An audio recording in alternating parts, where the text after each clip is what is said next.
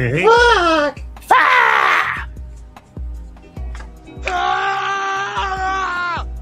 Oh no! Wait! I got one better. There we go. Classic. Oh yeah, I got one better yet. Check this one out. Check it out. Seriously, check it out. Watch. I mean, listen.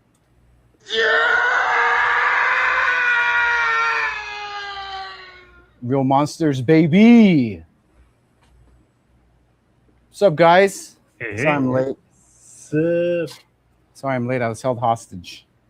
Gotta do something about that Enzo. Dude, we had 6 kids here today, man. Ooh. Oh, None of them yours. No, I'm kidding. well, one of them is. One of them is. But like, yeah, it's just like his cousins and like, yeah, Joyce's boys. Joyce boys. And then our other friend, Austin. Actually, they live in our old house. Oh, Our yeah? family lives in our house that we were in last down the way. And they took it over for us and kept it in the fam. It's kind of nice. It's kind of weird going back there. It's like, oh. Oh, they decorated us better than we did. Oh. No, we decorated way better. I'm sorry, Joanna. Sorry, Eric. But my aunt kind of did that because she bought the same model house as like we did because we had like those cookie cutter like house neighborhoods, and my aunt did that, and it's just like, yeah, you made better use of the space. Mogging your interior design, dude. Yeah. All right, hold on. Yeah, big mistake letting them play with the water gun. Of course.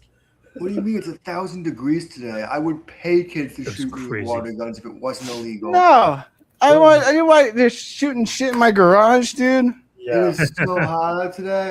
It was so Oh, dude, it's crazy. I'm Same. sure you guys got it worse on the valley, dude. Fuck. Oh, yeah. Oh my god, I've been dying today. I've had my air conditioning on all day. I'll probably run up like a massive Yeah. bill on an air conditioning. I've been lucky that I'm in Hollywood on stage, but I've been like walking in and out, so it's just been getting like, oh, this feels great. Oh, this feels awful. Oh, great. Awful. I was in Hollywood today. It was like 100 degrees there too. Dude, it's yeah. Actually, the reason everyone came over today is because we have air conditioning. Yeah, makes sense. My sister was like, "Oh, can we come over? Oh my gosh!" Like this gun. Does that shoot water? Yeah, she's water. I don't know why it lights up. It's like the airsoft with like the light up the glow in the dark beads. You gotta come over and just fire that at me right now. She could hire a TaskRabbit. Hire that on TaskRabbit. I saw a movie about that yesterday. Have you guys seen that Aziz Ansari movie he made, Good Fortune? With Oh, Keanu. yeah, Keanu. Yeah, Keanu and Seth saw it. Rogen. It's like I saw that. a rich guy hires a TaskRabbit to fix his garage, and he doesn't realize how much that dude's life sucks, makes him his assistant, and then they have an argument, and it leads to them switching lives. Yeah. Magical intervention. Yeah. I know the art director that worked on it, and I saw that she was scouting a location that was like a block or two away from me, and that's the rooftop that's in that movie. So I was like, "Holy nice. shit, that's down the street!" Oh, they're not shooting my direction because my direction is very not LA. Like it does not look good. It's not camera good at all. That's like when I watched It was a great movie. So I watched Birds of Prey, dude. It was like all on my street. There was so much on Spring Street, dude. And they're like supposed to be with Gotham. That's so I'm sorry, Jason. They couldn't afford to fly to a fictional state. Hey, Well, I mean, downtown LA is always used for Gotham. Yeah. It's used for Gotham many times. 6 And, Chicago. And it was also used for Budapest. Actually, now Really? it's Chicago in the UK.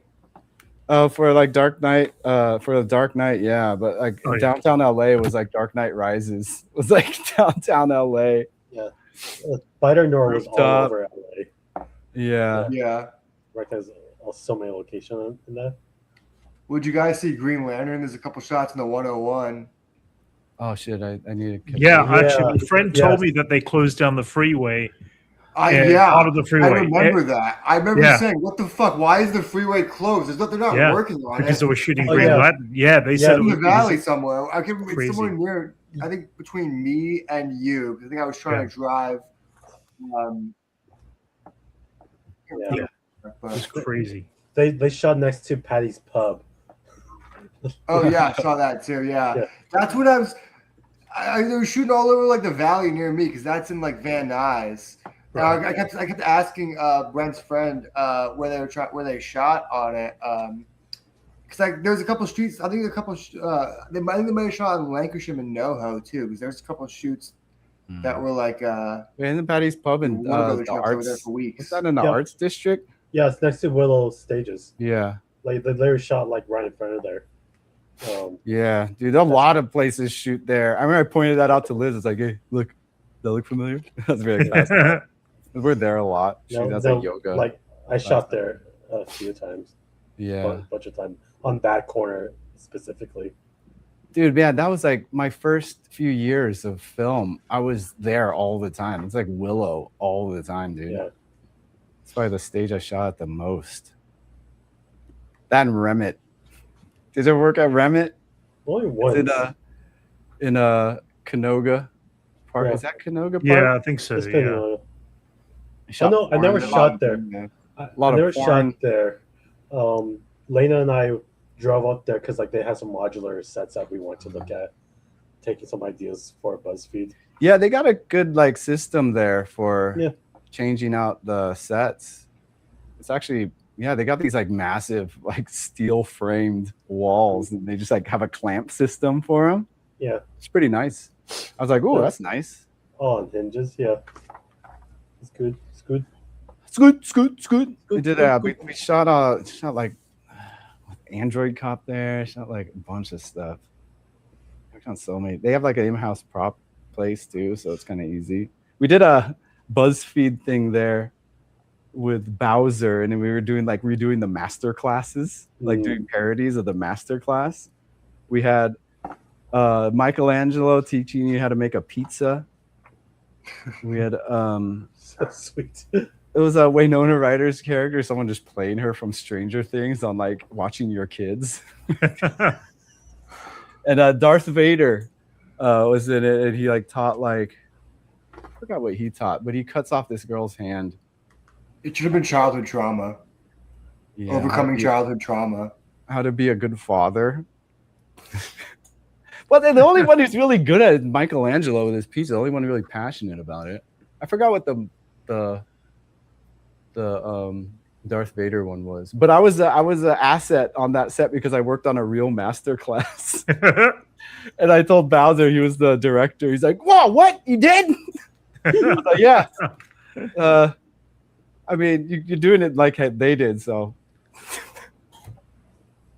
didn't contribute anything really. But I did have to do decals to look like the set of Stranger Things with the letters and That's cool. the Christmas lights because we're not allowed to paint on there, so I had to like cut the decal to look like it's dripping paint. Hell yeah. That's fun. Like most of the day. Just realized I did Wait, what is that anchor? What is Anchorman saying here? He carries the flame What's the second part? in the brightest or No. Read it to yourself first. huh? Read the second part to yourself first. Why? Yeah.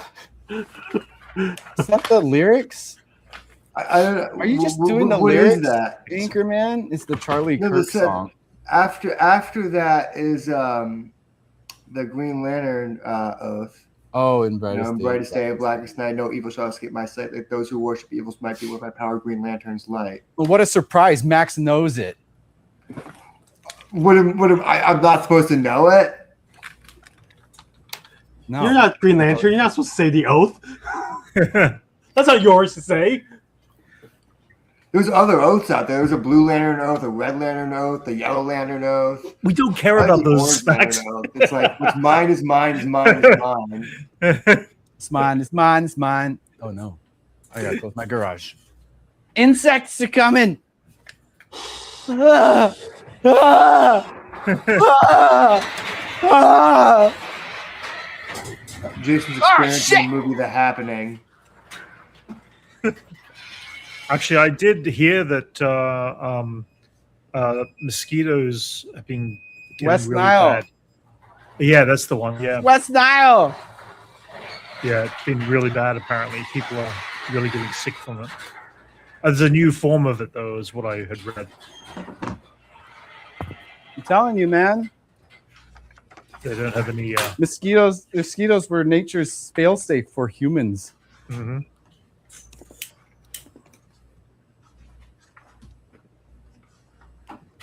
I gotta light this Centronella candle. God, I fucking hate this smell, dude. Yeah. I like those videos on YouTube. People just like massacring mosquitoes, just like in creative ways. Have you seen that those videos? I have not. Yeah, I typically Like smash them. Like there's like two mosquitoes. They smash them between like two rare earth magnets. And there's one where like someone has a mosquito on one of those like rusting lasers. He goes, I just think, at what point though, like, is the animal so small it's not considered animal cruelty? It's not. Mosquitoes and insects. It's not an animal, dude. And man, I just PETA wonder, going where does after humanity. Like, PETA's gonna go after pest control, dude. You think that's No, does I'm just PETA saying, go after pest control? That's what I'm asking. That's what literally the question is. I'm saying, where does humanity draw that moral line of you can kill these ones, but once it gets to like a squirrel size, then it's animal cruelty.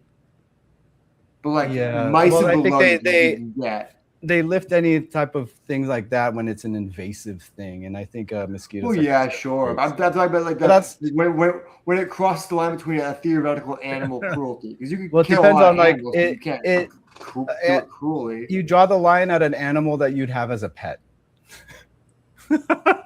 Spider? Well, you never know. You never know. Pet spider, yeah, but like sometimes it depends on who you ask on whether it's cruelty. I think you don't kill spiders. That's on the no-kill list. Hell no. You don't kill spiders. The only thing on his kill list is mosquitoes and flies and ants, because just ants just to piss them off. I mean, they're useful, but like. So you're saying if I release a tarantula in your house, you probably just catch it and. Yeah, good luck with that. Because Enzo just faster than you think. Enzo just got a little aquarium. Oh, cool. Yeah, we he had a pet beetle this last week. One of those like green June bugs that are everywhere right now. Uh-huh. I thought it was dying. I was like, dude, that thing's dying. He's like, can I keep it? I'm like, I mean, yeah, it's probably gonna die. And then we brought it home, and then like I put in a little Tupperware, but then like I put like a wet paper towel in there, and then I gave it some figs because those things eat figs, and the thing thrived. Like it got healthy. Well, how do you know it's not pregnant? Huh? How do you know it's not pregnant, and you're gonna wake up and there's gonna be 20 of them? It's eggs first, and like they go through a life cycle. They start out as grubs, but they're eggs, so there wouldn't be like 20 beetles in there.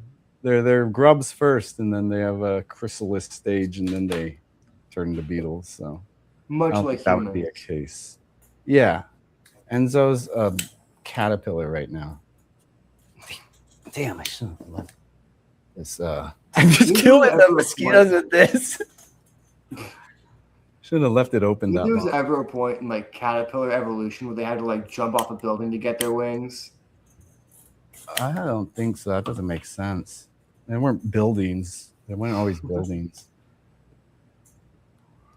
Unless there was old buildings from a prior civilization that we don't know of. Yeah, the Autobots. Yeah. I'm sorry, bro. What were the Beast Wars ones called? Not Autobots. The Beast Wars. Oh yeah, what were they called? The Maximals. Maximals. Maximals. Max. I don't know. It's funny Maximals. because I never saw it after Generation It's- 1. I never really Yeah, watched it and I'm does, telling you like- because I watched Beast Wars. It's Maximals. it's implying Yeah. it implies that reptiles are the bad guys. Bugs and reptiles are bad guys, Mhm. and mammals And are crabs. and crabs. Yeah, crustaceans. Those count as Oh, I bugs. have Those are bugs. Water bugs. the. But yeah, it says that like, oh yeah, there's good animals and bad animals. Mammals are the good guys. There's this book, And Bug it's also- Wars, that's like Conan with bugs. That like kind of does that too with spiders and Nice. other bugs. Yeah, because like some are just inherently evil, which is kind of messed up. That's kind of Well, they're at like they're not evil. You see both sides of it. They're in an eternal war, and a guy like a kid gets shrunk down and gets powers of like a god mixed with Conan.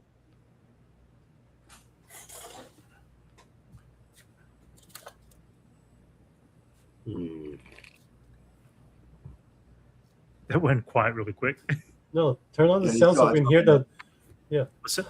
Turn up the sound so we can hear the buzzing, Jason. it's the sound's on. I didn't hit it. Oh! You just suck at it. It's a skill issue. Yeah, did you hear that? Yeah. Yeah. Man, one time I left this on for like an hour. I left the door open for an hour with my bright lights on. And dude, it was infested. This has a mode where I could leave it and like the lights on. You see the UV? Yeah, and they go to that. Yeah, they just put it in the middle of the table and turned off all the lights. And he's like, it was crazy. It was mostly gnats. I need like I need dragonflies in here just to get the rest of these guys. Oh man, Connecticut in the summer used to have, I mean, not used to, still does have like the worst gnat problem. It would be like a cloud of them. Oh God. Yeah. You end up walking through it. Like it's still on there. Eh. Me and my roommate we had one of these at my old place in San Francisco. And me and my roommate would like fight, and he'd grab this, like, oh, ah! like try to hit each other with it. I realized how crazy that was. They must have scared all their girl roommates.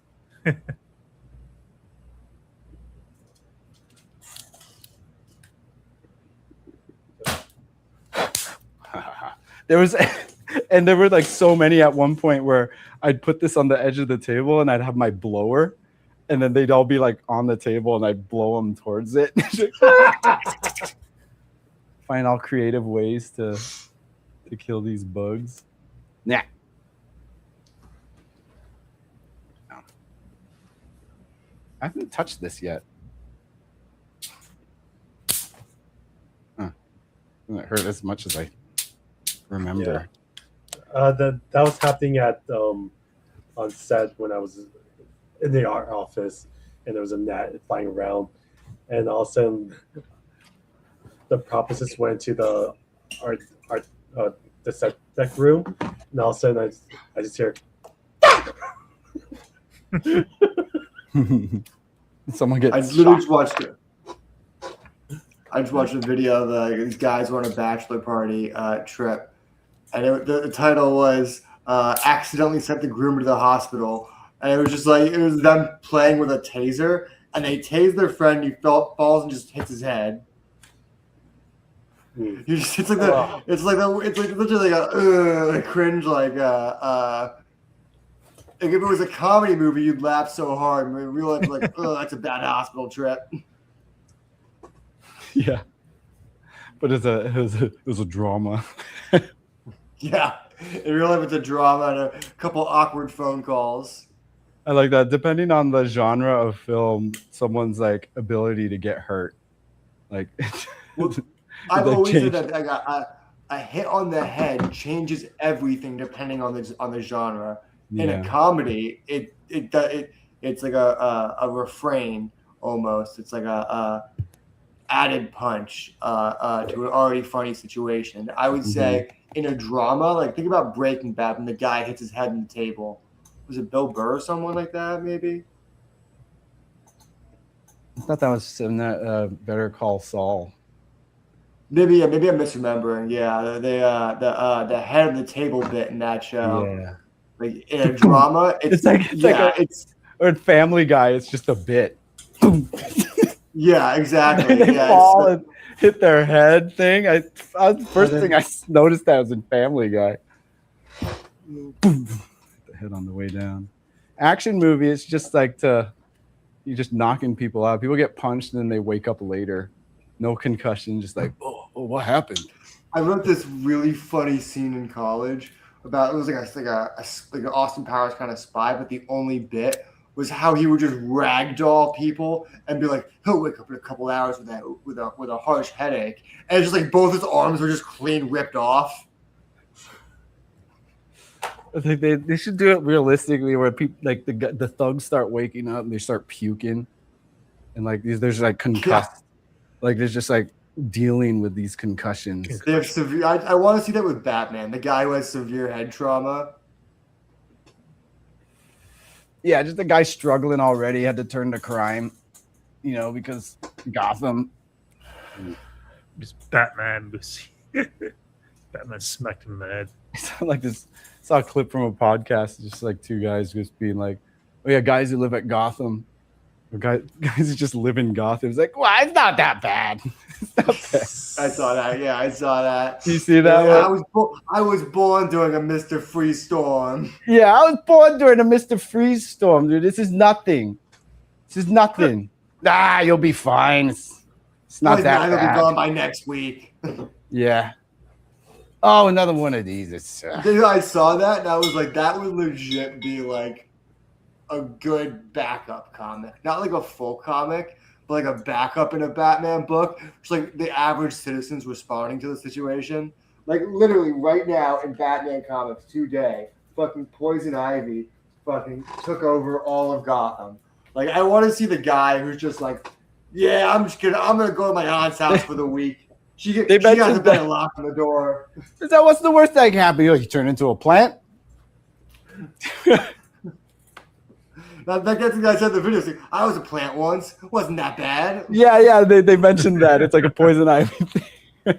Yeah. Yeah, I was a plant once. It wasn't that bad, It's like, yeah, my mom always says she eat my vegetables. I became one. How about that, Ma? Ma! I feel like all those guys would just end it with like, at least we ain't working for the Joker, huh? And then they'd reveal they're just working for like Two-Face or someone else. Yeah, who would you rather work for? Who would you work for? They've talked If you were a bad guy? If you're just a goon, who'd you goon for? Cobblepot, theoretically, if you're looking for an organization with growth and you have ambition and you are serious about the life, Cobblepot's but you get paid well? Yeah, I mean, yes, Cobblepot. I would say baseline you get paid around the same. Let's pay. He's like the most traditional gangster, Yes, he's the one with the most elevation, like mafia style gangster. Yeah, if you're good to him, he'll be good to you. I would say Penguin. If that is like the baseline, then you have Mr. Freeze. Mr. Freeze is high moral, low ethic. So he's not going to pay you great, and there's not going to be much room for advancement because he doesn't really care about you. He only cares about his own goals. Max has put a lot of thought into all this, hasn't he? Yeah, but you got to be good at ice skating. Well, that's the thing. I'm not an ice skater. Yeah, that's easy to pick up. If you have, you can pick it up, but it's not worth like. It's not easy to pick up. I don't want to be bad at something. Me working for a bad guy, Well, here, you can pick it up, but like I'm not going to be good enough. I'm going to be so like stressed out because I'm working with a. Well, I'm going to get to the gimmick ones because that's where it gets like crazy. Because Two-Face, like theoretically, it could be good or bad. It's a draw, If you piss him off, you're dead. But you have to commit to his gimmick. You gotta go halvesies on the clothes. He's gonna. Same thing with Joker. Joker's kind of the far end of it. Classes. Gotta have sewing. That's what I'm saying. Two-Face one's a commitment. You gotta they don't sell those clothes. There's not a woman in the back making it. It's Two-Face being like, "What, you don't got a half-Z suit like me? Well, you gotta find one." And he just scurries off with like 2 different color Tommy guns. Like, You don't think they would feel have like some infrastructure within his no? I crime think he circle to have doesn't care. someone make them? I think he would be the Like if kind it's of guy that who makes you important, find if it's your that outfit. important to him, I think they would like, invest in some way of like. Well, that's making why I sure. was into Joker. Joker would get you the outfit, but you won't like. I the think his outfit. most of the budget is for the pageantry, anyways. For Yeah, Joker. I think Joker will get you. It's like pageantry first, logistics for whatever heist we're doing second, but Yeah. pageantry is always first. Yeah, you know what? It's funny. Like Two-Face's like goons is twice the uniform budget because presumably you want them to match with Two-Face's like white side and red side or whatever the color is. So you wouldn't like if you cut the suits in half, you wouldn't use like the white right side. You would throw that away. So that's and then Yeah. like you I would, don't think he would get too pedantic about size. I think he would just like the evenness of it. no. I feel like he would ever want to match. I think yes, but I think he would also make people pay for it themselves. I think he would think of joining his gang as an investment. He's different than Cobblepot. Cobblepot sorry. lost That's my fault. everything. He's Two-Face, so What you if- paid How twice about the that? amount. Speaking of like traditional like gangsters, wouldn't Black Mask would be pretty like standard gangster. Like He was Wear going to be the nice one I would say last. He was going to see that I was going to say the one that would act that you should actually join. yeah, because it's just like he's just the gangster. He's just wearing a black mask. It's really. Yeah, He he's not also, like- unlike Cobblepot, runs way more legitimate businesses. You have way less Yeah. chance of getting actually caught up and thrown in jail. Yeah, he wouldn't you be in have that. He's way not even. more- He wouldn't. He'd be like in a high rise, not a hideout. Yeah, you'd For be Black importing Mask. and exporting business. So You yeah, I wouldn't think be- that would be like the most real world gangster stuff yes. you'd have to deal with, and he's just another boss with like a black mask. There's really nothing crazy. I can't. I Really... was going to say he's the best Especially and the- Poison Ivy's the worst because you don't get paid. Mm. Yeah, she'll give you like a handful of seeds. No, she'll kiss you That's once. what we're all and here then for. Yeah, she'll This be is your what we're kiss. here for, He's man. going check. So watching Totoro and what Max? Just No, I was just I had this bit I read a while ago of like a Poison Ivy goon who's like everyone's talking about like what they got from their score. And he's like, I got forehead kisses. Nice. Hey man, those are priceless. Even more priceless to give them. Well, if Poison Ivy's giving them to you, then she has control over you. You don't even notice that the money's gone. See, that's what it would just be like. Yeah, it doesn't even matter at that point. They're just like mind control. Yeah. Like a goon for Starro or some shit.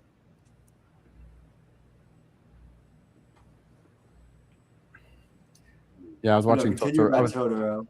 I was watching Totoro. Speaking of seeds, he gifts the girls like, hey, we got a gift, and it's just like a bunch of acorns. And like, the average kid would be like, the fuck, I could find this shit. But like a nature god would be like, this is what it's all about. This is what we do all this for. It's for this right here. Fucking seeds, bro. This is why. This is what all this you see around you. It's for this, to keep all of this going. So I got to go see an advanced screening of Coyote versus Acme. Mm. It was fun. It was I don't fun. want to hear opinions, so I'm just not going to listen. Yeah, are you going to see it? Or? He I'm gonna muted watch it at himself. some point. He opted I out. was gonna watch it tomorrow, but I got asked to work, so Yeah. I'll watch on Saturday. It was fun. It was entertaining. It was lighthearted. If I was to compare it, I never got into Space Jam, so I never really that would be considered the best of the best. So if I was going to say if I compared it to anything, I would compare it with Who Framed Roger Rabbit. And I'd say it wasn't quite as good as Who Framed Roger Rabbit, but it had the heart Who Framed Roger Rabbit. Nothing's gonna be as good as that. It's a perfect. No. Yeah, and I'm not trying to But compare. yeah, it's a high bar, but yeah, that's cool. But the bar, I'm not yeah. I think I feel like it's a. See, Yeah. I'm not a Space Jam fan. Yeah.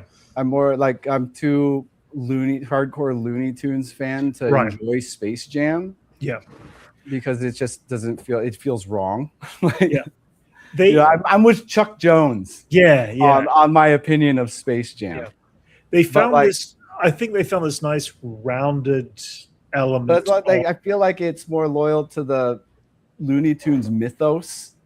It is. I would be more on board for.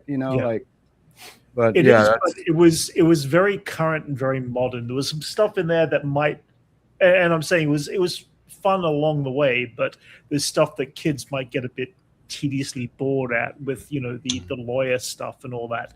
I mean, it's based on based on a New Yorker article. Yeah, that. but that's what inspired it, right? Yeah. A random article in the 90s of someone just making satire on the possibility of Coyote should be able to sue Acme for all the trouble it's given him. Yeah.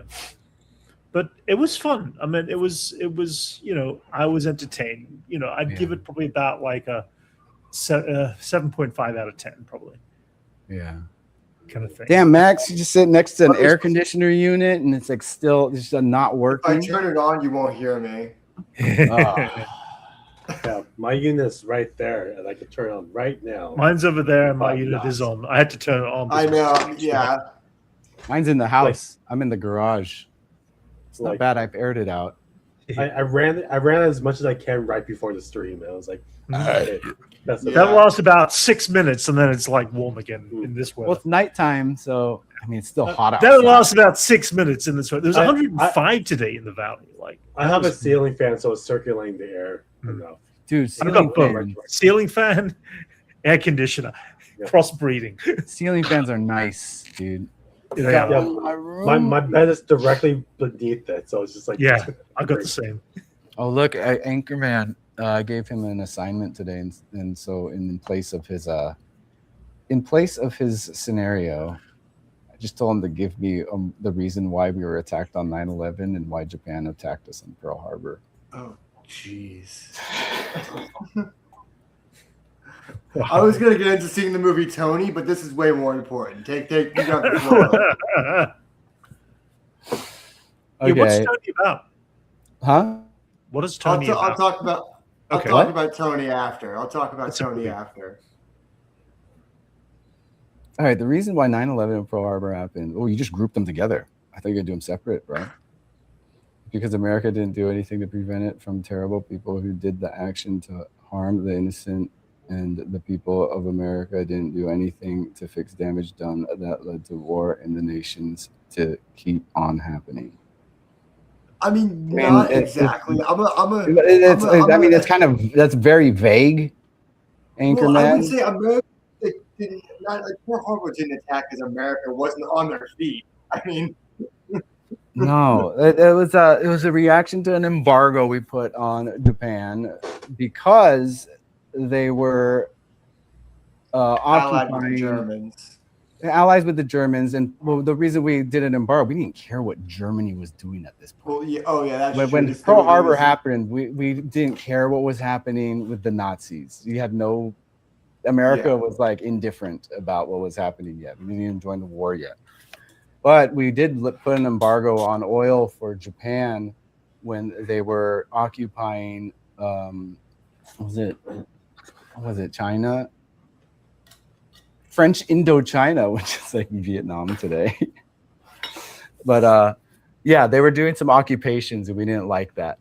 And so Japan, in retaliation of us, the oil embargo on them, their strategy was to attack Pearl Harbor in hopes of crippling us enough so they could manage to just finish off what they were trying to do and get their resources from these other They saw World War II as more imperialism. They were like, this is our fucking chance. So this is our chance. We could finally do this stuff we've been itching to do. God damn, dude. What I feel like kids don't know today, they don't learn enough about Japanese history and how crazy Japanese history is.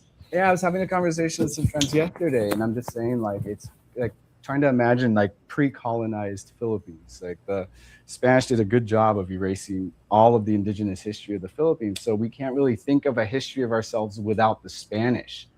Like a lot of our traditions are post-colonized, and there's like very few countries out there that manage to keep their indigenous culture. Like Thailand is pretty like rooted back to how their indigenous ways were.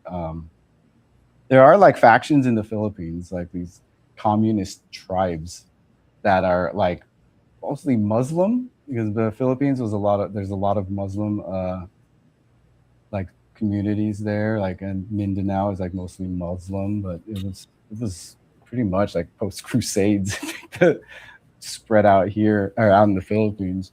But yeah, like we were just talking, like a lot of the imagery and like art from indigenous Philippines is erased. So it was like doing a lot of like, research on Aztec stuff right now, and man, it's just like as much as they tried to destroy like the history and their lore, they like shit was carved on stone in giant Yeah, I pyramids. was So gonna you say, can't pretty- burn Yeah. that shit, you know. So that's how you manage to get some of that stuff, and yeah, it's just such like a civilized society too that there's just so much of it, and they found a lot of like scrolls and stuff like that. But yeah, most places. How as far as like Vietnam goes, Anthony, how in touch of it is with its own like indigenous culture?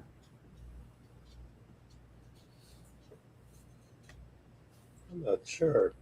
You know what's cool about Vietnam? It's from a Because, good question. Ho Chi Minh is directly linked to the Black Panthers. Probably, yeah.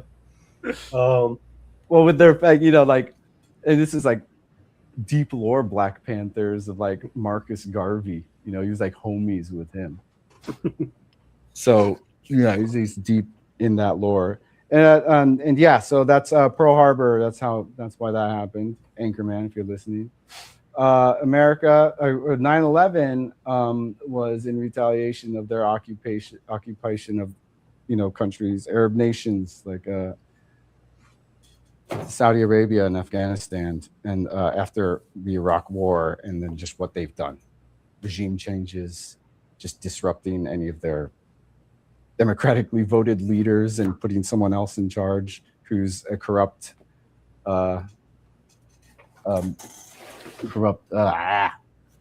dictator.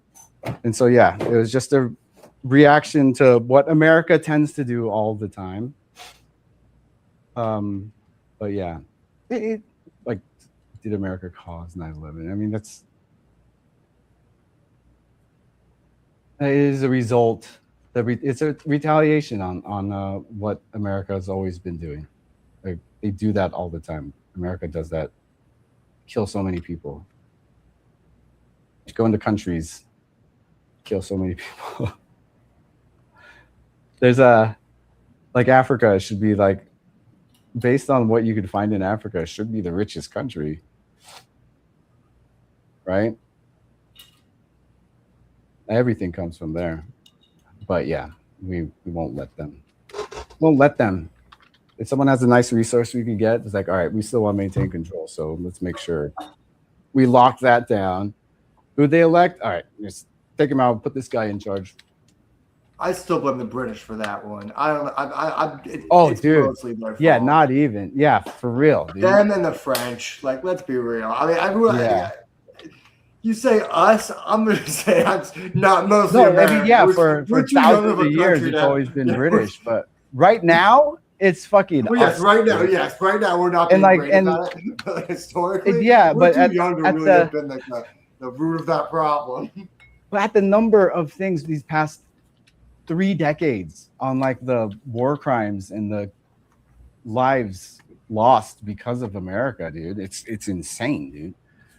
I'm gonna be on a watch list after this. Fuck. I know, that's why I be pretty quiet. You're just like spewing like everything you should say with the regime right now. I know, dude. And I'm on YouTube. Yeah. So anyway, I saw Tony this weekend. Nice segue. And The Anthony I Bourdain loved it. movie. what's it even about? The Not Anthony Bourdain. Bourdain movie. Oh, that's it. Oh, yes, of course. Yes, that's it. You know It who was- he is, right? Yeah, no. I forgot the fact that the name of the film was called that. So yeah, his first name. 10 Obviously. out of 10. 10 out of 10. It was Wow. awesome. It was Nice, such a dude. vibe. It was like It's cool. without spoiling the movie, it made Anthony Bourdain from a lot of the movie so fucking unlikable that it's like, oh yeah, this gets who he was. I'm sure you will. Like, just just from like watching it, and we talk about his like youth. I was like, dude, you must have been an asshole, dude. He was a little shit that needed to be whipped into shape, and this was the start of that. I like that. He gets his chops busted.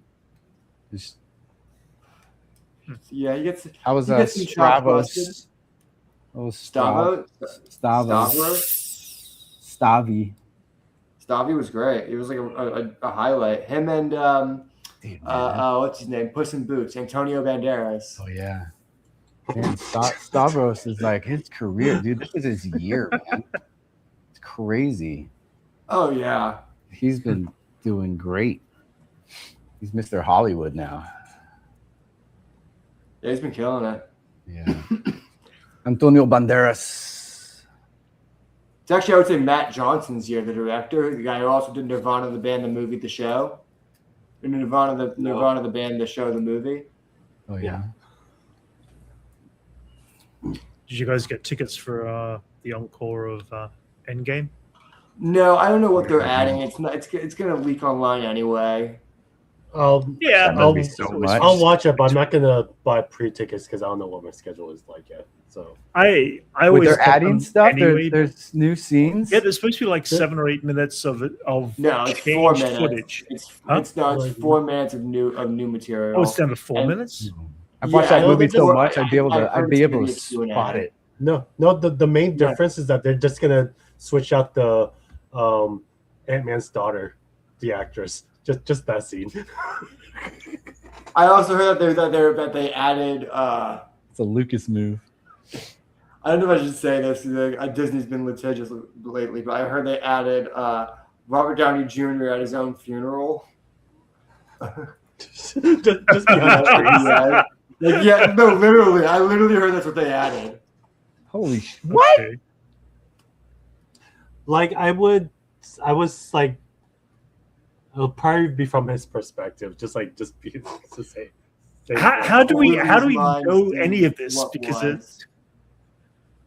I they don't know. could drop I us a don't know. curveball and completely Sure. alter the way the story changes to They're not fit. going to into- retcon anything. In a Yeah, really- wait, is that what you think? They're gonna retcon stuff? I don't know. I don't have no think idea. so. They're I gonna think it's turn- gonna be a they're- Q&A. They're gonna turn Rhodey's. They're gonna change the color of Rhodey's blood, so it's consistent with him being a Skrull, dude. That's No, they Uh-huh. just stop the movie, and then it's just a short, like office style head cutaway, floating head cutaway. Rhodey's like, so I was actually a scroll that whole time. They had me I had prisoner." no idea.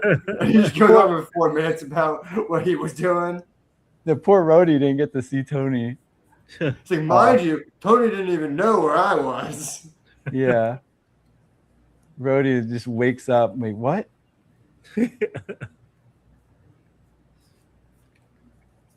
Yeah, I heard. I do think it's probably going to be just like a Russo brother intro. That's the 4 minutes. No, I would not be surprised. What are they gonna do? Add new scenes to an old movie and say, "Get ready for the new things," because this is we're adding They're- teases. It just They're, doesn't. make they're, a lot I don't of know. sense. They got a lot of like stuff that they just didn't want to cut, but they had to. I don't Like, I think it's feel like it'd be really- easy I to. thought I read that tons the of stuff. Russos went back and shot some stuff specifically to That's Lead the into rumor. transition Doomsday? a bit better.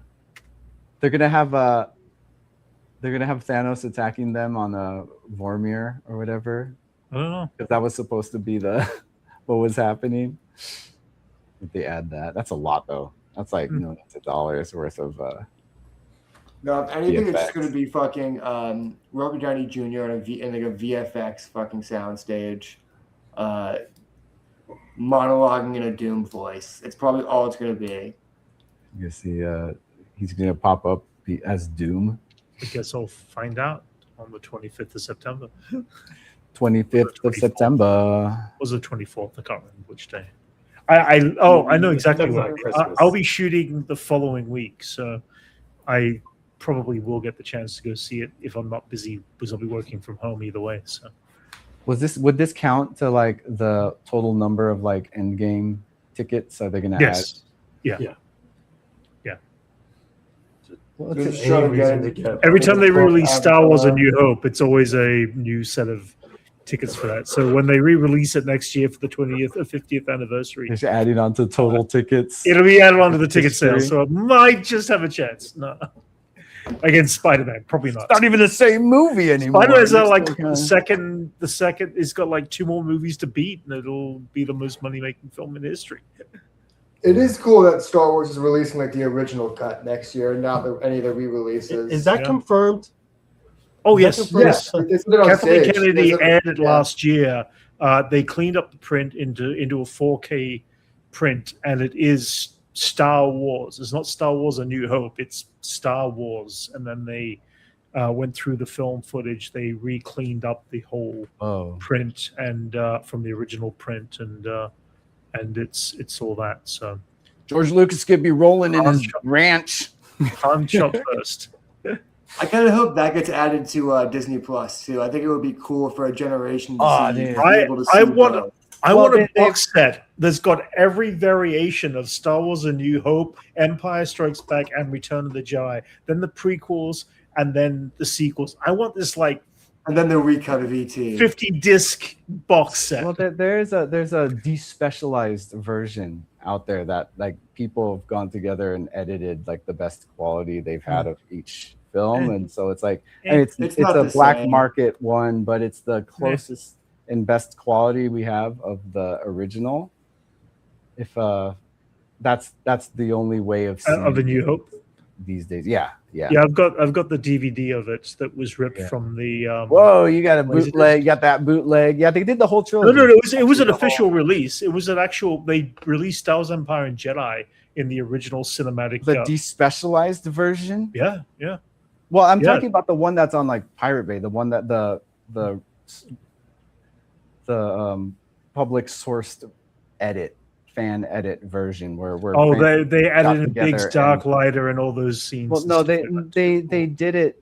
They took out all the special edition stuff and Oh. got like the best quality version of the original right. out there That's in like that's 1080. the only thing that is, because it was released on DVD. It's it's not the highest quality of Yeah. sound. And I think a lot of the rips were from like that original DVD and like a laser disc as well. And like a lot of they pulled from all these sources. But yeah, I have like remember that first release in like 97 where they just re-released them all on VHS of the box set. Yeah. That's like the cleanest I have was in VHS. yeah, that's. Do Like- I have that? Yes, I got like that. that's I got the original. VHS. They just cleaned the film Yeah. and like Remember the box set? reprinted it. One was gold and one was silver. Silver the was special letterbox, edition. and gold was pan and scan. Well, there's like it's the first special edition, right? Yes, Like yeah, the VHS release for Yes. for all the new CG that they added and Han Solo dodging Mhm. and the ring explosion. It's Yeah. weird. I watched these specialized versions, Mm-hmm. and it's like kind of jarring to not see the ring explosion on the Death Star. Like that just became such a thing.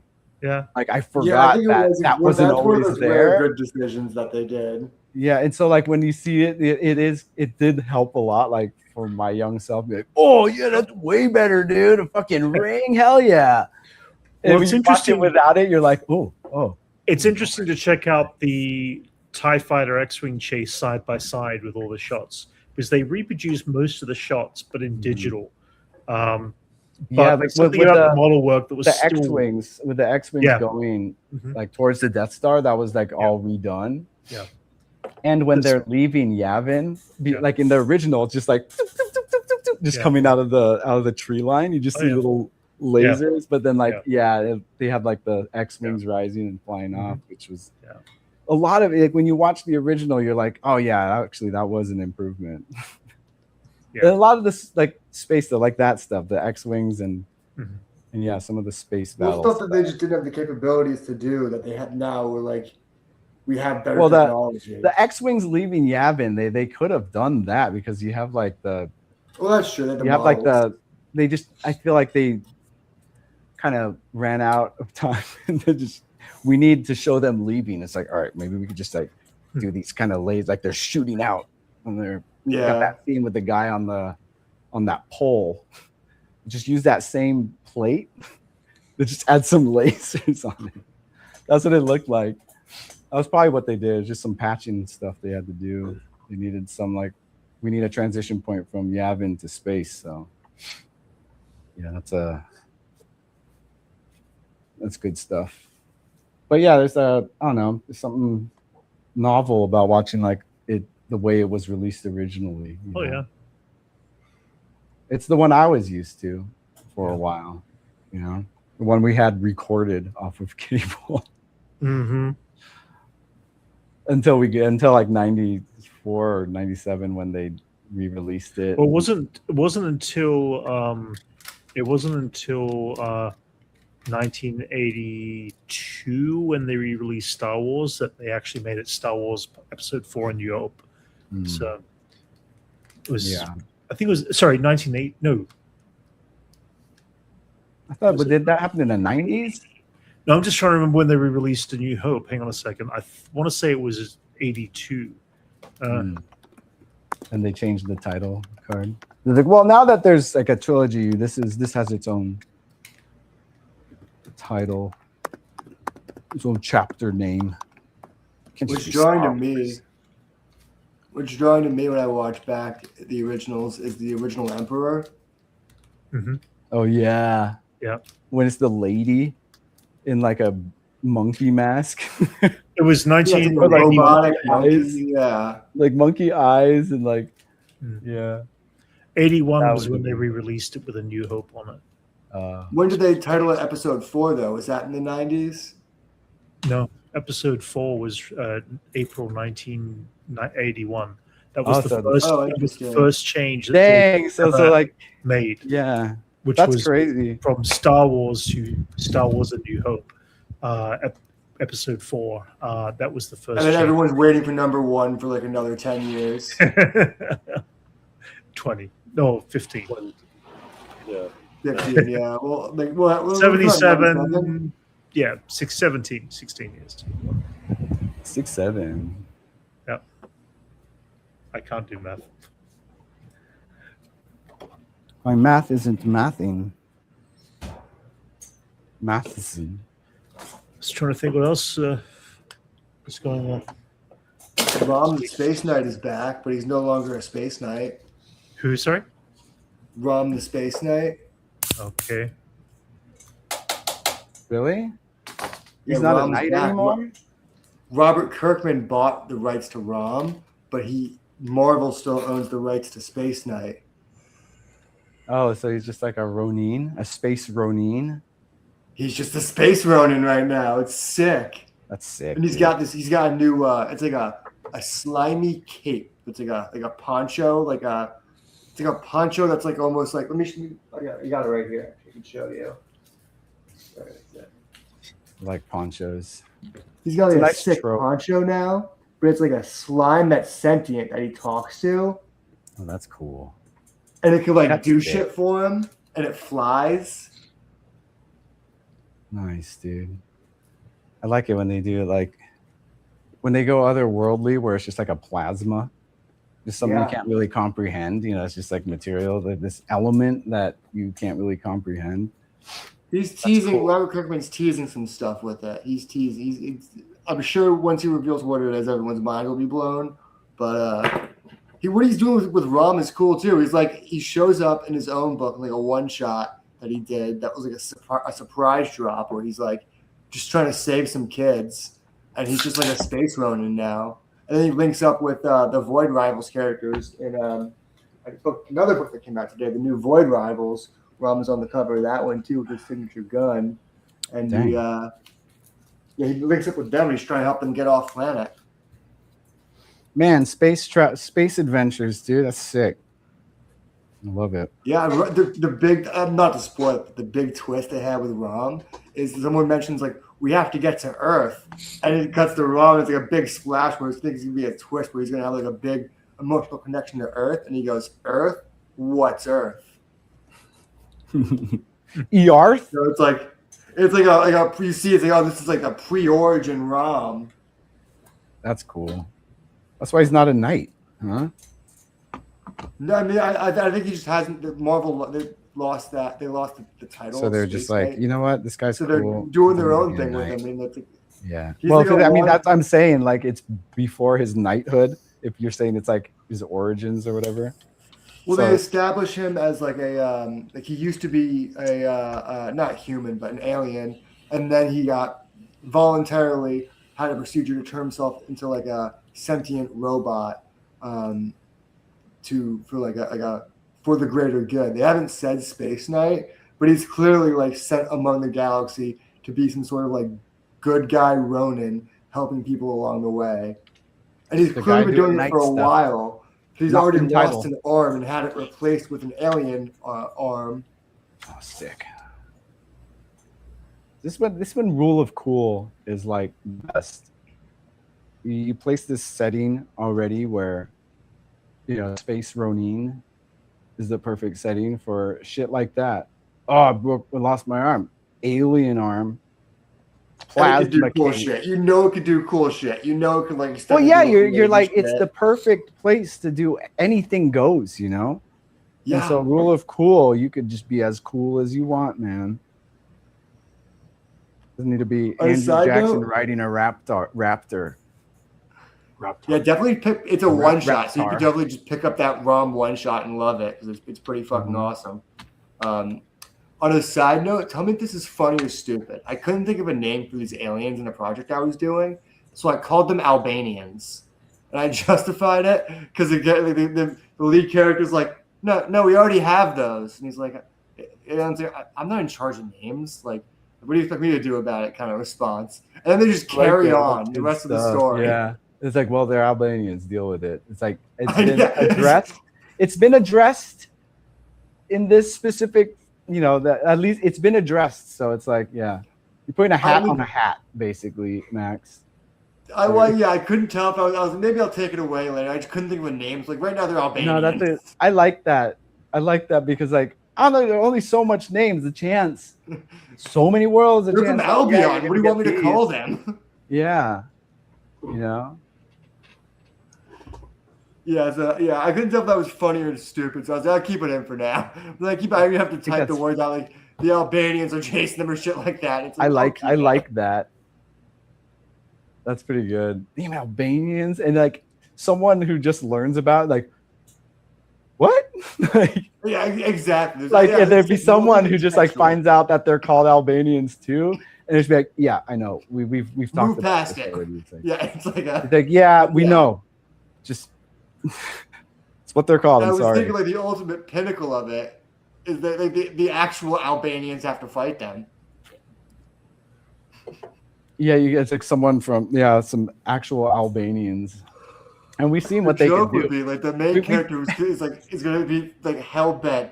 It's not like a main part of the plot or anything. But I had this idea. It was going to be hell bent that the Albanians in Albania, like they're involved with this shit somehow. They brought the aliens here or some shit like that. Like he thinks there's like some sort of collusion, and he's blaming them the whole time. And then at the end, the Albanians from Albania come to his rescue, and he's like, these damn Albanians think they can use our name.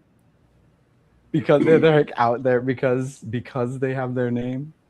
Well, we've Yeah, seen that yeah, in the news. it becomes In the news, personal. we've seen what the Albanian people are capable of doing when something doesn't go their way. Yeah, that's why I felt a little They're bad about trending. doing it. I was like, they're already kind of getting That's probably kicked out why a you little bit. ended up naming them Albanians, because that's a trending topic right now. No, I was listening to Stavi's podcast, and it's like Greeks and Albanians always have a thing.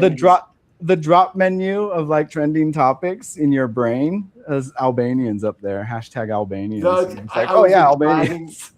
Stavi and his producer Eldis, who's Albanian, always talk about Greek versus Albania.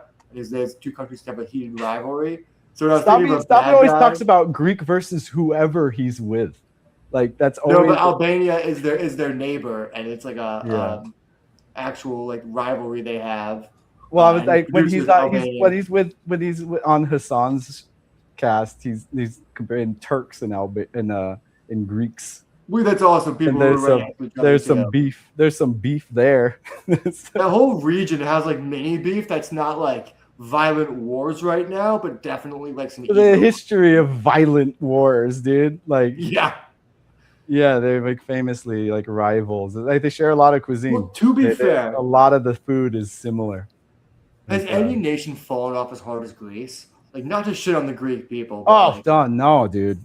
It is like the biggest nerf in like history. From being like like even Italy is like, come on, we're still pretty great. We still got the culture and the wine and the food. Greece is like Yeah. has that, but they're like, yeah, Italy but our has- economy tanked. yeah, Italy has Guidos. Come a long way though. Yeah, Greeks, man. Yeah, they've fallen hard from being like. I mean, they still, you know, the average Greek would still claim all of their, you know, geometry and algebra. Well, that's Right, what it's like. like- When you think about their highest highs. Well, I mean, yeah, but their contributions to the modern world are huge. That's too. what I'm saying. That's what I'm saying. All the biggest Yeah. fall off. It's like, But yeah, their a contributions are greater than America's ever broke had. country. All they seem to offer these days is yogurt. They were broke, right? Wasn't Greece like? Yeah, they're still bankrupt? broke. They're still broke, right? Their whole shit is fucked. Yeah, yeah. I had a Greek It's person crazy explain to because me, like in the Bay Area, Vallejo is the city's broke. like yeah, doesn't have any money, and it's just like, you know, you go there and you're like, yeah, I can see this is the saddest Six Flags, but like for a country to be broke, yeah. yeah. I They mean, declared I've been to bankruptcy. the- Like, Been to the Philippines and they're just broke because the politicians are so corrupt.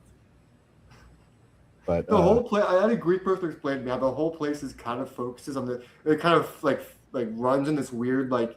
Everyone's a little corrupt. Like, people have these like jobs they just don't go to but get paid for. Like it's just like a common thing of like like your uncle runs a garage. You're on his salary, and he's pulling some strings to like someone's getting paid less because you're getting paid there.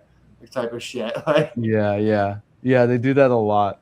That's like there's like a word for it. It's like a job you don't show up to. Where someone's like, yeah, I own a, I cut hair. It's like, I've never seen you cut hair. It's like, "Nah." That's what my taxes say. it's like a blue collar trust fund, Yeah. you know. Yeah, that's funny. Yeah, there's a lot of that. Just in like family businesses, you're gonna get that. It's not even just But family, it's just, but relatives or it's like, friends but it of happens. friends. It's on the smallest level and it's on the biggest level. You know, it's just Yeah. something that happens when nepotism or just too much family olive oil in members. the country. Too much olive oil. Too much olive oil and too much feta. They're just dipping bread in everything good all day. Just having some Yeah. like oh we got fresh tomatoes and fresh cheese. Like it's just like Greek food, dude. I love Greek food, dude. I could do that. We you did throw like, in the cucumber. yeah. But it's like, but it spans like a lot of like dolmas and stuff. It span across like all, like most Arab nations. like just the concept of what a dolma is, you know, just grape leaf wrapped rice meat, whatever. I don't know It's what like the it's like the called. egg roll of like. Yeah. I Of was those like things. really drunk in New York one time. And I was like just stumbling down the street trying to get to Grand Central. Too broke to pay for a fucking cab.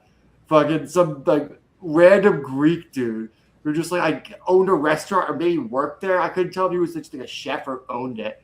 Like grabbed me. He's like, "Hey, you're drunk." I was like, "Yeah, I'm drunk." He's like, you live around here? I was like, "No, I live in Connecticut." He's like, "Oh fuck, brother!" like he's like, "Come in here." And he came inside. I went into his place. He gave me like a super strong coffee, and he made me a salad in the craziest way. He just started breaking up ingredients with his hand. He's just like, tomato, just crush that shit, throw it. Yeah, dude. Just Cucumber break that shit up. Cucumber Yeah, should be just- smashed. Like hell yeah, dude! You have Like old lettuce, Greek pull man that just shit apart. manhandling your veggies to make the Cheese, salad. yeah, just crumbling the olive with feta mashed all potato on over it. top. Just grabbing olives out of the jar and just throwing it He in just gave there. me- I kept trying to pay him. I was like, dude, I have money. I'm not broke. He's like, no, dude. He's like, you're drunk. I take care of you. It's like, I was like, why? Greek hospitality, dude. He's They just like, feed no. you. And They feed I you think like I knew there's a couple people it's like, in this I restaurant too find- that wasn't like busy. well, I find comfort with like Greek people because it's like similar to like Filipino culture. It's like food-based culture, you know. Just like Yeah. we feed you. When you're at my house, you get fed, kind of thing. And I like stopped by that. this That's the best. I stopped by That's this cultures. Jewish bakery. I think it's called Continental Bakery to pick up just some light fucking pastries because I was craving some Jewy stuff. And they threw in just all they got like, you Jewish? I was like, yeah. They just like 1 sec. And they're like, give me the big bag. And they just gave me like pounds of arugula. They're just I like, was about to say, I was like, oh, you picked up some rugula? I was grabbing like the chocolate swirl bread. I can't remember what that's called. The fucking Rugula. Man, I wasn't even thinking about the arugula, and they just gave me all this chocolate crushed arugula. And I was like, I immediately called my mom, and I was like, is it a holiday or something? No, he just found out you were Jewish. There was other Jews, and everyone in there was Jewish. It's like the Jewish part of Van Nuys. You just looked like a lost Jew. Max. Yeah, I did look like a lost Jew. You're like, we need to bring this one back to the tribe. Like, he's drifted far. My dad would always make I don't that even think joke this about, guy. like, This guy doesn't. I don't even think he eats kosher anymore. there was all these Hasidic, like Jewish communities near me. My dad would be like, Max, if you go in there, you'll clean up. They want to convert you. They will marry you within a year. Like he was like making those jokes. I'm like, Yeah. he's not even joking. He's like, You'd be working There in was- someone's. You could be working in someone's diamond shop in a year, dude. You get. have you seen that guy that's going around the Diamond District in New York? And he's like, Benjamin Netanyahu's butt plug. Butt plug. I got it right here. His anal But man, security, like cops know him now. They're like, oh Yeah. man, I've been waiting for you to come up to. Yeah, what you got? The Diamond District, because it's such a grift and such a racket, it's such an insular community that even the cops know everyone there. And it's like, once you get known, you get known. I mean, that's how you keep it safe. No faces. No faces. It is like a grift, though. I mean, the diamond industry is crazy, but like, if you know the right people, you can get some good deals. I Yeah. would say definitely before you go to a Zales, go down to the Diamond District. It's where like That's what I was telling. I was told- telling you when you were getting your suit for the wedding. Go to the fashion district in downtown. I have a suit. I have Oh, too yeah. many suits. I have several suits. So I was just Yeah. You forget you fancy. Max is fancy. my Man. mom sent me 2 suits down here. She's like, which one are you gonna wear to the wedding? One of them's gray, and I was like, You know how I know you're fancy when you're telling your story. Your taxi was an option. You're- That's I a was fancy walking from, person. That's a fancy was it the- person. not the Webster. What's that? Oh no! Not take venue? the taxi. Take the train. We'll have to take the There's a train. venue. I can't remember what venue it is. It's like you can walk it from the to Grand Central, but it wouldn't even be that bad of a taxi. It's pretty close. It's like it is like you have the option of either because it is pretty close. Like you couldn't even get in the subway. It was not even a subway stop away. I mean, it is, but it's like a 20-minute walk, so it's not that bad. You might as well just walk it. Yeah, it's always walk. Walk is the option. Taxi. Come on. I love taxis in New York. I love watching Seth Meyers on the screen. Yeah, I love telling them how to get places. My dad is the guy who I swear to God, he's like, what are you doing? They're in the wrong lane. They get in the lane and there's all this traffic now. And he's like, my dad's that guy. My dad is the guy who's he's like, he's the lane commander. We were I was there with my ex once, and we were staying at her aunt and uncle's place. They live in like Greenwich, but they're like the nicest. Like they're all like native New Yorkers. They're music copyists for Broadway. Oh, So nice. they just write all the notes for each instrument. Just their office is at their home. It's awesome. It's just like, wow, it's such a New York place. Like they have They have like a duplex, so we were staying in their downstairs unit, and their office is upstairs. When you go there, it's just like music sheet everywhere. They're working on the Shrek musical at the time while we were there. But it was funny because we got in the car with them, like their rare driving occasion, because we were going to see some family upstate. And then like they were the nicest people, but once they're in the car, they're just bickering at each other. Like it's like, no, you go in this lane. It's like I'm going in that lane. It's like, whoa. You guys are so sweet. But then like it's like, oh yeah, you just like your street selves come out when you have to drive. I had And they're just like bickering so much. It was just so funny. My dad was trying to do that here in an LA Uber. I was like, you don't do that here. Honking your horn is a sin in this city. Oh, I honk my horn. Down on honk. I don't give a shit. I honk I honk my horn. If they're not going, if the light's green, they're not going. Horn honk. Dude, I lost my mind actually. But just when people out here hate it, they don't like. They're more reactive to horn honks out. Oh yeah, that's true.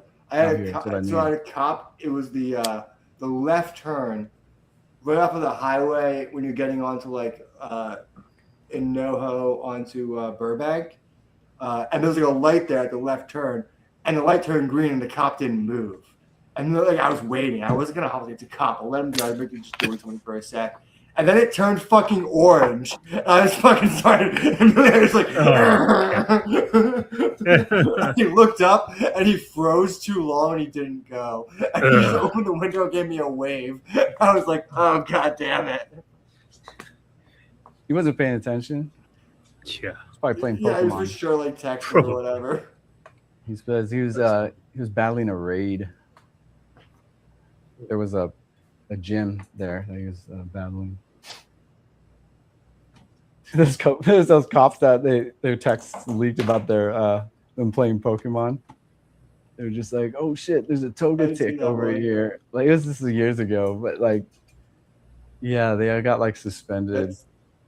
That's like, and then they're like reading, like it's on the news, and it's like, oh man, people don't know how to say. I'd be pointing out everyone who's covering up police brutality if I got suspended for that.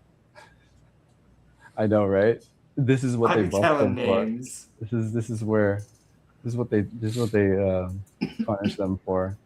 It was just funny, like seeing it on the news and seeing how different people pronounce the Pokemon name Togetic. Oh man. Togetic. Like that was the funny part to me. Just like at work. No one knows what this Pokemon's called. Yeah. At work last week, people were debating what's that woman's name who like she killed her children. Oh yeah, Liz is obsessed with that right now. Yeah, I didn't know anything about it. I stayed the fuck out of it. All I knew is she killed her children, and some people are like fiercely defending her. And I was like, dude, the evidence towards the husband being like shady is overwhelming. But that's not. I've heard that's only like TikTok gossip. I've heard that's like. Yeah, but like that's what the one guy was telling me. He was like saying it's like he's like a lot of the TikTok cases even focused on the husband. Yeah, a lot of people are kind of like looking at a lot of the husband story stuff. But the lady has a really good defendant, and people are like kind of praising that person right now. As far that's what I've managed to gather from what Liz is telling me. Like everything, like a lot of the public opinion is towards the husband on some like shady stuff that's happened. Yeah, I think the other overwhelming case seems to be it was like a bad combination of meds that induced postpartum psychosis, which is a real thing. Well, I think she was taking stuff for the postpartum that she had, and it like combination stuff just made it. Speaking of, did you guys? This is what's going to segue. As it reminded me a little bit of the Reggie Watts thing that happened. I don't know if you guys saw the Reggie. No, Watts. What happened? Reggie Watts? Oh jeez. Jeez. It's so bad. It's so fucking bad. Anthony, I assume you saw it and that the comedy Bang Bang theme was replaced and all that. No, I noticed that they changed the theme song, but I didn't they didn't address it in the It's- episode. Oh, what happened? Yeah. What'd he Okay, do? so a while back, a woman he was dating killed herself, and it was like Wait, kind what? Say again? a while back. So the impetus of all of this happening was a while back. A woman he was dating, he broke up with, killed herself, and the full story there, according to all of her friends and family, is that he basically forced her to take. Reggie Watts has been open about a lot of drugs. He's a known druggie. Apparently he's the kind of guy. He has a pattern of pushing drugs on people in uncomfortable scenarios and uncomfortable ways, and kind of making spouses get in on it with him. And he ketamine. Yeah, ketamine's the big one, but it's all sorts of drugs. And the big story with this woman was that he basically forced her, not forced her, but kind of did. They kind of guilted her into taking more drugs than she wanted to, and she was comfortable with, which led to psychosis. And then once she was in psychosis of like drugs, he was like, "Whoa, you're not my problem anymore. I don't want to deal with this." And she ends up going to a trip to like I think the Himalayas or somewhere like that, and kills herself. And it gets so much worse when you look into it. Like, so her mom died while they were dating, and he tells her, "I don't do grief," and then tried to give her drugs. Whoa, man! This And guy he has got some unchecked issues. I've always thought he's like a weird narcissist that he just like was too into himself. Yeah, but, unfortunately, it comes with talent. It's like apparently other women have came most forward and talked talented. about how he has a history of pushing drugs on people and trying to like force partners to take the same dose as him so they can experience drugs together. And he's one of those narcissists that uses drugs to cover up his own ego. I think a lot of it is that's a narcissist. It's a narcissist Very like control thing of textbook narcissist behavior. Yeah. I knew dudes in college who were like that too, and like they would be like, "If I'm taking 5 hits of acid, you're taking 5 hits of acid too, so we can do this together." It's like the whole thing of just like it's just their own narcissism leaking out into controlling ways. But Reggie Watts shit gets dark of just like the way he used drugs to it's almost like control partners, and then when it gets bad, he leaves them. Like a Munchausen by proxy kind of situation where. Dang, dude, that's crazy, dude. That's monster. There's a Rolling Stone article that really goes into it and exposes a lot of it. Shit. And, when was this? When was last it? week? Shit. Last week. All the stories are like around like 2 days ago. Damn, dude. Well, that was like, yeah, I guess maybe it was a few days ago. Yeah, it was. I don't do grief. Yeah, that's the one that really. That's what you had to say about whose dad is like sick right now. If someone told me that, I think I would go. I think I would lose my fucking shit. Yeah, man, what a piece of shit, dude. Because I can't. I'm not gonna rewatch the Comedy Bang Bang TV show anytime soon. Yeah, it's Well, gonna they hurt. seem to be taking accountable steps, and they replaced the theme song already. Yeah, he's aware. But the kind of thing that always makes me think, like, these guys had to have known. It's like, I mean, yeah. It makes me, it's just shitty. It's just, I always thought he did. I've said it before. Yeah, it's weird. It's like, man, you guys were tight, dude. Like, you guys were tight. You had to have known this shit.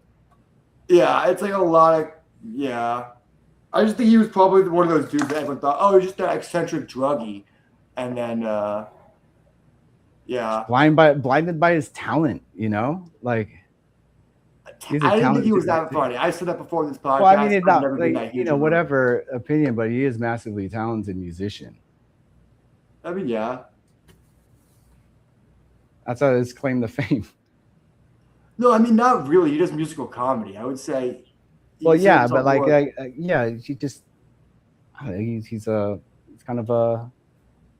really good. I think that probably had a lot going for him. So you get away with a lot of stuff when you're talented like that. Yeah, but you have a big platform like he did. Mm-hmm. Yeah, sometimes, a lot of the times, like it's just one of those things. You just become like complacent because you just like there's so much on this, too much that weighs on this. You know, I'm not just gonna. That's the mindset a lot of the time because you hear about like, especially with like a lot of the stuff with Nickelodeon. You know, these people were just kind of like, some people just knew. And a lot of I heard that the would like family defend these monsters, you know. I think the family is working on suing him. The family and friends is working on suing Reggie Watts for this because they're basically claiming that he contributed to her death. So she has all this in like on record. Like what? I don't know. We haven't got to the discovery phase of yet, but there was Rolling Stone article that was kind of the prelude to discussing all this, to getting this out in the public. Mm-hmm. And I've heard talks that the family wants to sue for like wrongful death. Yeah, which I think they should. Mm-hmm. Forced you to take drugs and go. And then the day she died, he's posting memes. Jeez, dude. I don't think I follow him. You'd be surprised. The algorithm just buries people. Ketamine.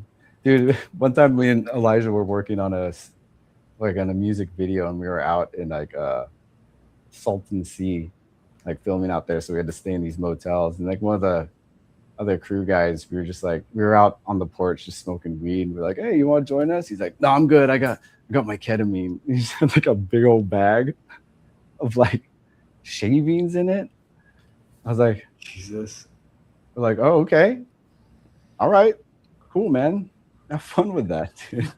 When I was in college, we were at it was like a smoke spot that was like so popular on the campus. It was like behind one of the dorms, and it was like this in like the woods. Like, where there was all these like not man-made, but like nature-made benches, like a root, and then like a hill, like good places to sit and smoke. Sculpted and we're all just trees.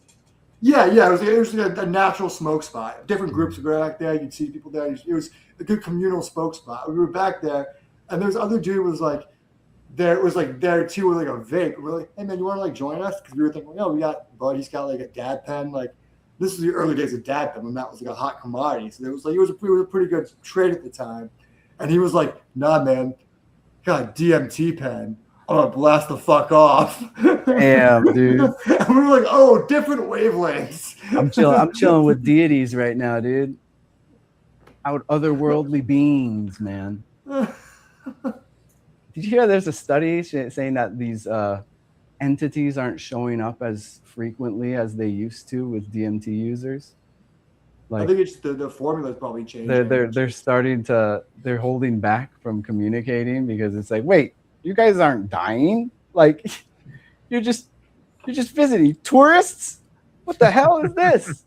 You know, that realm is getting visited too frequently with tourists. And so they're just not showing up anymore. They're like, man, this party's washed, dude. Like these used to be so profound, but we're just like might be true. These like knucklehead Gen Z kids. Man, this sucks. It was popular when I was in college. Like kids would just be doing that shit casually. If it was offered to me, it's like, yeah, that was around the time when it started popping off.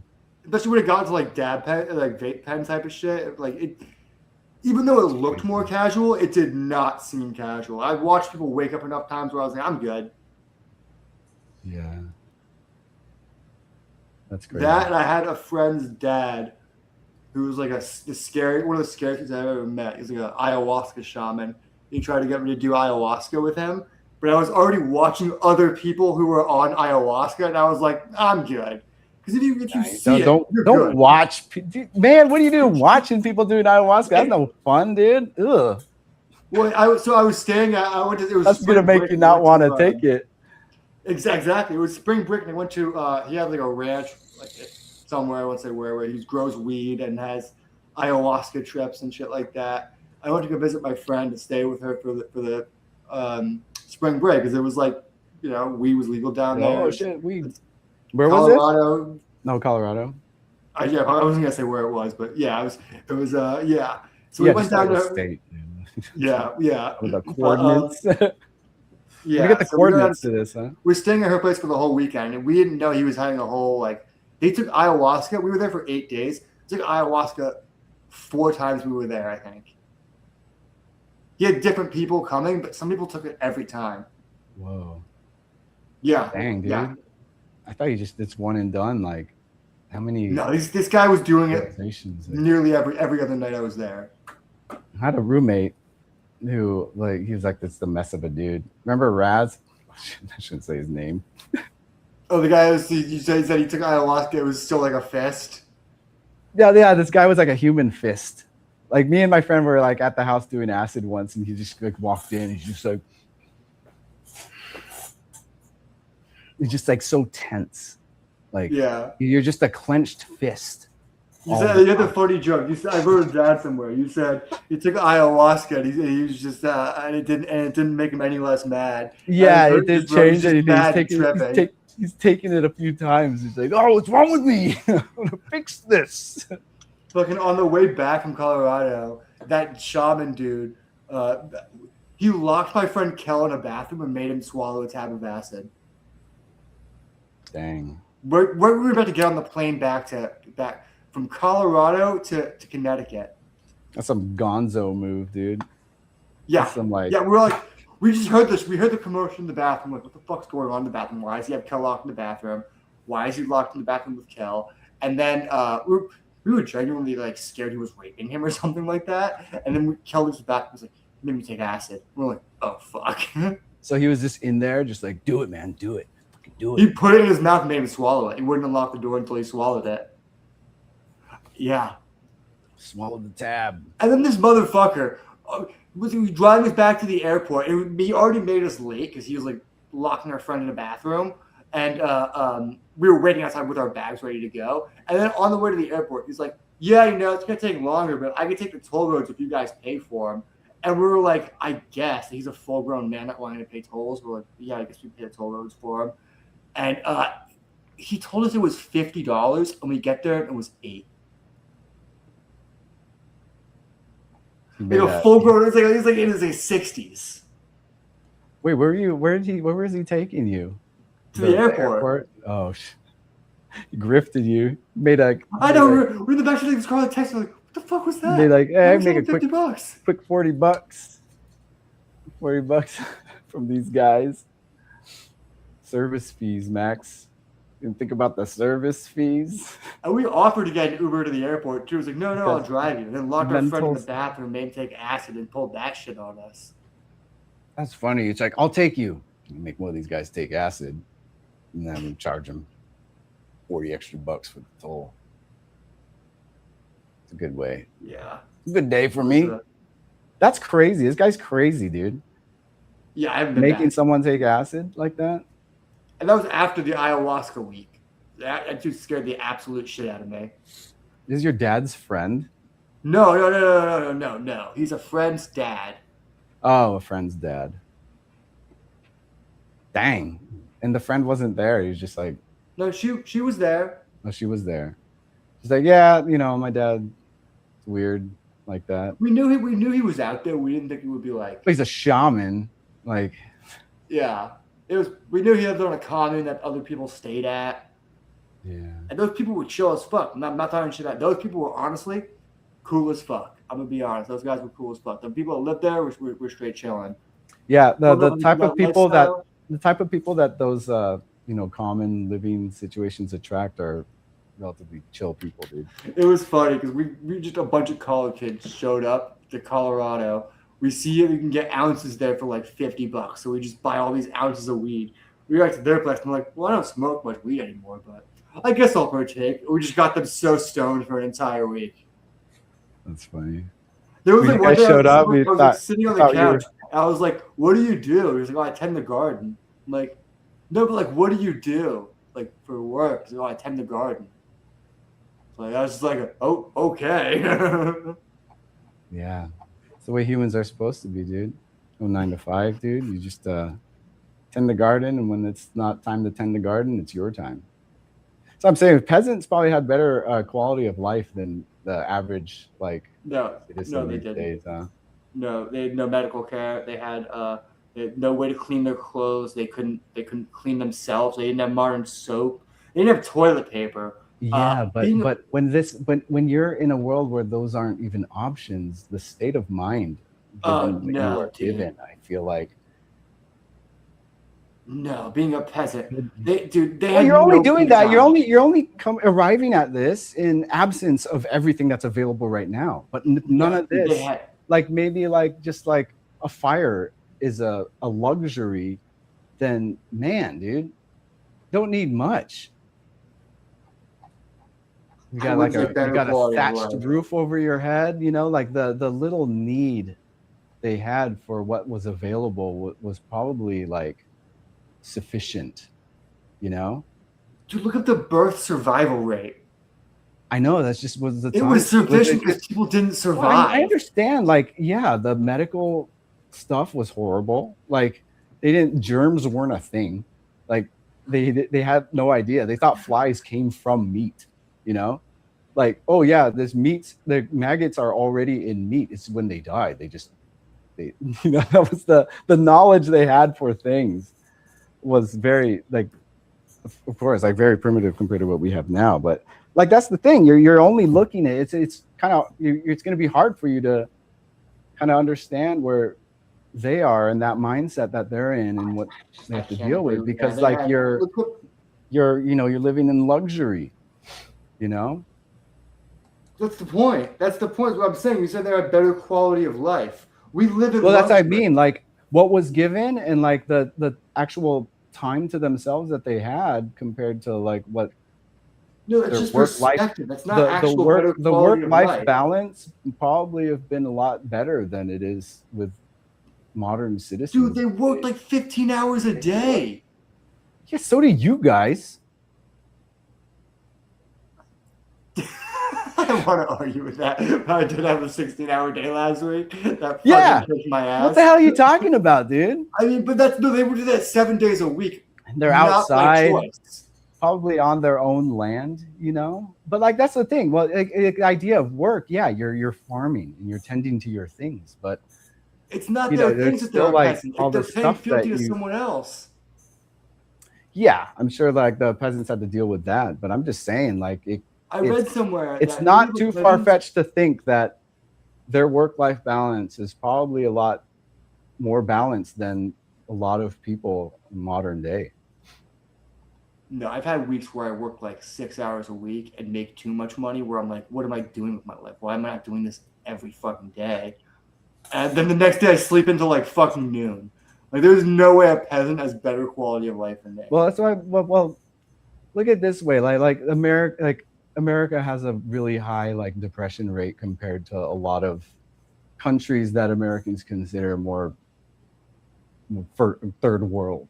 You know, just No, I because actually our values are fucked up. You know, like actually- the depression rate compared to Mexico, for instance, is like it's worse in America. People are more depressed in this country than they are. I think in that's the point. Is we have the value, we have the luxury to have depression, and that's something that it sounds crazy to say. Yeah, but- it's a first world thing, but like that's but it's still like depression like that is that a gift or is that a curse? You know, like should we be proud? Like, well, you're lucky to be in a situation where you can be this depressed. no, and what it because means of is your other people options experience it available other around the for world, you. but they don't feel safe expressing it.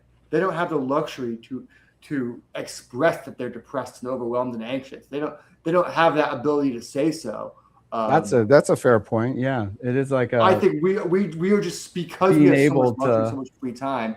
People get to go, oh, I'm so depressed, and it means Yeah. nothing compared to someone who's actually suffering in like a coal mine or a diamond mine in Africa, something like that. That person's because like severely yeah. depressed. They can't say that. They can't like. There's no one taking a census saying, "Hey, are you depressed?" Because if they are, they're probably aiming it like with a gun at them, saying, "You're not depressed, right?" Like we have the luxury to be able to tell the census, "Yes, I'm depressed. Yes, I'm anxious. Yes, I hate this country."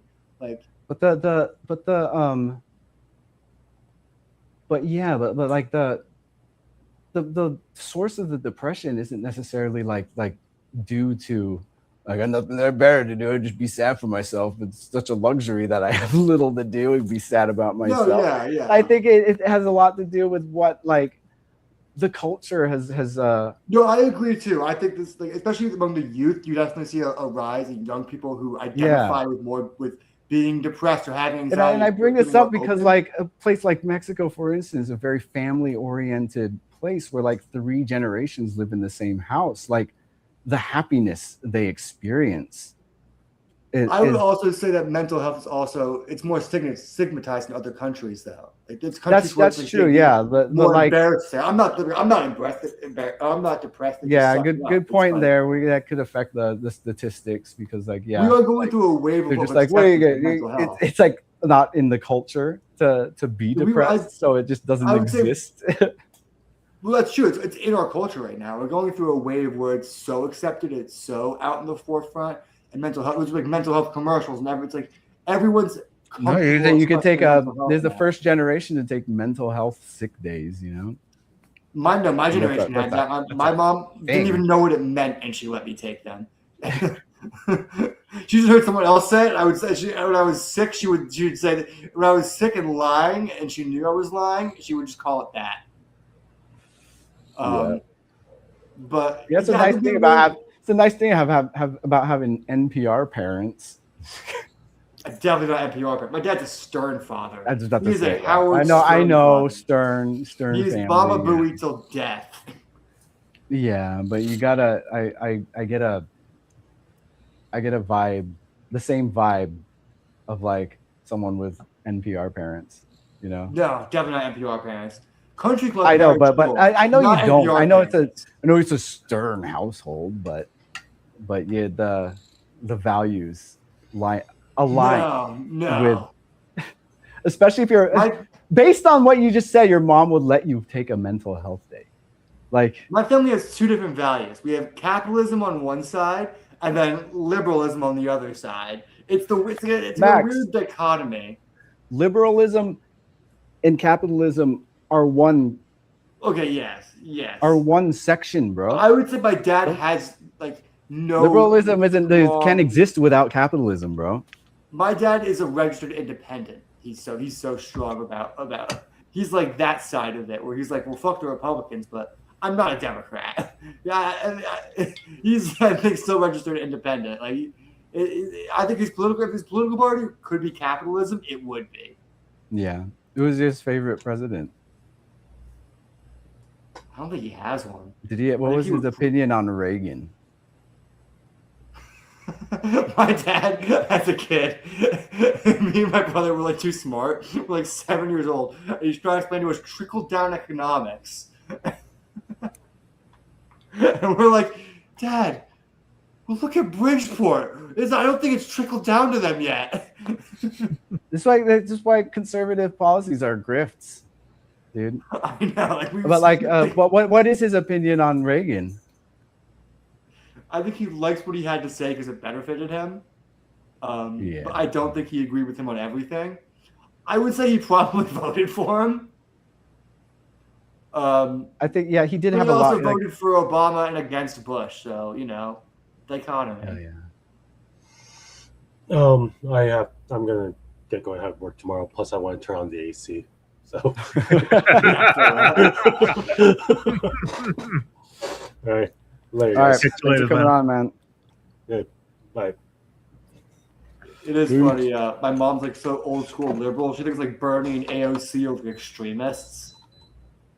Yeah, she told Liz. She likes Nancy Pelosi. Anthony, you're still here. Oh, is that how loud it is? Oh, wow. What does your mom think about Reagan? My mom would not like Reagan. No, my mom wouldn't like him. No. Wouldn't like him? Doesn't like him. He was still. I would say she. How young's your mom? No, my mom's not in favor of. She's in her 60s. She was not in favor of Reagan politics. Yeah. So she's total lib. She's an old school. She's an old school feminist, not like a TERF. Like she's still like like old school liberal feminist. Nice. All right, that's pretty standard for a generation. My dad loves Reagan, dude. The only real generational disconnect we have is Israel. It's like I think it's like a generational disconnect. Yeah, the older generations tend to be more pilled into it. It's Well, more, I had to explain to someone this way because I was like, imagine you're Jewish and you are one generation removed from the Holocaust, and you just got after being the oldest religion on the planet, you finally just get a country that's like, this is yours. Doesn't matter how you got it, you weren't in charge of that. So other countries said this is now the Jewish homeland, and then everyone around was like, fuck that, right? As a Jew, even regardless of politics and regardless of tragedies and atrocities, you'd still be like, well, I kind of want that place to exist. And that's the big fight going on right now, is that both countries are straight up fighting for each other not to exist. And I think both sides, like even the pro-Palestinian sides, which I am pro-Palestinian, a lot of them ignore the fact that they're fighting for Israel not to exist too. And I think there needs to be some middle ground there. There needs to be some middle ground, but I think it's less of like right to exist, but just stop killing shit. No, sure. I'm saying the same way. This whole thing, like it's always the gotcha they go to. The first gotcha they go to is this: does Israel have a right to exist? Yes, that's what I was It's a trick question. You know, it's like it is very only specific to Israel. And a lot of the times, especially the people who like, well, no, I always ask that question back. I said, do you think Palestine has a right to exist too? Yeah. I mean, the same question goes both ways. It could go both ways, and like, yeah, and like, I don't know. It was like it's just been like so much atrocities ever since it's. That's what I always try to tell people though. It's shrouded in atrocities. They tell them that this is a country for you now, you know, after all the suffering that we've had. And they've kind of used that shroud to kind of commit these atrocities. Yes, sure. No, I agree with that. I'm not. And I think for so long, people were like, wouldn't even dare like talk back to it because of there's this like this grace period of what happened to the Holocaust. You know, I mean, like it's too soon. You don't want to. Let's leave them alone. You know what they've been through. You know, and what happened was the Holocaust happened, and then the countries, mainly Britain, as usual, got together and was like, "Well, this is your land now," and everyone else around was like, "Fuck that, and then we're gonna start fighting them." And then everything just escalated into straight up violence on every side. It's not just one side. Violence happened all around, and now it's just at a point where Americans are choosing sides, and Americans are like, "There's an active genocide on one side going on that doesn't it doesn't excuse that the other side also has fought in this war too with their own means." I mean, the problem is that, and this is going to sound really jaded, neither of these countries are really interested in a middle ground, despite what Americans kind of hope. They both kind of just want to destroy each other, and that's the real problem. That's why I always say I'm more pro-Palestinian people than the government, because, you know, I think the whole brainwashing of from the river to the sea kind of is having Americans shout, "We want Israel destroyed from the map," without them saying it. I mean, it's one of those things where it's like, it's gotten people to advocate for the dissolution of Israel without saying it, by just, you know, same kind of propaganda that Israel has. Mm-hmm.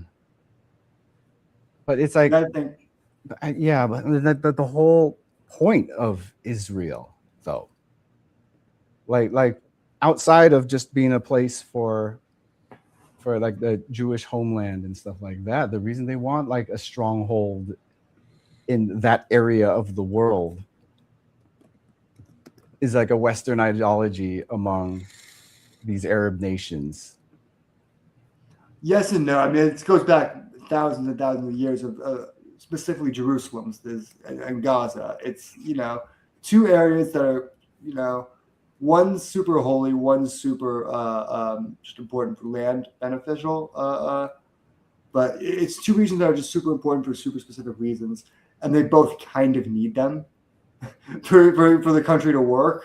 It's one of those things where it's like, you just don't make a new country and displace other people like that. You know, I'm not advocating for that either. Well, it's imperialism just shrouded with the plight, and it's dirty, man. That's the way it's the way I see it. It's also not like people like to act like they just dropped a bunch of random Jews off in Israel and said, "This is your land now." And there was also Middle Eastern Jews in the region as well for thousands of years. But there's always been a Jewish district in Jerusalem. Yeah, Jewish district, but for an ethno state, like the idea, just the concept of an ethno state, just does not. That's what all these countries want. I can't. Yeah, but no one. No, but use the ethno state. Well, yeah, but there's bullshit. It's like all these countries want ethno states. That's yeah, what all of these countries in the Middle East want. Yeah, but there's still like there's Jewish and Christians in all these nations that are peaceful with the rest of the Muslims too. Like there's a harmony among all the different religions on all these other nations that you say all want an ethno state, but at their core they very much do. I'm not just talking about Israel, America does too. America wishes it was Christian, and then like a lot of people are fighting. A lot of people are up in arms about that, like thinking that's the way it is, and anything that's only been the last 15 years, and that's also a problem. But it's ignorant to say that no other country in the Middle East wants an ethno state. No, I'm not saying, but like they're openly thriving to do that.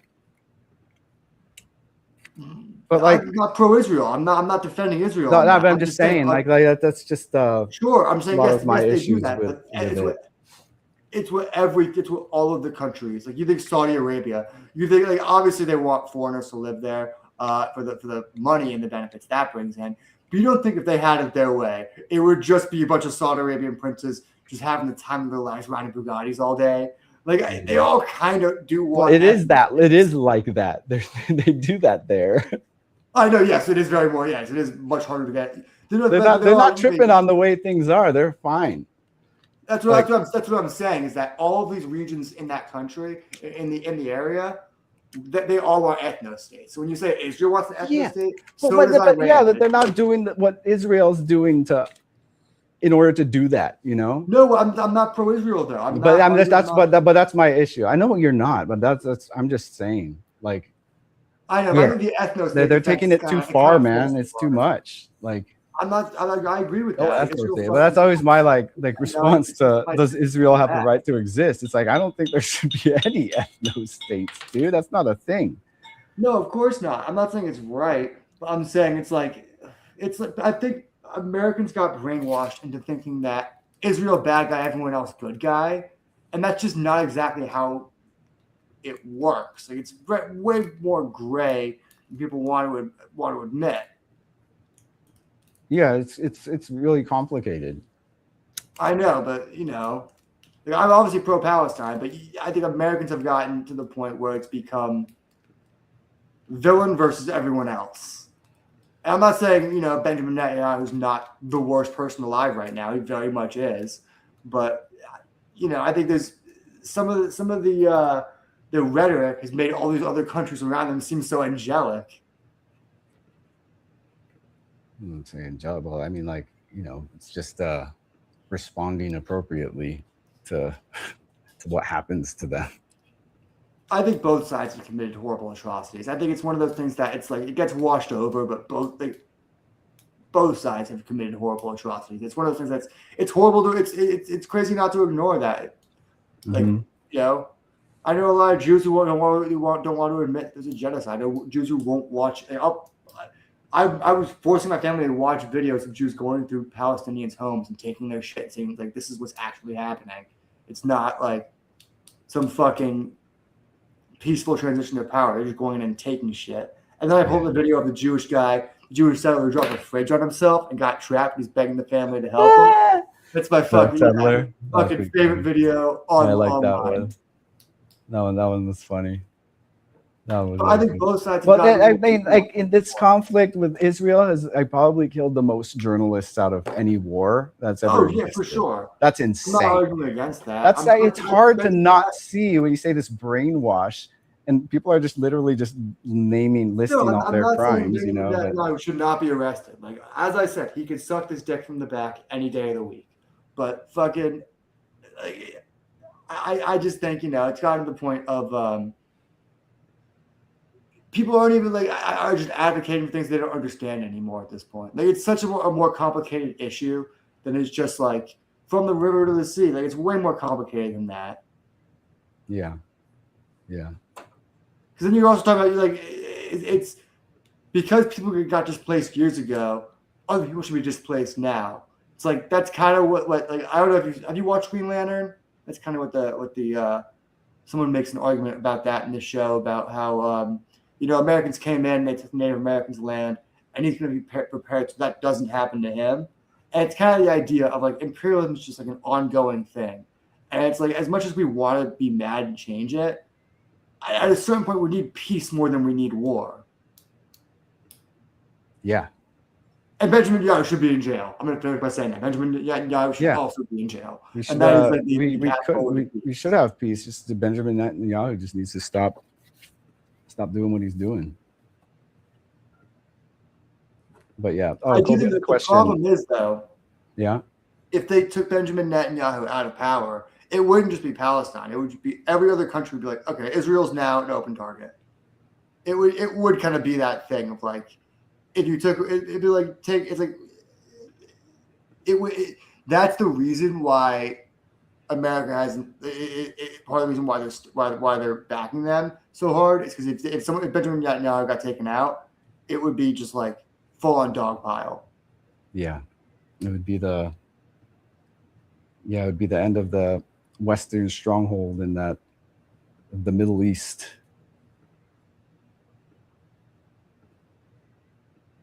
And yeah, that would be. It's just like in too deep. Too many innocent lives at stake. Yeah, because obviously, like as much as everyone wants to go, oh, all Israelis are bad. It's like not all. Like there's innocent people living there. It's like yeah. I think same with the country that they just obliterated off the face of the earth. And it sounds horrible, but I think America should be way more focused on the war in Ukraine than the war in the Middle East. Because the more, as horrible as it sounds, the war in the Middle East has been raging for thousands of years. Mm-hmm. Protesting it now is not going to be the thing that changes it. But the war in Russia and the Ukraine, that's something that can still be stopped in a reasonable amount of time. Yeah, I'm surprised that it's been it's still going on. It's been like 3 years now. I've heard, it's like the kind of thing where we keep getting this information like Russia's losing all of its fucking infrastructure and the corruption's eating itself away, but it's like that they're chilling, dude. It's still small guy versus big country. Yeah. But there was a lot of like, oh, Russia's getting owned, dude. They don't know what to do. They're running out of soldiers. They've got more Russians. Yeah.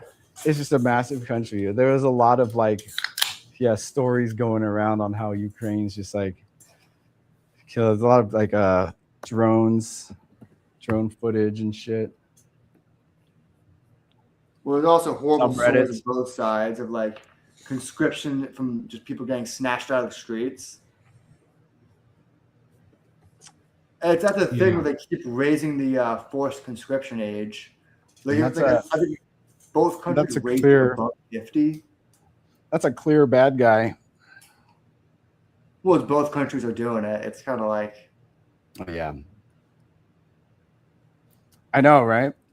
Like I saw some. If Russia didn't invade, Ukraine wouldn't be doing it. So I know they're forced to. Obvious bad guys.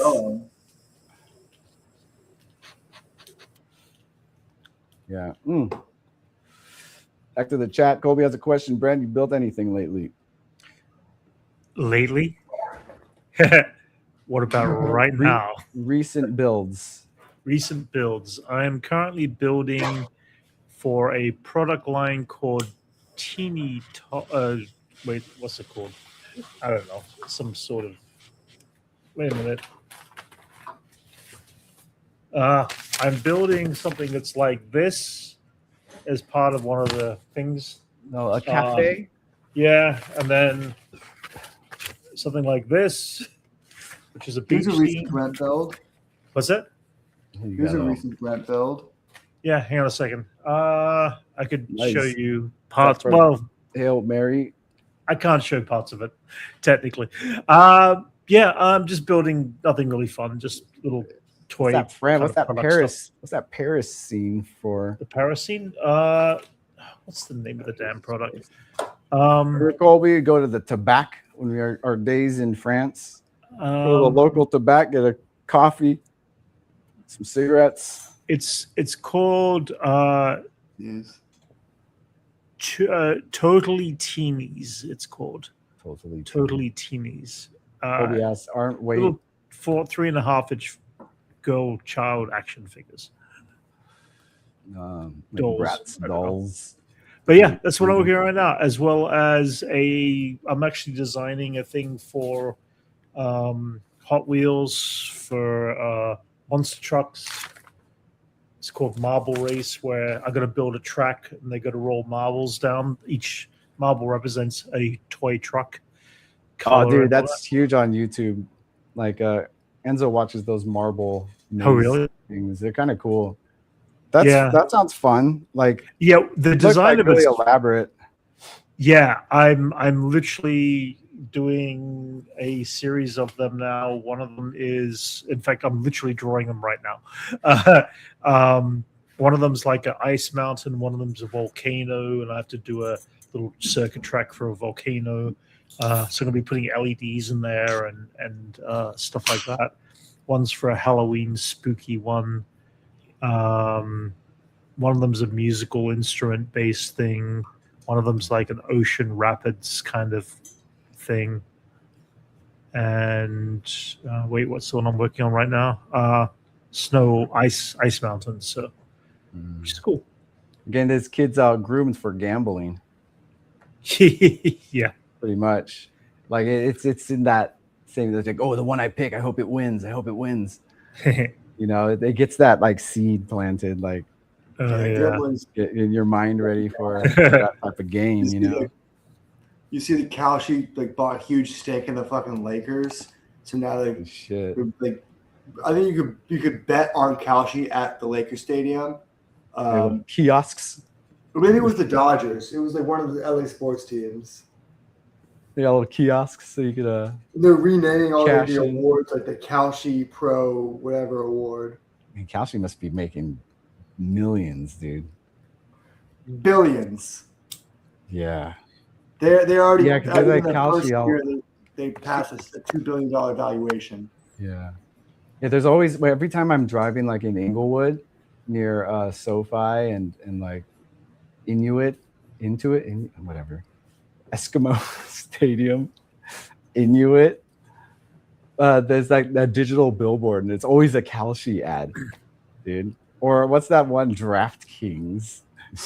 DraftKings is the older one. They just got legalized in all 50 states, so now Holy there's like shit. now they're selling. Man, it's concerning how big gambling is I know. these days, man. I hate it, and you know I have a connection to Kalshi, but I still fucking hate it. Yeah, it's like, yeah, it's nuts, dude. I've always hated gambling. All my friends love gambling. Yeah, I'm not a gambler. Like I have we used no to go interest. to. There was a casino, like 2 hours away from us when we were growing up, and it was like 18 and up. So we just go there a lot. Like class was canceled, we'd be like, "You guys want to go to Cache Creek?" And I'd be like, "Fuck, dude, I don't want to go to Cache Creek." He's like, "We'll buy you buffet." And like my friends were convinced that I was good luck. It was like I hated being there, but it's like, dude, when you're there, we win big, dude. You gotta go. And like, you know, Filipino guys, yeah, you're gonna be superstitious. Yeah. And so like, yeah, it'd just be like dragged along, and he's like, "Fuck, dude." You get hella full on buffet. Last time I went to Vegas, I was with my parents. My dad gave me like a couple $100 to gamble. I didn't spend a cent. Yeah. You went to Swarvo's and got Swarovski, the Crystal Swarovski Avenger. and got the Hulk. He bought comics. I put it all in a pot for Comic-Con. There you go. Nice. Even like What if they- $500. what if they made, we going to go to? I was like, wallet. It's gonna go to the Max Grand Central, Max Grand Casino, dude. Well, I was joking with him about like, I'm not gonna gamble it. I'm gonna invest it. I'm gonna buy some art with it. Mm-hmm. That's a gamble. In a sense. Theoretically a gamble. I mean, it's theoretically a gamble, theoretically your investment. It's how I'm you playing. look at it. I don't. I'm playing the long game, Dad. The most they'll do is when the lottery gets close to $1 billion, I buy $20 worth of lottery tickets on the off chance. At the end of the day, it's only $20. Yeah. No, I'm yeah, probably going to win, but on the off chance I win, Yeah. That's a good It way of doesn't looking bother at me. it. I did something worse this week. Look at this dumb purchase. I actually needed to put talk about this because I'm so mad about it. This girl I met on fucking Hinge was like, "You say I don't like Marvel comics, but I love Marvel cards. So you should buy a box." Now it's like she really fucking talked me into this bullshit. Fucking 52. She took me to fucking Burbank Sports Cards. Fucking spent like $50 on one box. Fucking 32 cards. I look like a big ball worth maybe less than $1 each. Damn, dude. Oh, wow. Max, this girl must be hot, dude. She's a little bit of a goth baddie, but Ooh, Fucking, God, I was looking at these cards. Like, what did I get? I'm looking at the values. I'm like, so they just give me a bunch. I just got nothing. But fucking $50, not even worth $30. they depreciated once you rung them up. Literally, even the 1 of 75 is worth $2. Max, relax. You got cool cards now, man. Shit, quit whining, dude. You got some dope. Actually, I don't hate the cards itself. I feel the box was not a good value for $50. Yeah, man, the whole box, dude. The standard. Man, you would have been a better investment buying Pokemon cards. Yeah, right. That's cool.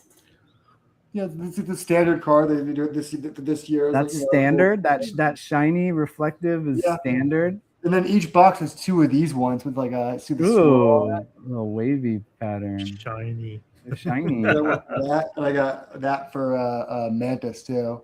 If you want to see Nice. OG Mantis in the comics. Yeah.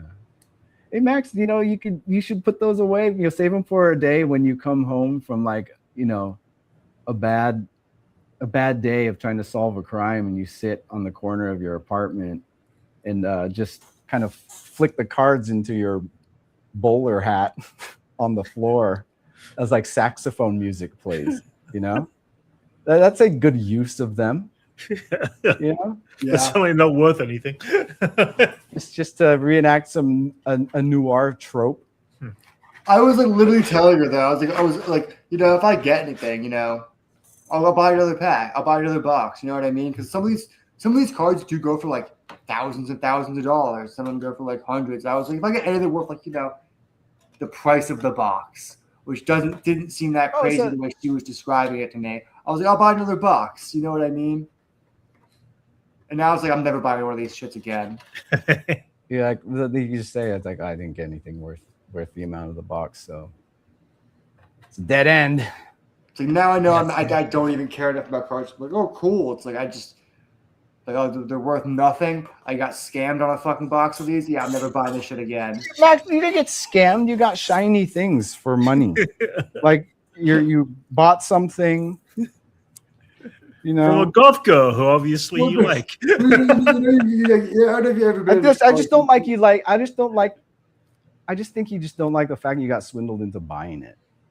That's what it is. He got pressured. He didn't get swindled. He got pressured. You got pressured by her and swindled by the comic book store you went to or whatever. No, I got a card store. Or a card store.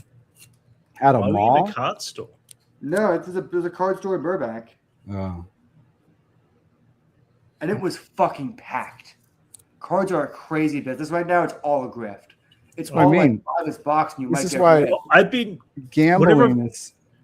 Pokemon cards to Kalshi pipeline is like among youth. What is it has dropped in the last month? I've been going into Target stores because I've been looking for some Micro Galaxy Star Wars stuff. Mm-hmm. So I get in first thing, and there are lines of kids and parents out the door. Pokemon. It is the Pokemon cards, is it? It's just there's a new batch. No, this is just every recent. so often. Yeah, There's gonna be more Pokemon. It's going to be just crazy. yeah. They got they got machines in insane. stores, like Yeah, kiosks and shit. yeah, those And people kiosks. found ways to hack them, dude. My friend, I see something the funniest fucking video. This guy was like camped out. He's like had a hacking thing because apparently like they don't drop everything at once, so you can't just get there first in the morning and get it. It has to like refresh, and it doesn't do it automatically. Oh, really? And this guy was he had like a little remote control that could turn the fucking thing off so no one could use it. And we kept refreshing it to see if he would get the pack. And someone else just like as he's going to buy it, just fucking shoves him and just fucking buys it themselves. And they're like, "Fuck you, scalper, for my son," and they just walk away.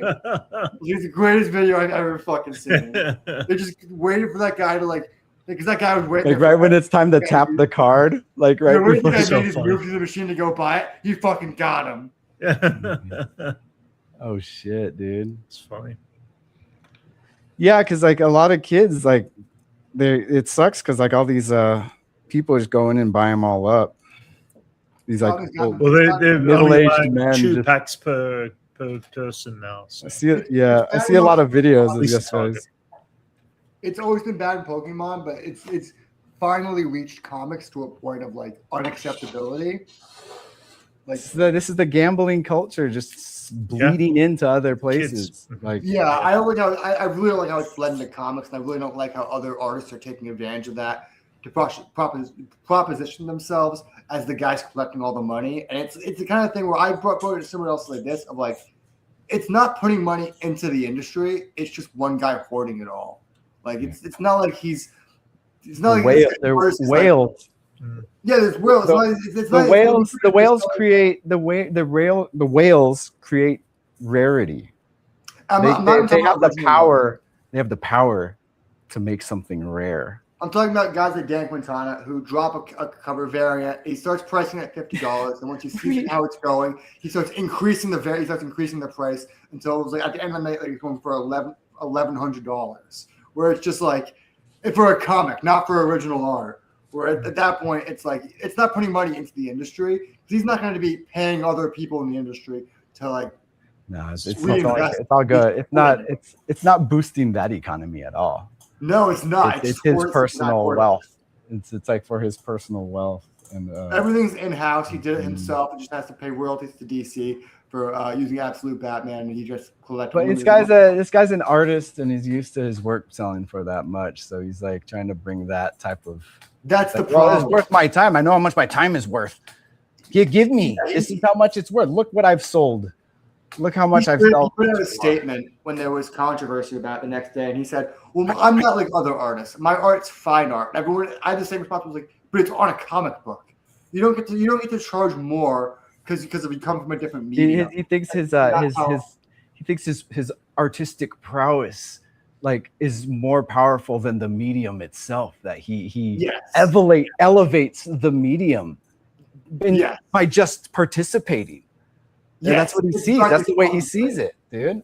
It's crazy to me. The ego of that drives me crazy. Yeah, I mean, like he is a. He's a fine artist. He's very good at art. He's accomplished. He's an accomplished artist.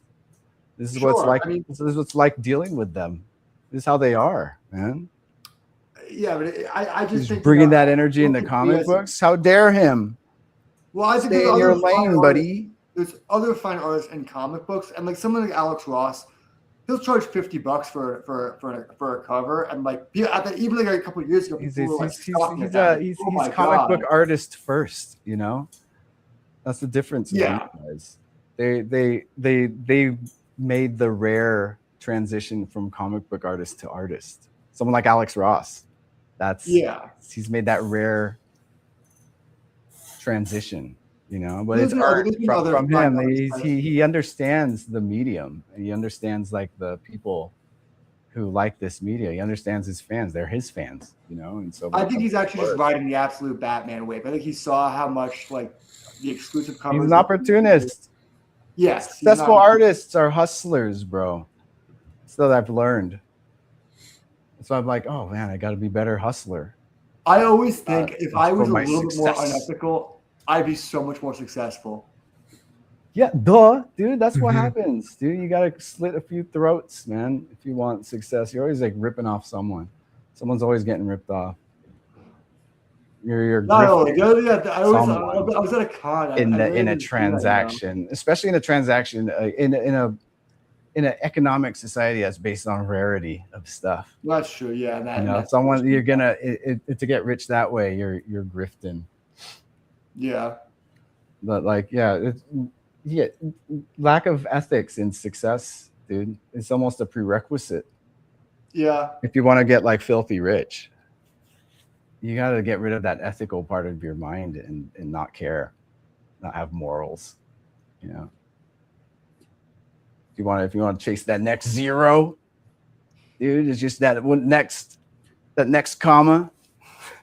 Sometimes I wish I did have a little bit more of that capitalism in me. I could not care less though. Yeah. Oh man, all you need is a taste, Max. Oh, dude. To make that first meal, that thirst, you're just chasing that dragon. After that, you're just like, okay, I can make this next zero, dude. I remember during my XP. I want to max out my XP. Come on, baby. It starts to feel like a video game at that point.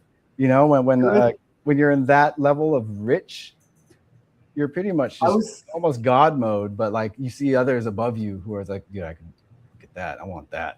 Fuck that. I was thinking about this watching the Aziz Ansari movie because when I was during the strikes, I was like, literally doing delivery jobs like for Uber Eats and shit like that.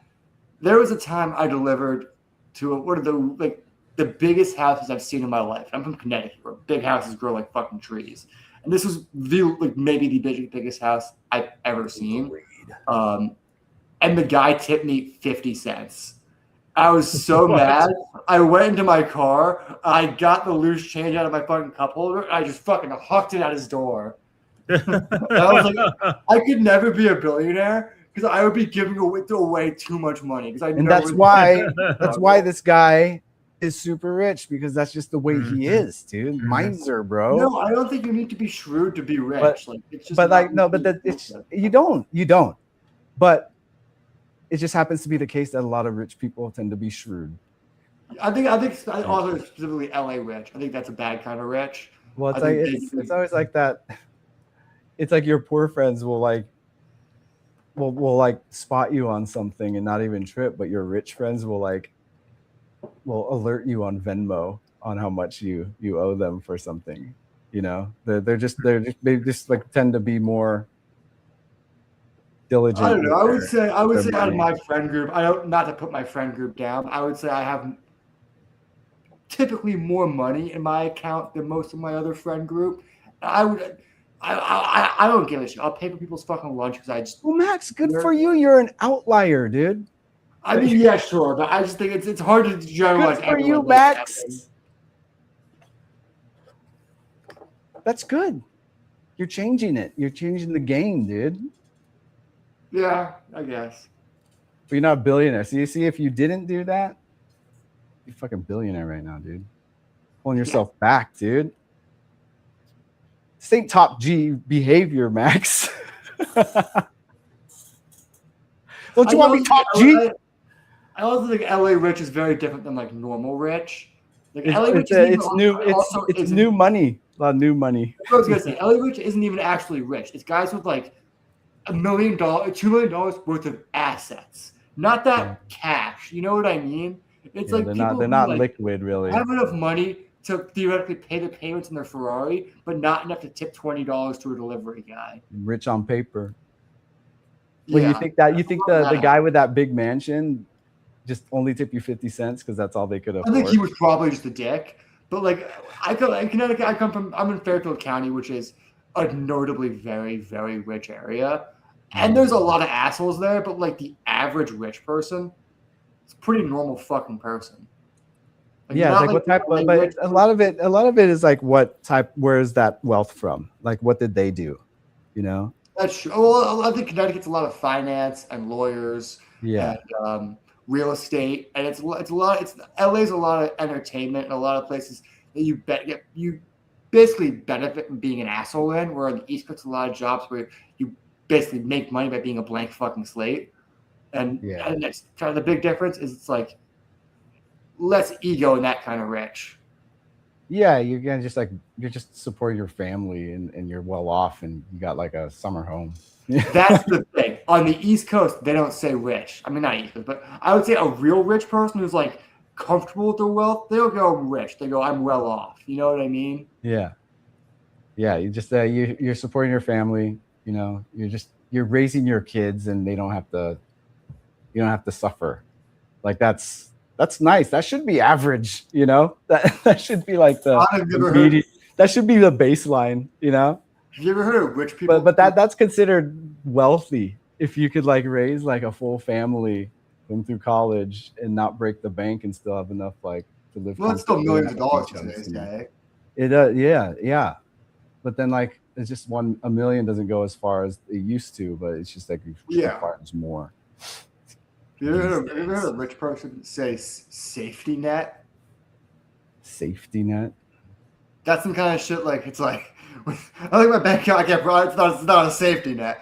Like that's the crazy shit. Yeah. It's step below golden parachute. But golden parachute, that's like Rothschild. Like, safety net's the kind of thing where it's like you can start a business and fail if you want. Yeah. It's just like being responsible, dude. Yeah. That's just being responsible. This is so many people just like check to check, dude. It's like a lot of people are living check to check these days. I had to bring that up to someone I know. I was like, they were complaining about some shit, and they have a job that pays them like, I know more than $100K a year, and I was like, the average American has $7K in their bank account right now. It's like, think about that. If you had $7K left in your bank account, would you have the will to carry on right now with everything you fucking spend? And they were like, oh shit. Yeah, it's all perspective. Like I remember at a time, like $7K in my bank account, like at a time in my life where that would be like, damn, I'm balling right now. Yeah. Kind of shit, you know? And a couple like months maybe 2 months rent. That's about it. Most of my adult life, that was good. That was considered safety net. You know, it's like 2 months rent racked up, good to go. I'm chilling, dude. I'm coasting. Maybe I'll travel somewhere. Like, you know, that's what I would have done in my like 30s. Yeah. I'd be like, man, 7K, dude, I'm balling. I'm getting friends food and shit. And then that's why it just like goes away. All right, guys. I'm gonna head off. I'm doing some work in the morning. I gotta continue designing and shit. So, all right, guys. Have a good one. Thanks for coming on, man. Catch you later. All right, bye. Lost the lead. There was a time at San Diego Comic Con this year. I didn't make like insane money this last year, but I did. I wasn't like as worried as I was the previous year because of the strikes and all that, and the work being much slower. This year was a lot more standard for me. So I was at Comic Con. I like almost forgot I had a perfectly normal adult salary this year. I was like I was looking at books. I was like, let me check my bank account. I was like, oh right, thousands of dollars. I'm fucking good. Like, yeah. That's the thing about being like well off. It's like you could always be richer.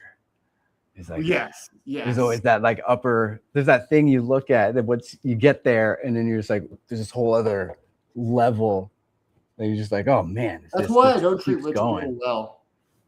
Huh? That's why I don't treat most rich people as well as they want to be treated, or well at all. Because it's like, I always say, like, as rich as you think you are, you're not that actually rich. You're just richer than most people. But like, you're the 0.1%. But the 0.001%, they eat you for fucking breakfast, and you don't even know that they exist. We don't really. We're not in the same places as them, you know. You are. Well, I'm thinking like. No, I would say you are. Well, yeah, we probably are, and I there's some people who just like, oh yeah, you know, yeah. I mean, actually, yeah, you know, being in LA, I'm like in the neighborhoods I go to, I've totally like just crossed paths with like probably billionaires. And there's like, yeah, there's a, I don't know, there's a, sometimes you can just tell. Actually, I was in Montecito, and that's where those, like Oprah has a house there. That's a place I saw Conan. Yeah, but that's the thing. It's like really rich people. You wouldn't even assume they're rich. They're wearing some like J. Crew or just standard fucking. We like, talked about this. Yeah, the stealth wealth. How it's like more like minimal, if anything. Like the flashy thing is that, yeah, we talked about it's like fake rich. the guys in LA you see driving like fucking like sports cars. They're always wearing like tiny shorts with like super tight shirts and like it's always like an aloe hat or some random like lifestyle brand company. Those guys aren't actually rich. They just funnel company from their they just funnel money from their company into their lifestyle. They have nothing on paper. They're just living a lifestyle. They're not rich people. Well, they could be, you know, when someone's new to being rich, they start off tacky at first, you know? That's awesome. They just haven't had their taste refined yet sometimes, in some cases. Or just sometimes they just never have that type of taste and they're just filthy rich, but they're just tacky. That's true. There's a lot of that too.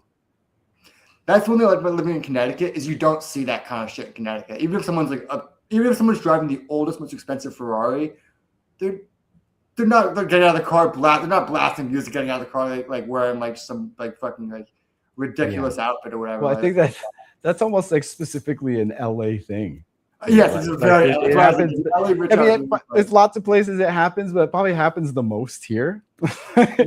Here in Miami, like the nature of the city, and Miami also is that same. It's also like fake rich. It's like people who funnel money from their companies, or got super lucky on one project and are riding that bank account until it depletes. Yeah, but there's the thing. Like, the thing about LA rich is like you're in California still too, so you're paying mad taxes on your wealth if you're in that bracket, you know. So they're like, yeah, it's holy shit, yeah, you're in LA and you're still making millions, you're still getting taxed out of the hell out of that shit. You're in California. Yeah, you tax our rich people. Like someone broke down the difference between earning someone who lives in like a nice house in Studio City versus a nice house in like Beverly Hills. Yeah. Like in the night, what's that? What's that? Is it Beverly Boulevard? It's like the nice street with like the big lawns. Yeah, with that where the sign is for Beverly Hills. Yeah. The sign and the. So I guess like there must be in Beverly too. I'm like never in that area. No, every time I'm in that area, I fucking lower all my windows and I just blast like the craziest music. I'm like, fuck these rich people. They shouldn't get to enjoy this. I don't care if they've earned it. You're like the fifth guy to do it that hour too. I know, right? Like cannibal corpse again. I get it. We've been fucked by a knife. Yeah, we were there. Liz had to pick up a packet for her little half marathon at the Lululemon there. Yeah. And, we always just go, but we like use the opportunity to get something like a nice treat. Oh, we're in Beverly Hills. That means we could go to it's always something that Liz finds there, some type of ice cream or a cookie down there that you get there. It's Beverly Hills. There's going to be something like that.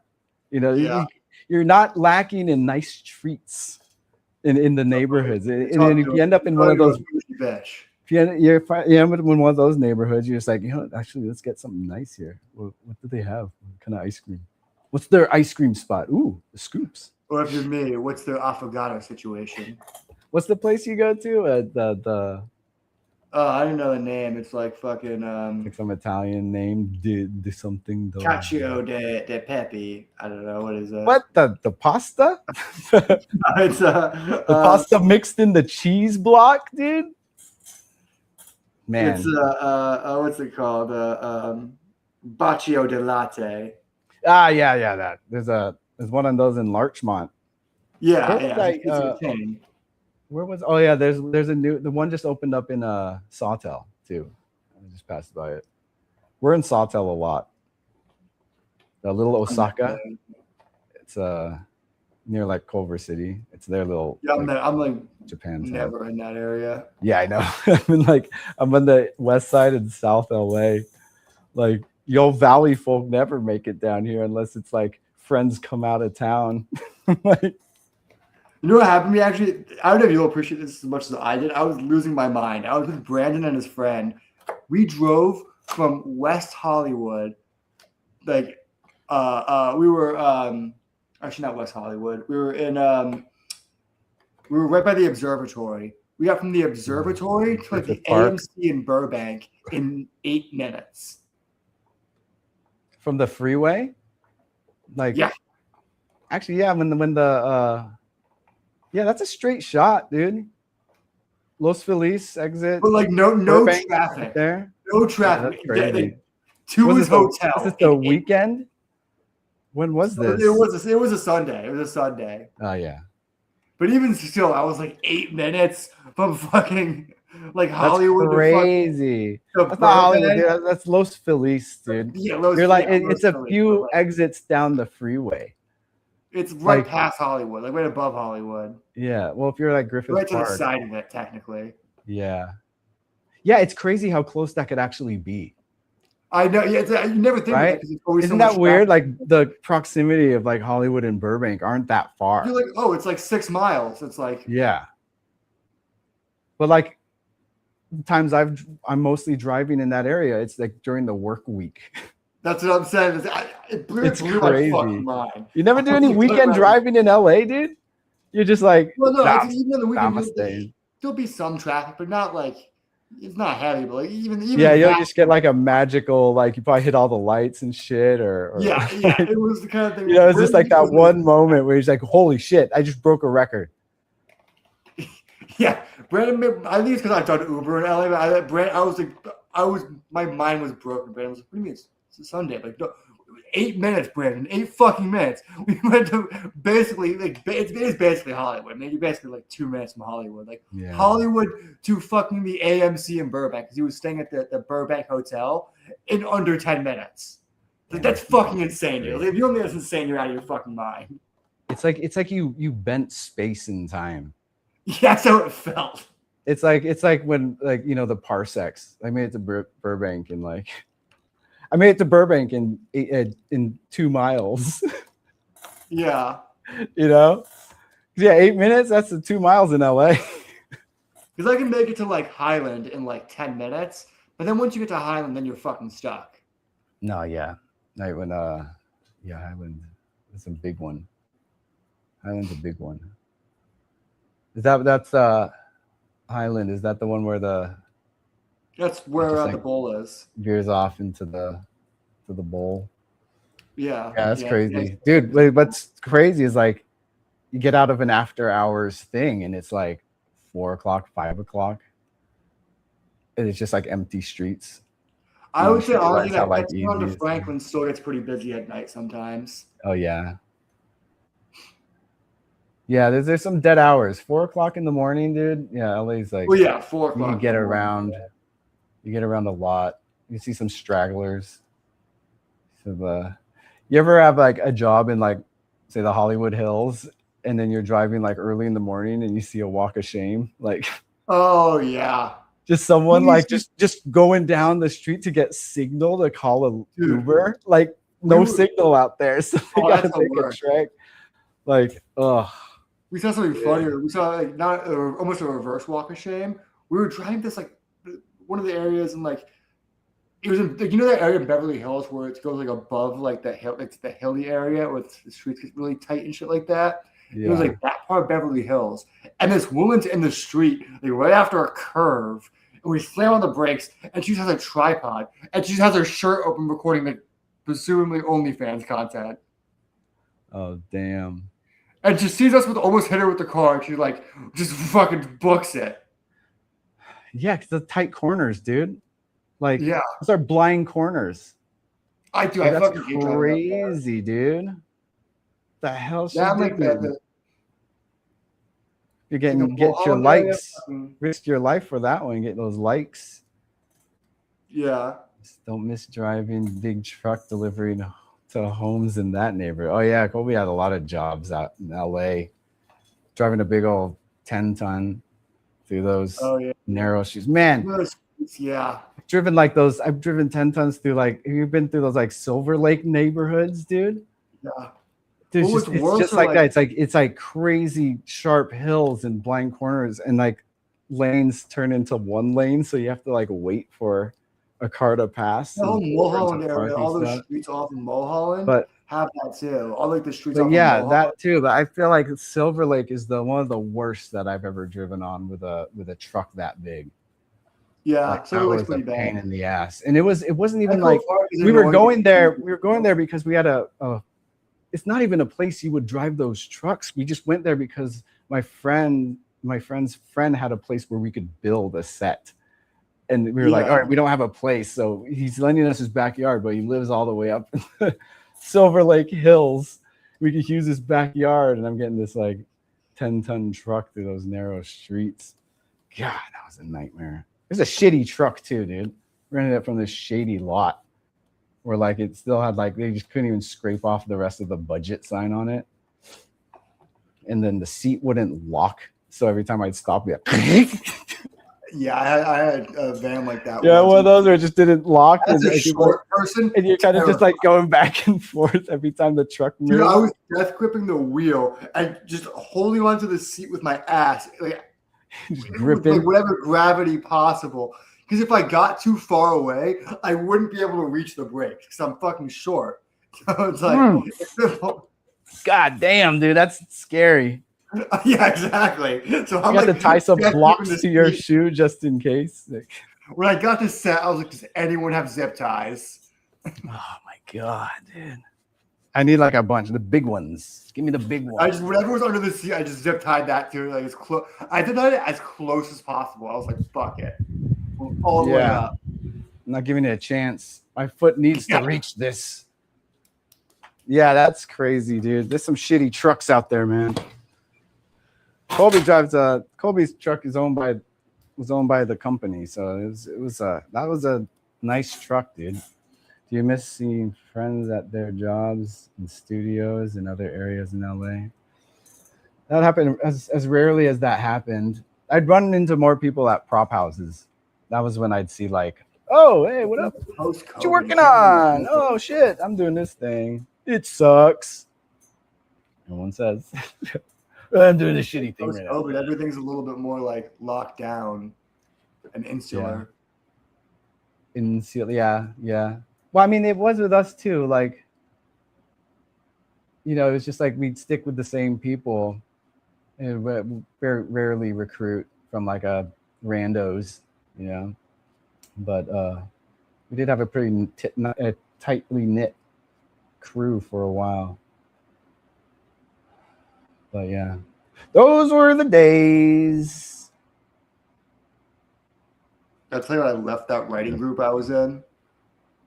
Which one? The one kept on bringing up AI, the AI synthesizers. It was just, or is that just a? Yeah, they were in there too. Yeah, but it was just I felt like this is gonna sound really mean. I felt like we were just different caliber writers. And I feel like the notes I were giving them were way better than the notes they were giving me. No, that makes sense. I mean, like, yeah, but no, it's like know your worth, and like this. Like, it's like if you want to get big, you work out with people who are stronger than you. Yes, and like, yeah, you're working out with weaklings. You're gonna plateau. You're not gonna get any better. So you got to keep moving that pin. It's like, oh, move it down. God, I'm not getting any better. These weaklings around me. That's how it makes sense. Like, I know what you mean. Talk about that shit, and they would be like, "I think you need more action." It's like it's always hard to bring that up. It could be awkward, Where you're just like, I basically said I was too busy. You have the right to step away. You have the right to step away from it. I was just like, yeah, I'm too busy to go through all your scripts and all this shit. Yeah, just do it the nicest way possible. Yeah. Then then you gotta find your caliber, dude. Yeah. Work out with people who are more successful. You know, I think I also. I don't know what it is. I was talking to like I mean, this success guy. isn't necessarily a measure of Yeah, one's it was this skill, but indie comic thing in NoHo this week at a cannabis club. I thought of the guy that was like running it, and I kept like strongly implying that I wanted to be on the next one. And this guy could not have seemed less interested.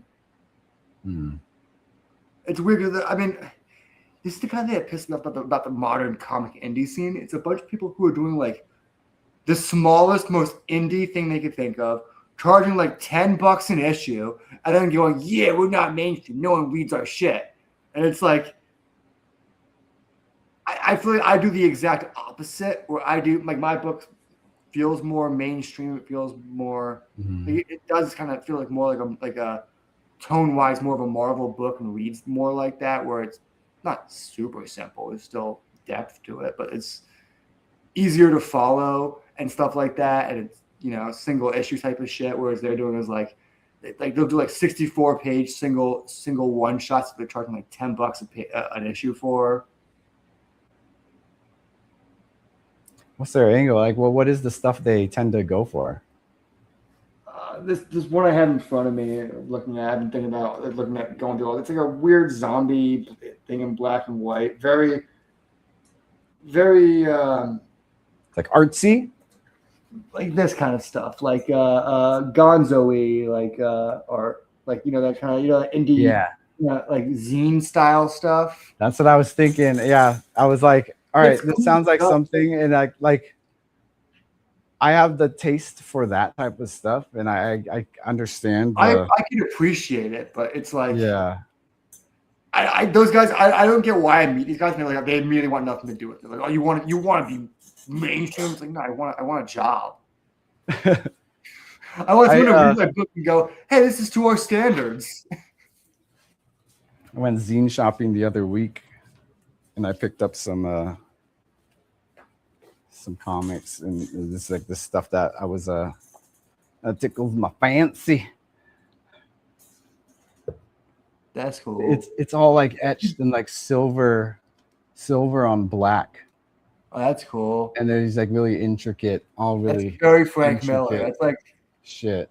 It's like also like it's the, you know, the zine weirdness illustrator kind of stuff. Like they tend to be artists as well, kind of like this guy right here, Patrick Kyle. I appreciate it. Who I followed on been following on my Instagram for a while. I came across one of his like newest. It was a lot of stuff like that there.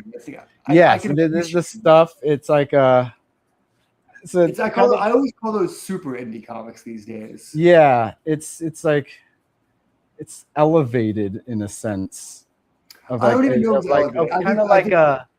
Well, I'd say if they're publishing like a mass publish of a zine, like elevated in the sense that this is zine material, but like in like pro press style, you know, like it comes from that.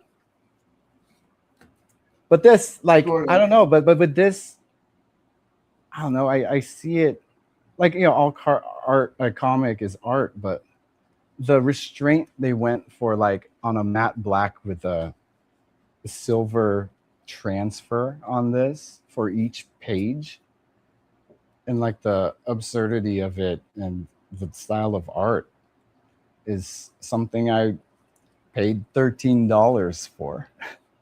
Well, that's the other thing about it is zines are getting expensive, and it's because I don't want to say a grift, but because printing is getting more expensive, and they are. I think like that has a lot to do with why their price is where it's at, because like this is the problem. Everyone's going to the same internet print. They go to the internet and they go magazine or comic printing, and they get like a Gecko or one of these other companies. Well, they'll do like these they're great at doing small print runs, but they'll charge you like $5 an issue for a small print run. So then you're forced to charge $10 to make, you know, a profit off of it. Yeah, I mean as long as I've been in like the kind of more like the zine scene from like 10 years ago, they were already kind of at that price point for like certain ones, but they were all like they're at that for like because they're like handmade and like screen printed and like a lot of the work that put into it at the time. Like this one, for instance, I bought this back in like 09. $6. But it's like it's got the arch paper with like the rough edges, and each one is like, yeah, it's like printed on this like paper and like even handwritten in some parts, and they've even drew like a spider web in here. That's and like cool. wrote their blog spot. But you know what I mean? These new ones are all that's how old this is. It has an ad for their blog spot, dude. That's funny. But they have the screen printed cover, and it came with a pin too. So like, yeah, back in 09, $6. They're all like regular printed, from a facility, right? This is like a handmade, like. No, the new ones you got. Yeah, these are all like, these ones were. I've always thought about this with people I see at comic book shows too. Is because like the reason my comic feels different than those is because I got it. I don't know if you've ever actually held my book, but I went through different versions of it when I was going through the printing process. And I originally went through one of those smaller print companies that did stuff like that, and then Small batch. Yeah, and then I did large batch printing, and everything fucking changed. I was able to get 2,000 copies for under $1 a copy. When you're getting that much, the volume's that high. It feels more like a comic book. The paper does, those cheap zines, the paper's a little thicker, and it's kind of like it's a weird page turn. It doesn't. So you got like the official feel. Yes. At this rate. I show everyone that because I can feel a book and go, oh, this was printed by Comic Wellspring. This is printed by Maxim. I can see the difference. I went through all of them, and I always tell people like, you're a connoisseur, because you can get your price. I've given this people advice to people at shows where I see they want to do like something more mainstream, but they had printing at Comic Wellspring. They have to charge like $8 or $10 for their issue. I'm like, print 2,000 of them, keep them in a corner of your apartment. It's so much better than because you'll pay. And people are paying like $75 for like 25 copies because you do it in increments they could afford. But then you're paying like fucking like what, $5 a copy already before shipping? Like fucking you gotta buy it. Yeah. Because you have to think about the consumer and think about giving the consumer a value for their buck. And if a Marvel but some people aren't. Most people just aren't financially stable enough to go that. Sure, but there's medium, there's middle grounds of that too. Yeah. So like, I can see where you're coming from, where it makes sense. Yeah, to just go your volume up for cheaper on the comic, Then you're just passing that you just, I don't want to say screwing over the consumer, but you're passing the buck on to the consumer. You're saying, it allows you. You just say you're going like for, quantity. So but then theoretically, like my problem is if you support a new creator and they're doing that, they should be saving up for better prints. They should be saving up for a way to get their price down instead of keeping reinvesting in that same platform and keeping their books at the same price. There's this one, I can't remember what they're calling. I had to unfollow them. They drive me fucking crazy.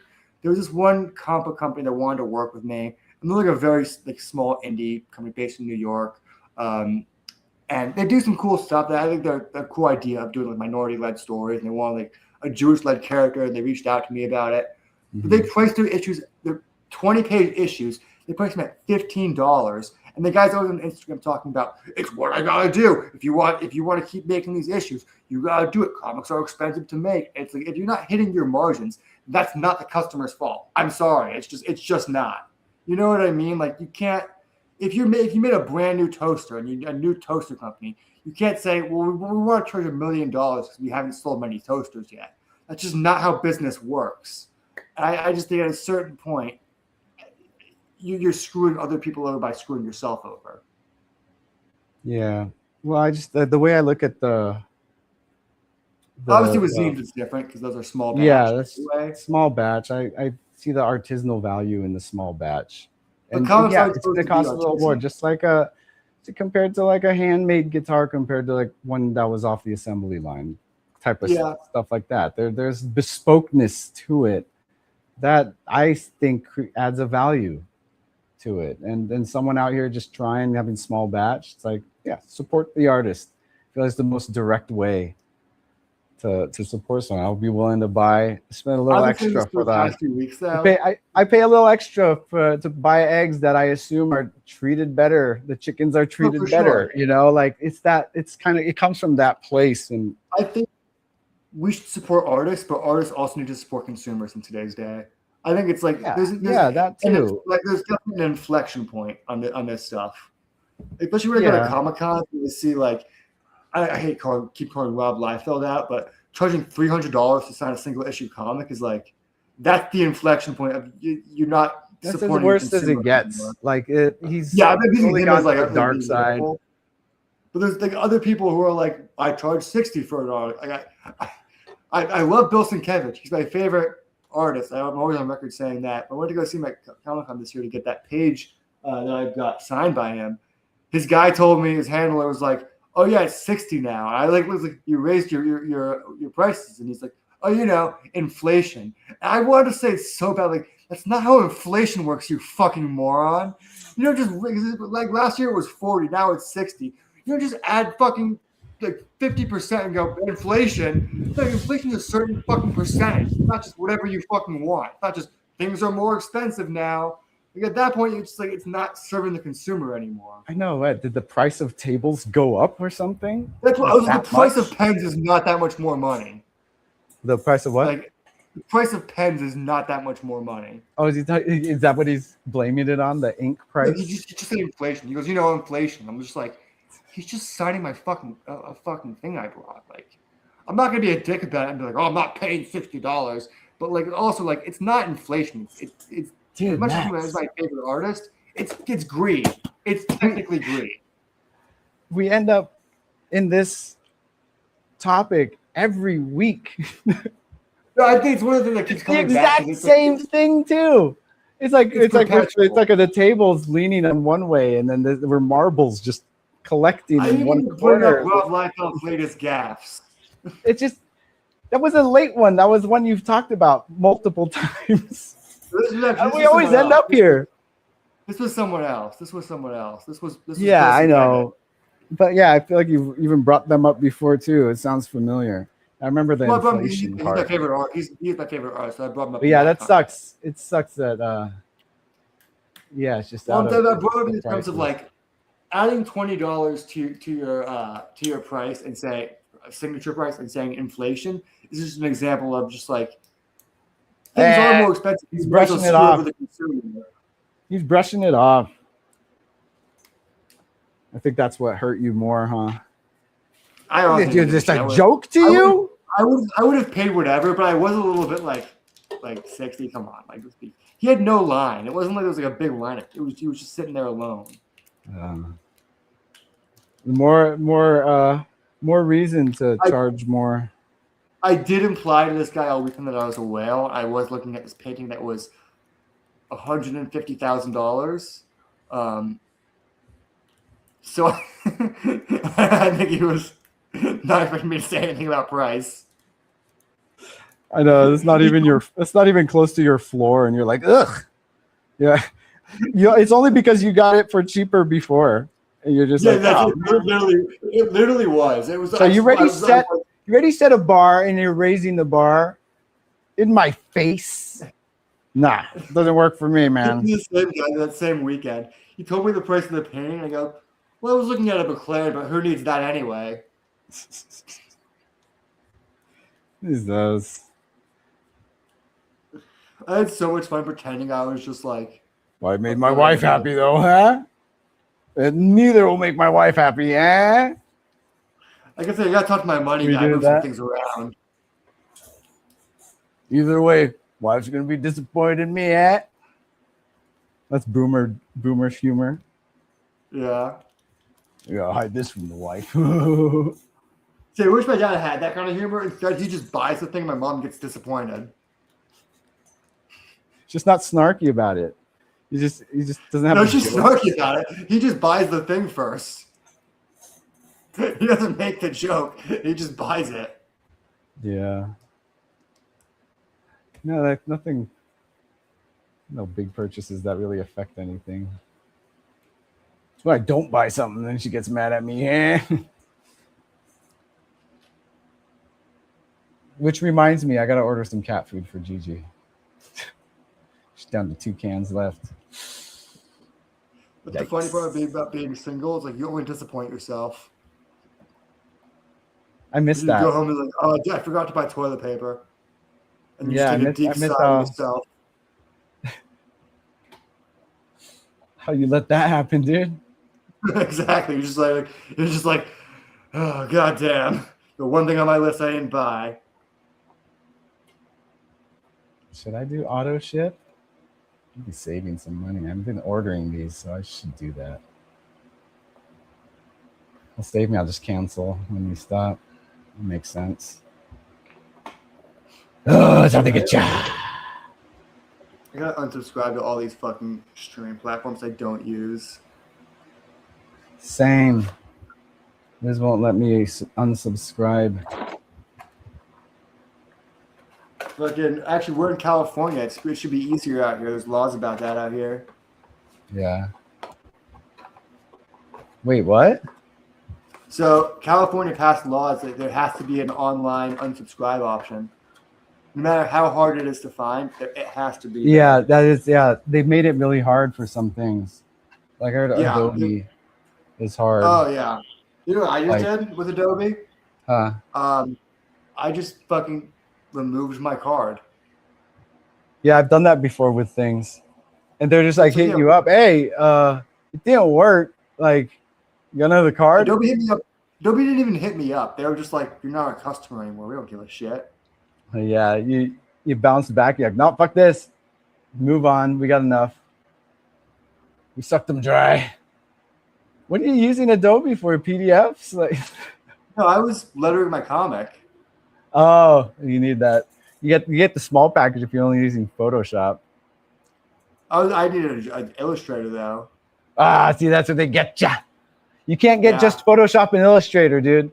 Like, now you have the suite. Oh, if there was a package, they'd lose money. Like they'd lose money if they made that package. Like they'd lose so much money because that would be all I'd get for. I was looking for that option when I signed up.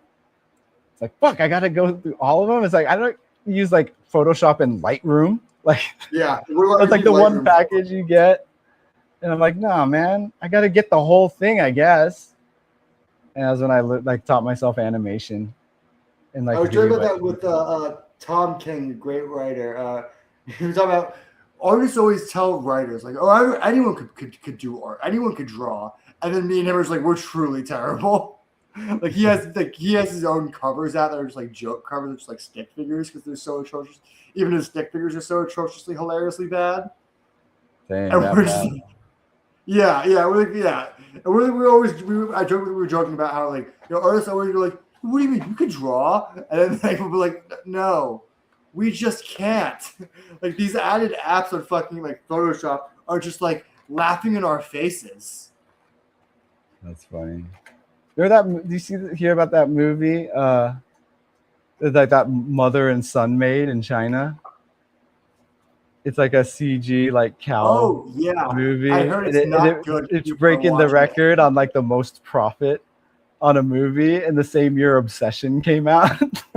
Well, yeah, because this was like made for it became a meme. It cost like $2,000 to make, and I brought this up because like they didn't have press for it, they didn't have any media for it, so all the theaters had to hand draw their posters for it.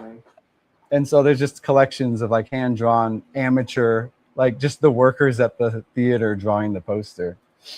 Isn't it just like really bad though? Yeah, but it memed itself into success, like you said.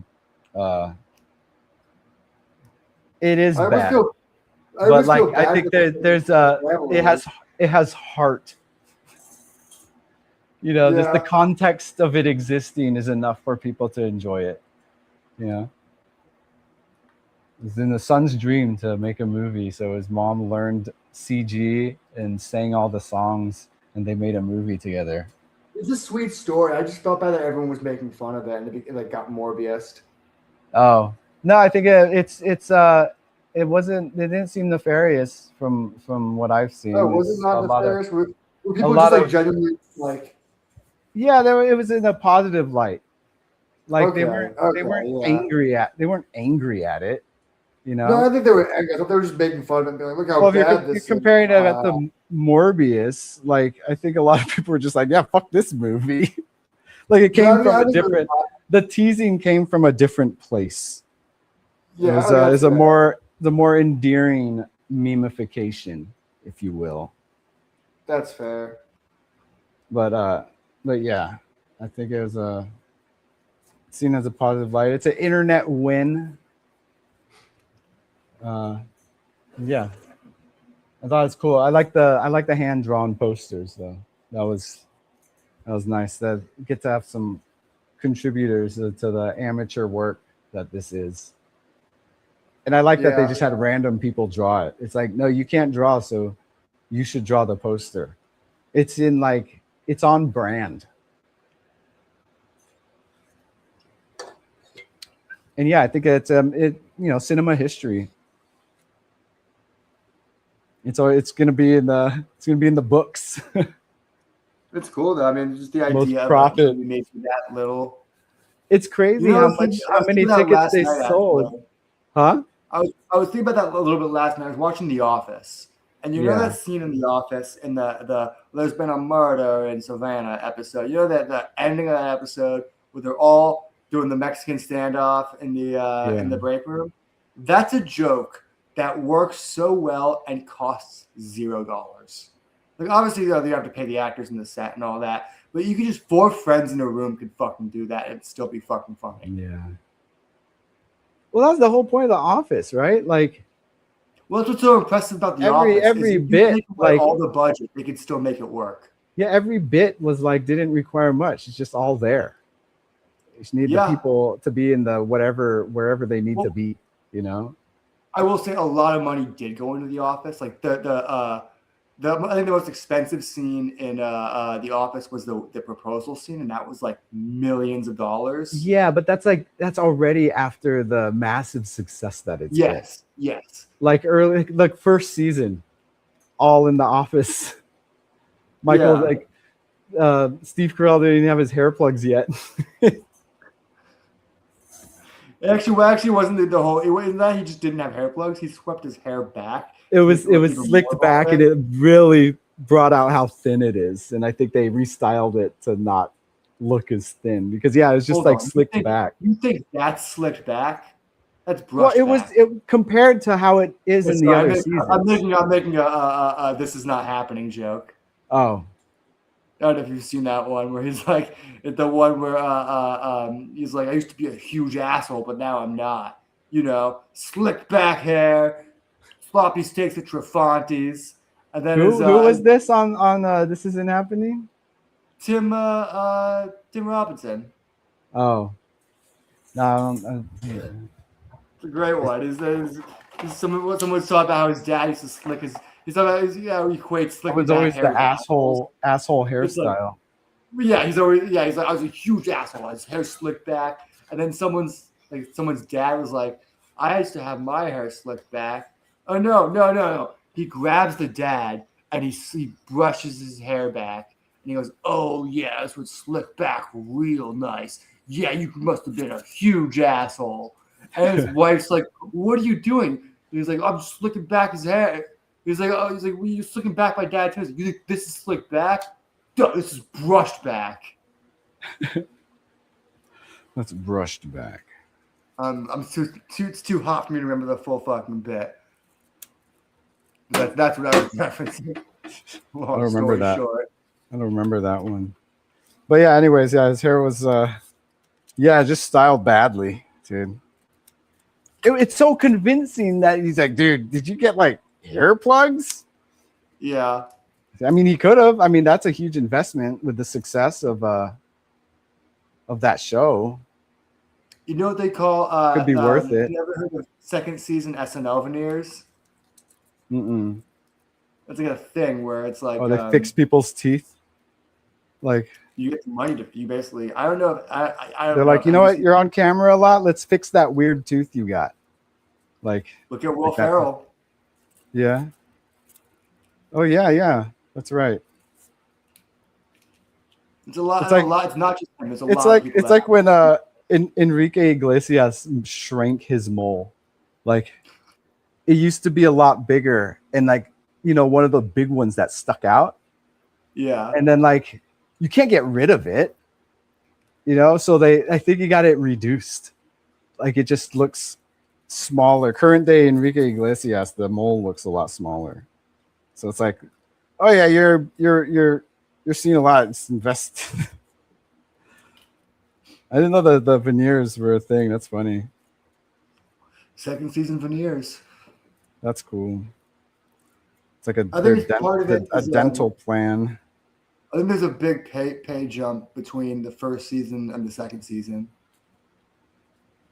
So maybe like a reason someone wants to be on SNL is like, dude, man, my teeth are fucked up.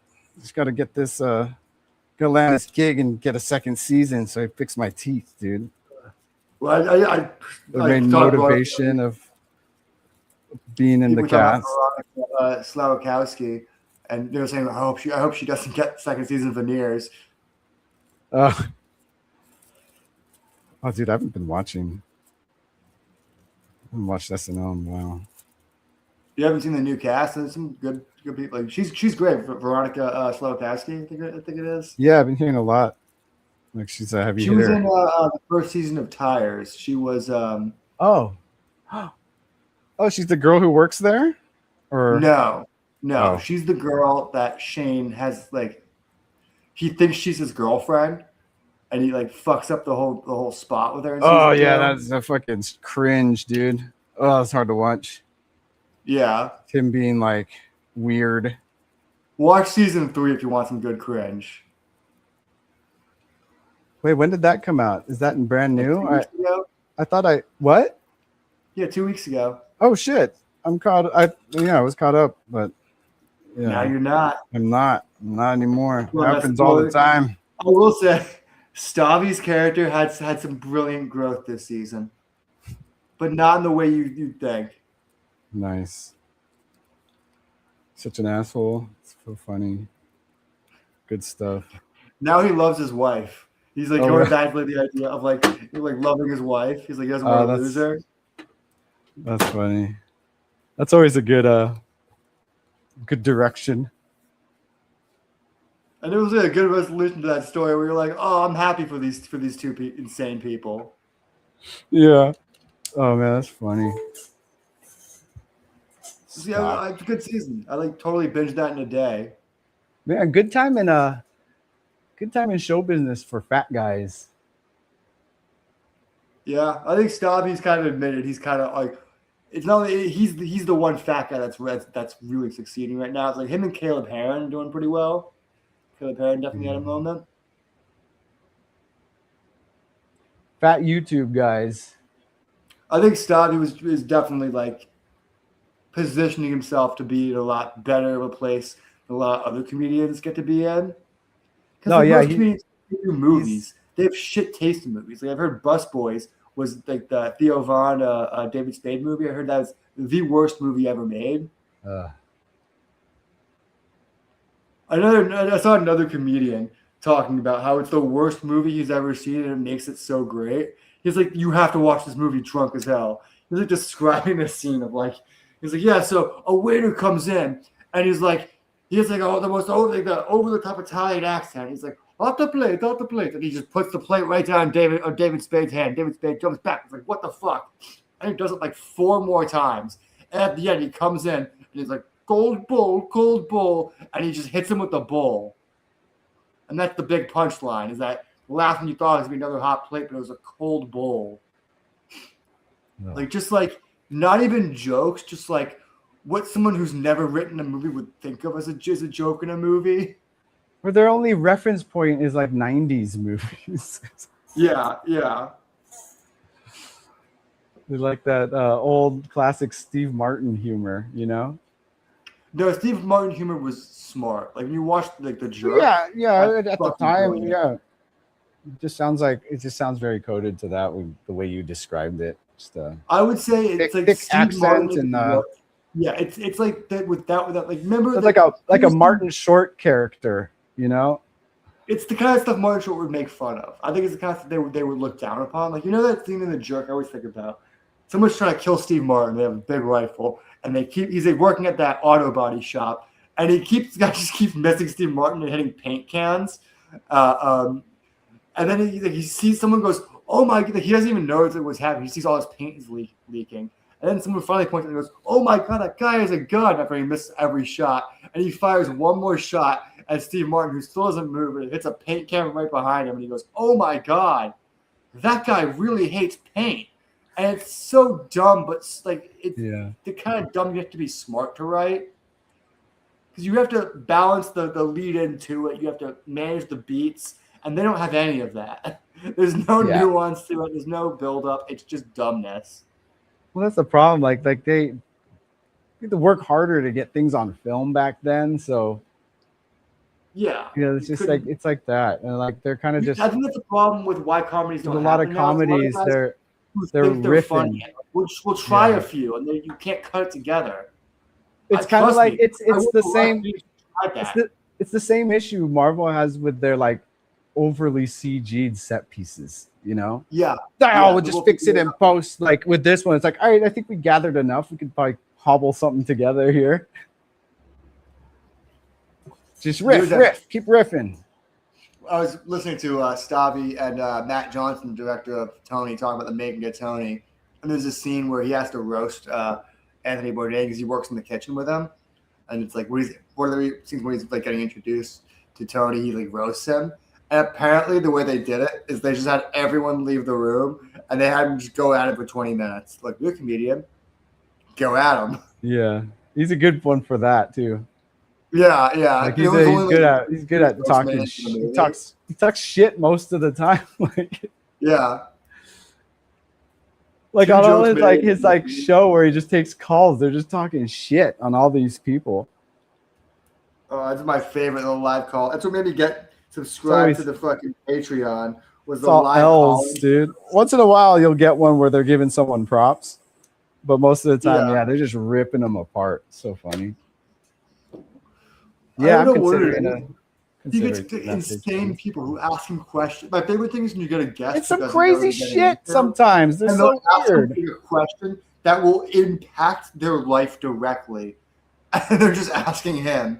And it's like, they'll be like, "Hey, I found out my brother is adopted, and he's actually my friend's kid. Should I tell my dad who doesn't know?" Like, it'll be something like that, like major life decisions. Think they're real though? Some of them, I think they've gotten pretty good at weeding out the because they'll play ones that are like fake and they'll roast them apart. Like, this is obviously so fucking fake. Yeah. And then sometimes there was one guy that made me so mad who just called to brag. He's like, "Yeah, man, I'm dating my girlfriend. She's like a OnlyFans person, and like obviously I have to help her with that because I don't want to bang random guys. But like my other roommate's mad because he says my girlfriend's being too loud while we're having sex. But like that's part of it. We need that on tape." And he's like that was his whole problem. And Stavi's like, "Oh man, I hear you, man. I get it. You're getting laid for the first time in your life. It's probably pretty nice, but you have to be an actual person about this." And the other situation, the guy's like, the roommate works from home. Oh, man. And he's like, I work from home too. This is my job now. That's funny, dude. And so he has to be like, "Listen, dude, like, be a human being." The cans, they really hate cans. Who does? What was that about? That's what Colby does. I think we're on a delay. I think that's the problem. When was this? Oh yeah, this is like 4 minutes ago. Cans, what were we talking about? Oh, he was talking to Steve Martin. I think he Oh yeah, it can. He It does. really He is, like man. he We yeah. just referenced He's- that too. he was correcting because he said paint. This guy was really Oh hate right, paint. yes, that is the And line. I The think candy, Colby's yes, correcting yeah. you because it's a movie that he's watched tons of times, probably. I should have gotten my way. I've watched that a billion. I remember I didn't know it wasn't a movie everyone saw, so I brought that into school. My teacher's like, "We can't watch this." I'm like, well, why not? It's like a classic. She's like, "What?" She In hadn't my seen household, She it was. It was in my household. They I were also, I oil- thought, I found out. Oh when I man, was Max, sitting- you got it all wrong, and they were oil cans, bro. They were oil. Yeah, Jeez. You're so far removed from it now. You're not even the right thing in the can. It's been a while. He was born with no rhythm. I was like shocked as a kid when I found out that like everyone didn't watch Spaceballs as a kid. Oh, I think it's because I was maybe- like, they get talk. You need to angle a specific generation because if you say the right one, yeah, they did. Like everyone. yeah, like my generation, but like No, because I'm it's an like, old movie. Jews watched it. Like if you were a Jew, you're like you got Spaceballs. Like yeah, he's got the whole you got the whole catalog. Yeah. But yeah, I'm Spaceballs. so Like when excited you for it. bring it up with Brent and Elijah, Spaceballs. Yeah. Like those I guys remember though. all those Most movies. most Gen X and like older millennials all have like watched Spaceballs. Yeah. I remember I He was brought that born into with no school. No rhythm. one knew what it was. And I was like, it's like Star Wars, but Jewish. And they were like, what? The Schwartz yogurt. Yogurt and the Schwartz. You excited for part 2? Yeah. Colby, did you see the thing they did like the writers. you- I think they're Did you see what they did at Comic-Con, Colby? Just the announcing the timeline. I've met one of the writers, Dan Hernandez, a few times, and it's like Yeah. every time I talk to him, he's working on another project where I'm like, you're just living the absolute fucking dream. So hook me up, bro. You running in enough. You could ask for toss a homie a bone, dude. None of these WGA Get me in guys there, will bro. dude, none of these WGA guys will ever help someone like me. And I just like it's not Why? me being mean. That's just a fact. No one is out to help people. So someone asked me, like, "Who's your mentor?" And I was like, "Mentor?" It's like, I was like, "The fucking like." I had people. Like, You don't even. I had You don't even great have. You don't even have a. You don't even have a cohort. I have cohorts. I definitely have cohorts. I don't have a mentor. Yeah. Your cohorts are the ones that help you, dude. What are your cohorts Well, like, doing? you know, I've had people like, especially like, I've had people like Marvel writers be like, "Oh, I'll pass your name around," but not in like a. Never followed up. I mean, I followed up, but it's mostly like a blank response. Wait, they just send you an empty email? No, just like you're shooting into the void. But But I was your thinking in mentor, LA Colby. Come on, man. in LA, you get like a lot of like the fake help. People be like, "Yeah, dude, I totally got you," and they just never help you. That's a LA thing. A lot of Yeah. people, it won't never any like unless they could helping you helps them, would they even bother? Exactly, I get that a lot. Where it's like people are like, "Oh, dude, I love this. I'm gonna pass your shit around," and it's like I just never hear from them. No, again. you gotta be able to. You just gotta build. Yo, let's build. That's what I think building. I think I just gotta. So this is gonna sound horrible, but I think I sometimes present myself as broker than I am to make myself more relatable. I think I gotta not do that. I think I gotta like.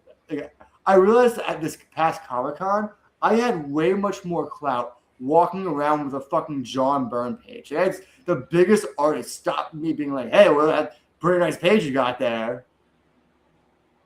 Yeah, well, that's like fan clout though. Just like walking the floor clout.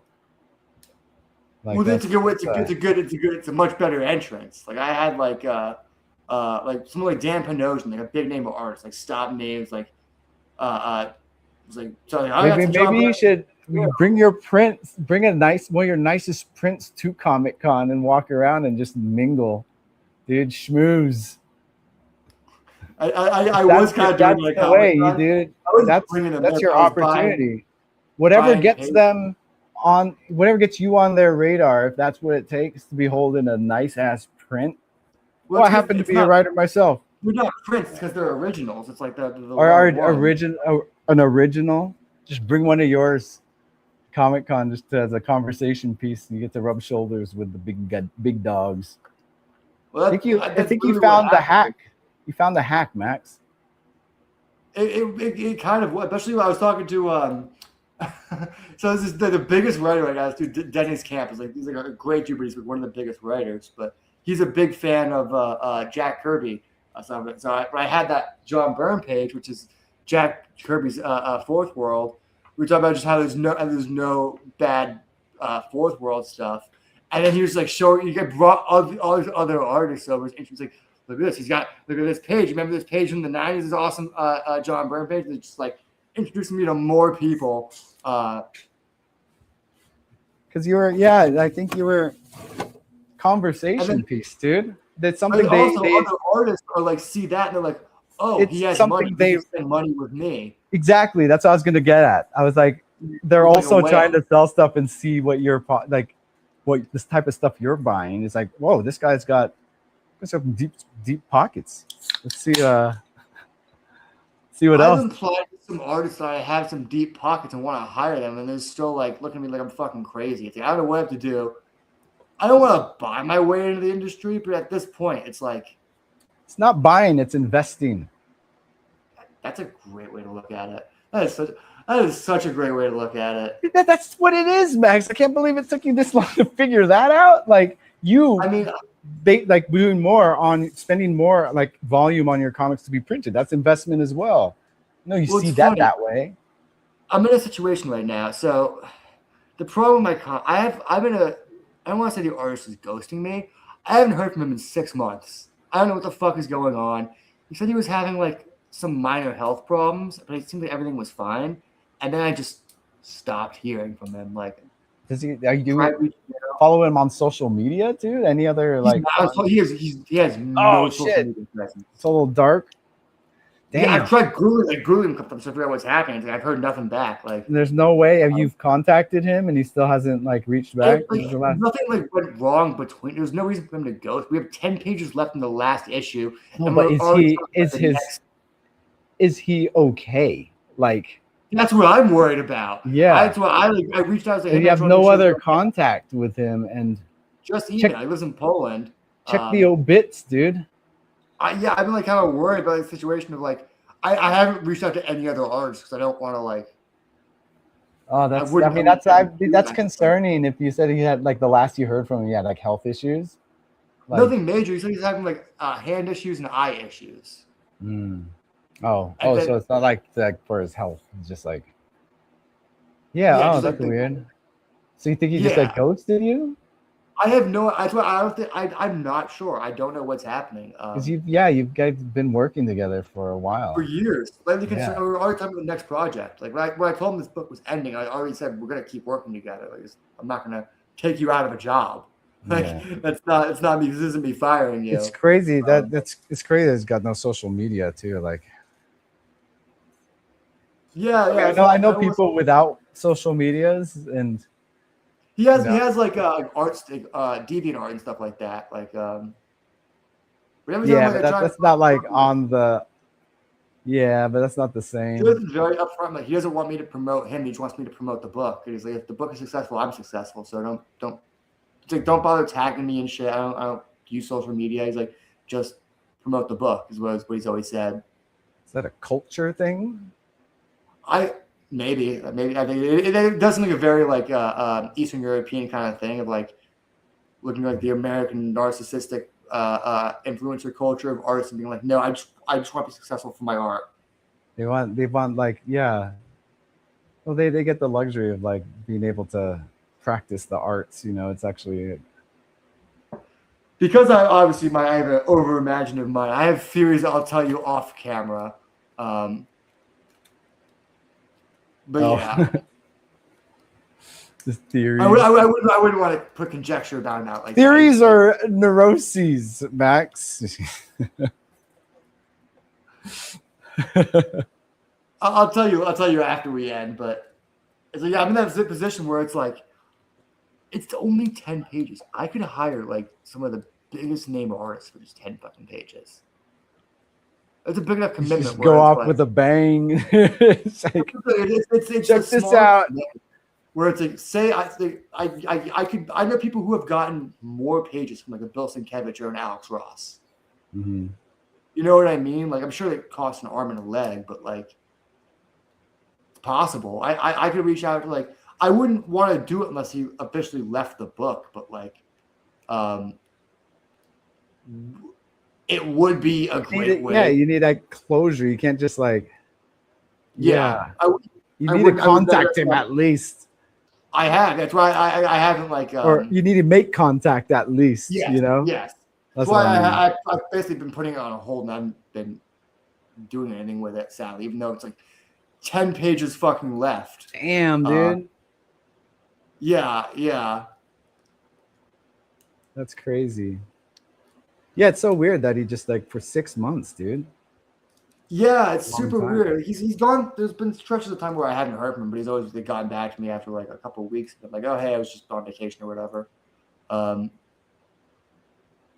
yeah, it's super weird. That's why employees have to fill out an emergency contact. I know. Yeah, it's kind of a thing where it's like we both kind of just didn't want to do contracts. We both kind of just like just trusted each other. We just not. Well, I mean, that's how it usually is with these kind of transactions. You know, it's like. Yeah, I mean, I hate there's so many editors who are like, you guys have to get contracts. I feel like you should if in a lot of situations, but also if you are both if you both think it's not going to be a successful comic, there's no fucking point in getting a contract. Well, labor, it's a passion project. Yes, it's a labor of love. You only complicate things. Yeah, but then this, a contract shouldn't have to prevent that from being a thing, like that's the thing. I fully trust him. Like that's why I think I'm more concerned than think he ghosted me, because it's like we had a pretty great working relationship where I gave him as much time as he needed. I gave him whatever page rate he wanted. Fucking so I'm like, yeah, did something happen though? Through 3 times I ever asked for a revision, and one time it was my fault and I was like offered to repave the whole page because I just like I put the wrong character's name in the page. Oh. But he works digitally, so it's not like it's like yeah, it should be like yeah, if it's digital, it should be fine. Yeah. He basically say, oh, it wasn't a big deal. Yeah. But it's not like we had a fight and a falling out or anything like that, which was like, what would usually happen. Yeah, but so when you're thinking, it's like, did I do something? In my last email, it's like pretty standard. It's me just saying like, oh yeah, page looks awesome, absolutely love it. Sending the money for the next page now. And you've been looking at this, you've been going. Email. He's just looking at the chain. Seemed like, all right, what? Oh, possibly. Because it's a long time, so you've looked at everything, I'm sure.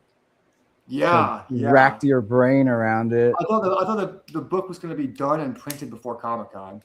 Damn, dude. Yeah, that's right. Been 6 months. Yeah. Yeah, usually with the amount he does, he'd be done by now. 10 pages. Damn, that sucks. You home stretch. I know. And guys like disappears off the face of the earth. That's weird. 6 months. It's half a year, dude. That's a long time for no contact. I know. It's super weird. It's like want to make sure everything's okay. What would be the longest gap between like before this, before he'd contact you? Sometimes maybe like about a month. A month, which is long. And even then, I was sweating. Yeah, but then like 1 month passed, another one, you're just like, what the fuck? Yeah, that's kind of what happened. And like you reach out like, hey, is everything okay? You don't hear back. You're like, oh, that's weird. Yeah. Yeah, that sucks, man. Fuck. So I've always thought, I don't know, not always thought, but the past few months I've been thinking like, if he does want to say like, it's too much work for me or whatever, I want to leave the book, I could just get like some great talent. Would you redo the whole issue? No, I feel I want to keep his stuff there. I mean, yeah, for like, because that 6 months is a long time. I think you wouldn't be in the wrong for moving on if there's no contact. No, I mean, like, dude, I wouldn't do that though. I'm just like, you know, I wouldn't want to do that without at least making contact with him. Yeah, but then like, it's 6 months, dude. Like, where are you gonna draw the line? Yeah.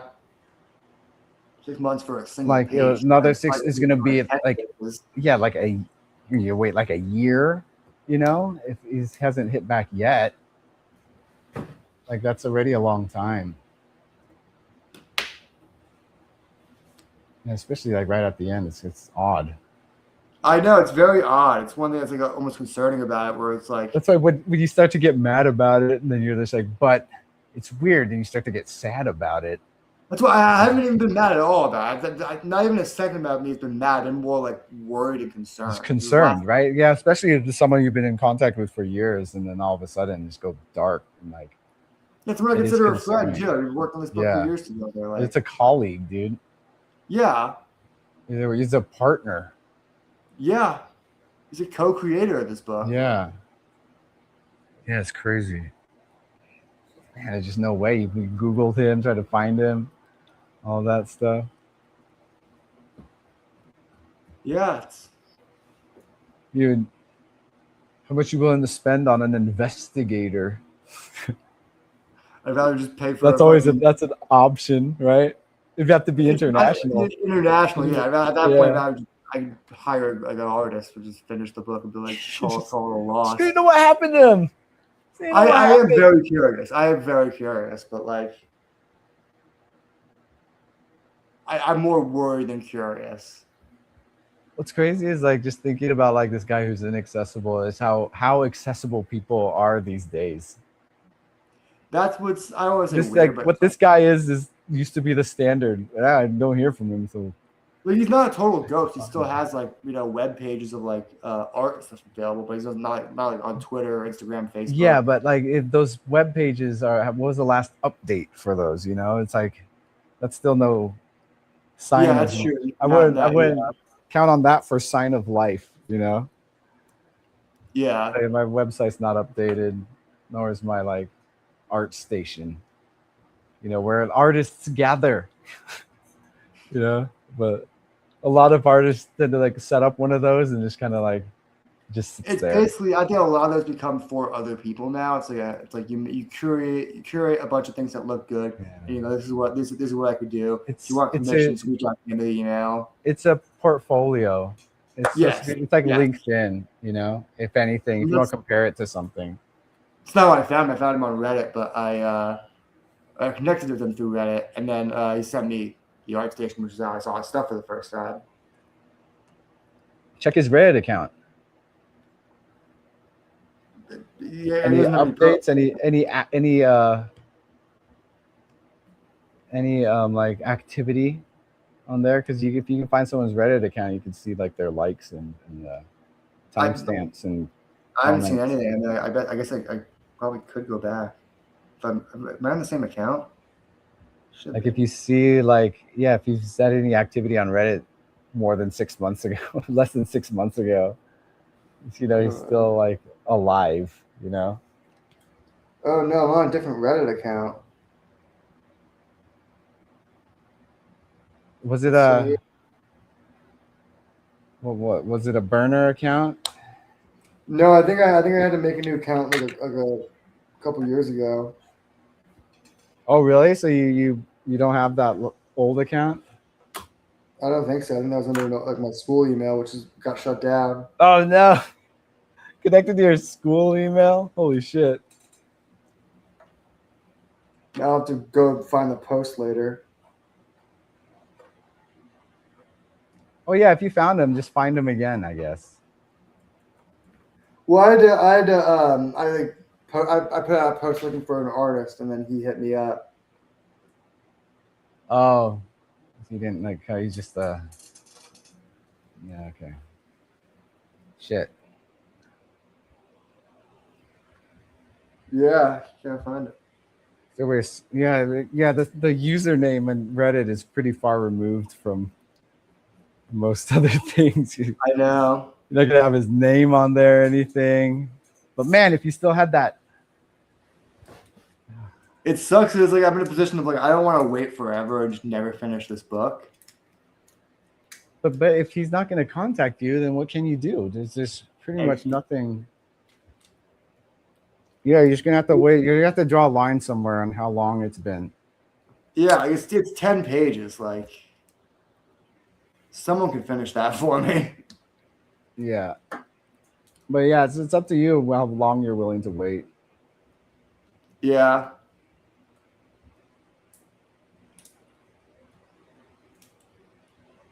I think I might have screwed over my Comic-Con application because I haven't posted anything on I haven't had any new comics posted in the last 6 months. Damn.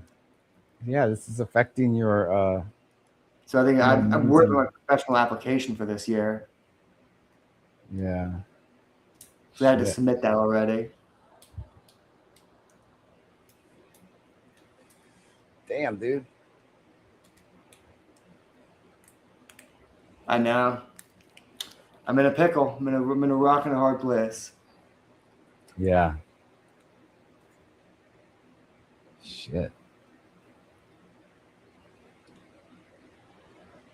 Dude, fucking Dolly Parton, Steve Curry, man. Back to back. Tim Curry. Or Tim Curry. Steve Curry. Shit.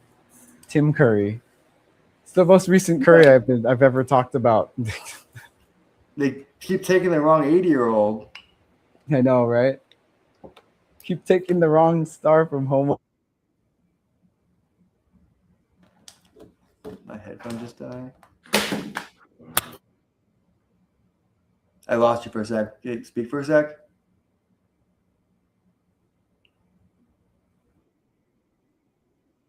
Can you hear me now? Switching mics. You know, weirdly listening to today was Dolly Parton's rock album. Black album. No, her rock album she put out like a couple years ago. Oh, really? I thought you said her black album. She has a black album? It's the funniest story of like she's got nominated for the Rock and Roll Hall of Fame, and then she got like put in the Rock and Roll Hall of Fame. She's like, but I've never done a rock and roll, so I've never done a rock and roll album. So she fucking did one, and it kind of crushes. And she got all these great music. She got Rob Halford from Judas Priest to do a duet with her. I mean, she called all the contacts, dude. Yeah. She put in the work, and it kind of fucking rocked. That's she had cool. Stevie Nicks on a song. Like she covered Freebird with Leonard Skinner. Jeez. Like, yeah. Iconic songs, iconic people. Icon, of course. That's Did you cool. hear the Dolly story about when she wrote Jolene? She brought the guitar. She brought the guitar part in to all these guitarists in Nashville, and none of them could play it. They don't like it can't be done, Dolly. And she's like, "You fucking moron!" She grabbed her guitar with her long ass nails, and she played it herself. She was an incredible guitarist. People always forgot that she was made her the person she is. You back it up with the talent. It's a fucked up finger picking, so I can get why the guitarists were like not even gonna want to try and learn that. They're like, "Nah, fuck that. Just give me something to strum." It's like not chicken picking, but it's like really intricate, like thumb and finger picking. Like classical gas. No, it's a very southern kind of Yeah. It's like you just kind of like moving three fingers at once and like a pattern. There's like a arpeggio in it. No, it's not an arpeggio. It's not. It's a weird like not hammer on, but I think it's like a bend in the middle. Little twang. Yeah, that's like a little country. I know twang. a lot of people when they play it, they'll just bar the play a capo on the fourth fret and just play the chords. I need to listen. Since we're talking about it, I gotta listen to it. I'm not gonna play it on here. Listen to this guitar part. Fucking Dolly Parton wrote that shit herself. She's like an unbelievable guitarist. I don't think I can play it if I tried. I'm a pretty good guitarist. I just don't do finger picking though.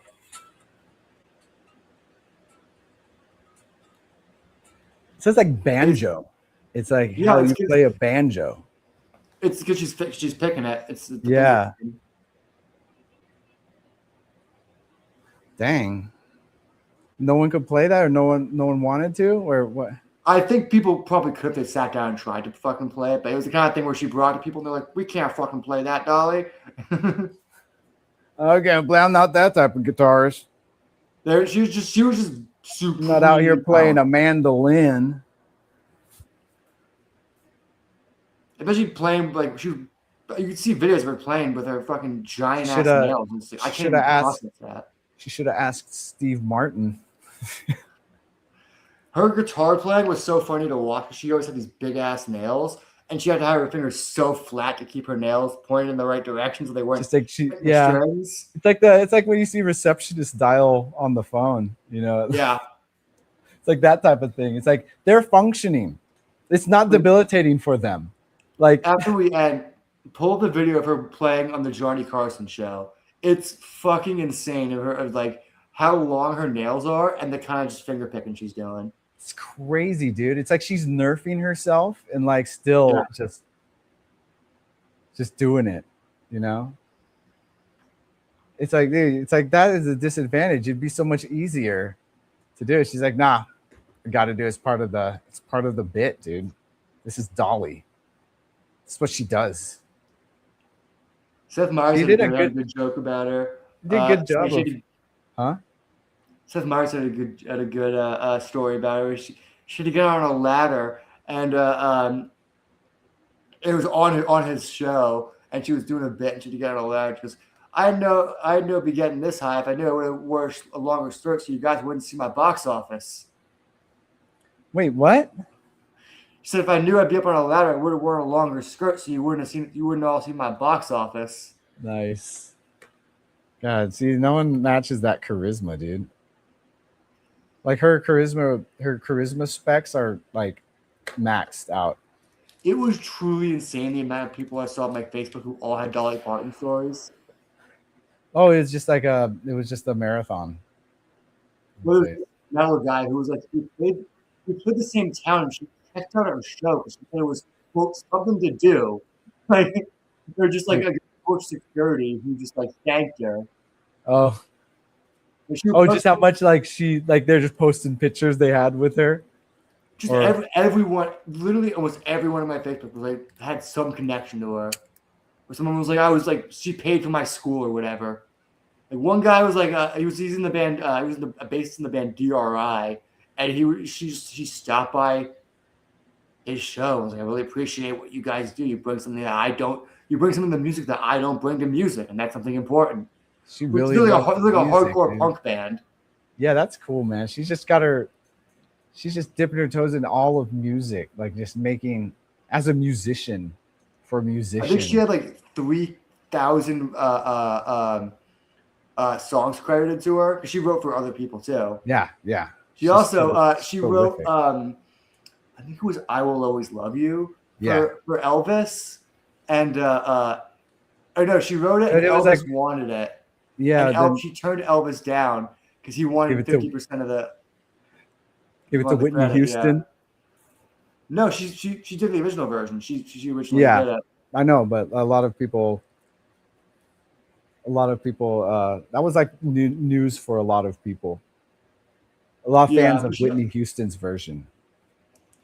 The original version, Elvis wanted to do it, and the reason why she said no is he took 50% of all the rights. He would take 50% of the songwriting rights because you didn't write this goddamn song. Yeah, what? You think you deserve 50% just for singing it? And apparently, supposedly, she wrote Jolene and "I Will Always Love You" in the same day. I heard about that. Yeah. Yeah. Two classics back to back, dude. She's prolific, man. Yeah. I was watching her like Rock and Roll Hall of Fame like ceremony last night because it just was like in my YouTube, And it was the amount of musicians she brought out was so eclectic because she didn't just bring out the people that were like inducting other people like Brandy Carlisle, stuff like that. She also brought out like the singer from Judas Priest, which was where she met him, to because she's like, oh, she had a funny quote around the time where she's like, he's a tall bearded gay guy who wears studded leather. It's exactly my type. Which is just like such dolly coded energy. And it was just cool for her to honor the other people who were getting inducted that night too. Of just like, yeah, they're completely different style, but like they're also musicians. Got her blessing. Yeah. They've been receiving the blessings. I hear, man, yeah, no one matches, dude. No one matches to Dolly. No one will top her class or charisma. Yeah. And, you know, I heard push-up bras were banned today as all titties were ordered to fly at half-mast. Nice. Push up. I thought that one at noon. I was like, I'm going to say that one on the podcast tonight. Of course, I remember fucking. Well, we didn't bring it up. In. We didn't. I know, yeah. We would have brought it up, and you would have been able to get to say that banger. Well, you did though, so you got to say. Colby got to hear it. Hey, Colby, you still there? There's no audience for that one. That's like one of those jokes where I think to myself while I'm driving, like, why am I not writing for late night? I know. It's that's something I hear on Jay Leno. I know, right? It's a Jay Leno joke for sure. You know, Jay Leno performs in Burbank every like Friday or Saturday. Oh, for real? Yeah, I'm not surprised. No one wants to go with me. I like Conan too, but like, even if I'm not a fan of Jay Leno and don't even think he's funny, it would be kind of cool to go see him for a night. Yeah, it's fucking Jay Leno, dude. Yeah. Thank you. He was such a big part of TV growing up. Well, he's gotten stigmatized lately. Yes. But like, I think that's why a lot of people are just like, nah, yeah. But it's like, man, I remember Jay Leno era very vividly, dude. Me too. Took over for Carson every night. Took over Carson. Yeah. Like, that's huge. He was huge. And tickets are $30. But the thing is, like, whenever he's referenced these days in anything, it's like it's just Conan. It's just the Conan thing. Yeah. I thought the Conan, like that too, didn't help, but like, yeah, there's just like how brutal he was for Monica Lewinsky. I think a lot of people kind of look back. People will bring that up because they already hate him, but like every talk show host was like that. It's like, yeah, everyone was. I would say I think he really pushed it on really hard though. Yes. But it's also he did more than everyone else. Like, it was like his thing. Like, it was his thing for weeks. Like, every time he squeezed in one of those. I've seen the videos. It was bad, but it's also, I don't think it was worse than what Howard Stern was doing. I think Howard Stern was but like he's not like now. Yeah, but he's always on the fringe of controversy. He has this revisionist history though about him being this great guy and champion of media. It's like, no, he was always going through some bullshit. There was always some weird stuff he was doing that, like, yeah. I mean, that was like just the Man Show era, you know. You watch Man Show and then you just end the night watching Howard Stern. Yeah, it's like pre-Adult Swim. Had Man Show on DVD. Maybe like after Adult Swim was done, it was always like that or something. Well, I think it was on HBO at the time. They had Man Show, and which was the Man Show on HBO. I think it's like Comedy Central. Oh, okay. I'm wrong there because I think it was right around the same time era of when Howard Stern, the Howard Stern show on HBO. Mr. Show was on HBO. Mr. Show, okay, yeah. Yeah. I think that was at the same time when Howard Stern had the Howard Stern show on HBO, which was like kind of like a weird late night show. Mr. Show, though, that's some good sketch comedy. I like Mr. I was always more of like a whitest kids you know kind of guy for sketch comedy. Yeah, but they wouldn't be around if it wasn't for Mr. Show. I feel like. Oh yeah, for sure. That's a different different era. Yeah, it's a different era. It's Gen X, man. Why just because you I know think is our I'm the only generation. one Like, who like watched Donald Glover's sketch comedy though. Like, no, you'll I bring up like their people I even like their Derek comedy. yeah, Derek comedy. Yeah, like Yeah. you ever seen the one? My favorite one. It was a classic. It was a painting of fruit, and they walk into the room. It's like they're staying at like a hotel, a hotel, and it's like they walk into the room. There's 3 beds. There's 3 rooms, and then in the middle in the main room, it's like a painting of fruit, and with a sign that says "Don't jerk off to this." And it becomes like a horror movie. They can't help but jerk off to it, and they're doing it in secret. Yeah, just that the whole concept is if you tell them not to, they're gonna want to. Yeah, that Dude, was genius. yeah, that's some good Ellie stuff. Kemper, fuck, it's how I found Ellie Kemper. She did like the Yeah. driest blowjob video. She hates that video now. Like, she's like super like against. She's trying to get it removed from the internet. Was it John Hamm was like her acting coach or something like that? No, he was right. Or he his taught teacher. he taught theater at her high school. Oh, okay, yeah, that's what it was. Because he's from the same area of like I think Georgia or whatever it is. Ellie Kemper. Dude, another sketch comedy show I really like, Human Giant. Oh, Human Giant. Fucking one's love Human good. Giant. Yeah, I watched the hell out of that. I had all those. I swear, when I met Paul Shear, I was like, love the podcast, dude, love Human Giant, and you can see us go, whoa, you can see him actually be like, oh shit, deep cut, because they can't even watch it anywhere, right? Like it's gone. Like isn't it like? So you can find some videos. You can find like Kid Jail on YouTube. I've like tried to find some, like the levitating CEO. It's gone. Like, that one's gone. I can't find that. 24-hour takeover. I referenced the levitating CEO so much. Like I barely remember that. I remember it happening, and I don't remember the jokes. I'd be changing a light bulb on set, and I'd be like, oh! Like no one knows what. Yeah. Because to levitate, they're just screaming. Like I think they must have had a falling out with Aziz Ansari. Oh, for real? Dude, they have a podcast together. They don't. I haven't seen them associate with him. I think years ago. When Aziz blew up, I think because I see them and stuff. So, you see them like they're always together. They're both in a show, like playing different roles, but like they're still connected. They do podcasts together. They do. Yeah, they do tons of I've been seeing clips of their stuff, but whenever I see Paul Shear, I'll see what's his name. Rob Hugel? Yeah. Yeah, Rob Hugel. He be in the news. It's like Human Giant guys.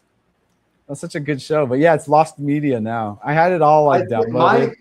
Mine's on a hard drive somewhere. I could dig those up. Dude, my theory is Aziz is the one that got it removed, or it's just licensing. He wanted to do Parks and Rec. Well, it's weird because it's like some of those guys. I think both those guys did show up in Parks and Rec, but I can't for the life of me think of them working together after that. Yeah, that's probably the last place I saw them all from one specific thing. The comedy trios or troops are usually pretty tight knit. Yeah. Yeah, they always stick together. Yeah. So I mean, that's your cohort, Max. Who's your cohort? What I really needed, I needed like an actor. That's the kind of cohort. Someone I can just point a camera at. Yeah, you do bits with someone. Yeah, so just like buck up and do it yourself, Max. Oh, I do it. The trauma in college of always being the actor, and I'm not an actor. I had no aspirations of being in front of a camera, and the trauma of being like, "Well, you wrote it." It's like that's not how this works. Just do stuff really autistic coded so it comes off straight, That's what I did. You got to write around your abilities, Max. My biggest problem is get a weird kid. Hide. When I wrote a funny line that I knew was a banger, because I'm pretty good about just differentiating the banger from the normal jokes. When I had a banger coming up in a scene, I would smile. I knew it was. I'd be like, It's like I'm used to like real life. I'm going for the laugh, but like when you're filming, you're not going for that. Like There's a camera on you, dude. You gotta suppress that. I would be so ready for it. I'd be like ready for the fucking. I'm like, oh, this is gonna kill. This is gonna be great. It's not gonna be great if you're fucking smiling. You need some humility, you know. But you know, come on, man. I know when I've got. Can't even resist your own like joke, dude. That's funny. Problem. You just be like, "Nyeh." Yeah, I would be smiling. There's a scene where I was held hostage, and I'm smiling so hard because I was saying I was like, I can't remember what the joke was, but it was so fucking funny. Or at least I thought it was so fucking funny. And I make a character who needs to wear a mask. I just have no. That's the other thing. I have no narcissistic, egotistical qualities to want to put myself in front of a camera to even advertise the comics I write. No. This is a fear-based thing. It's not a. Oh, look at you, too good for this. Come on, man. That's what I tell myself. It's a fear-based. This is a fear-based thing. I'm not comfortable in front of the cammer. I'm just not. That's what I said. Yeah. Man, I guess you're not ready to cut it for Hollywood. You know, you got a lot of practice on this. This is a camera, and you've been able to deliver. I told you about the shoots I've been on when I was a PA, where they were like, "We need you to be in this scene." I'm like, "No." I'm like, "No, it's an order." I'm like, "No, I'm not doing that." I'm gonna ruin it, dude. You want you want to waste your take? You want to waste those megabytes on the film, on the card? I straight up told him, I was like, you can fire me, but like I'm not an actor. Like none of my contract says I'll act for you. I'm not your dancing monkey. I just walked back to the fucking production truck. Now, what does that say about me? Who's like so willing to do that? I've played I played a prisoner in the background like many times. So many people were like telling me like, you should have just fucking done it, like being the kind of willing people. And then one grip, the guy who like I did kind of really respect this guy, went up to me and he was like, "Hey man," I was like, he patted me on the back and he's like, good for you, man. Don't do fucking anything unless they fucking pay you. And even then, negotiate for higher. And I was like, hell yeah, man. Hell yeah. Someone who actually fucking respects me on this set, fucking hell yeah. There's a PA that was so rare. He just knows his stuff. Be careful out there. Well, I think he also saw it was when I became a PA. He hands you a white monster. You're like, fuck yeah, dude. Gee. I think part of it was when I was a PA. It was nice like frosty white monster. It was For Concrete, a company that would just take advantage of people and was like gaslight. You'd be like, no, all PAs drive trucks and shit like that. Like all non-union PAs drive trucks, like shit like that. Where it's like not all of them. But the good ones do.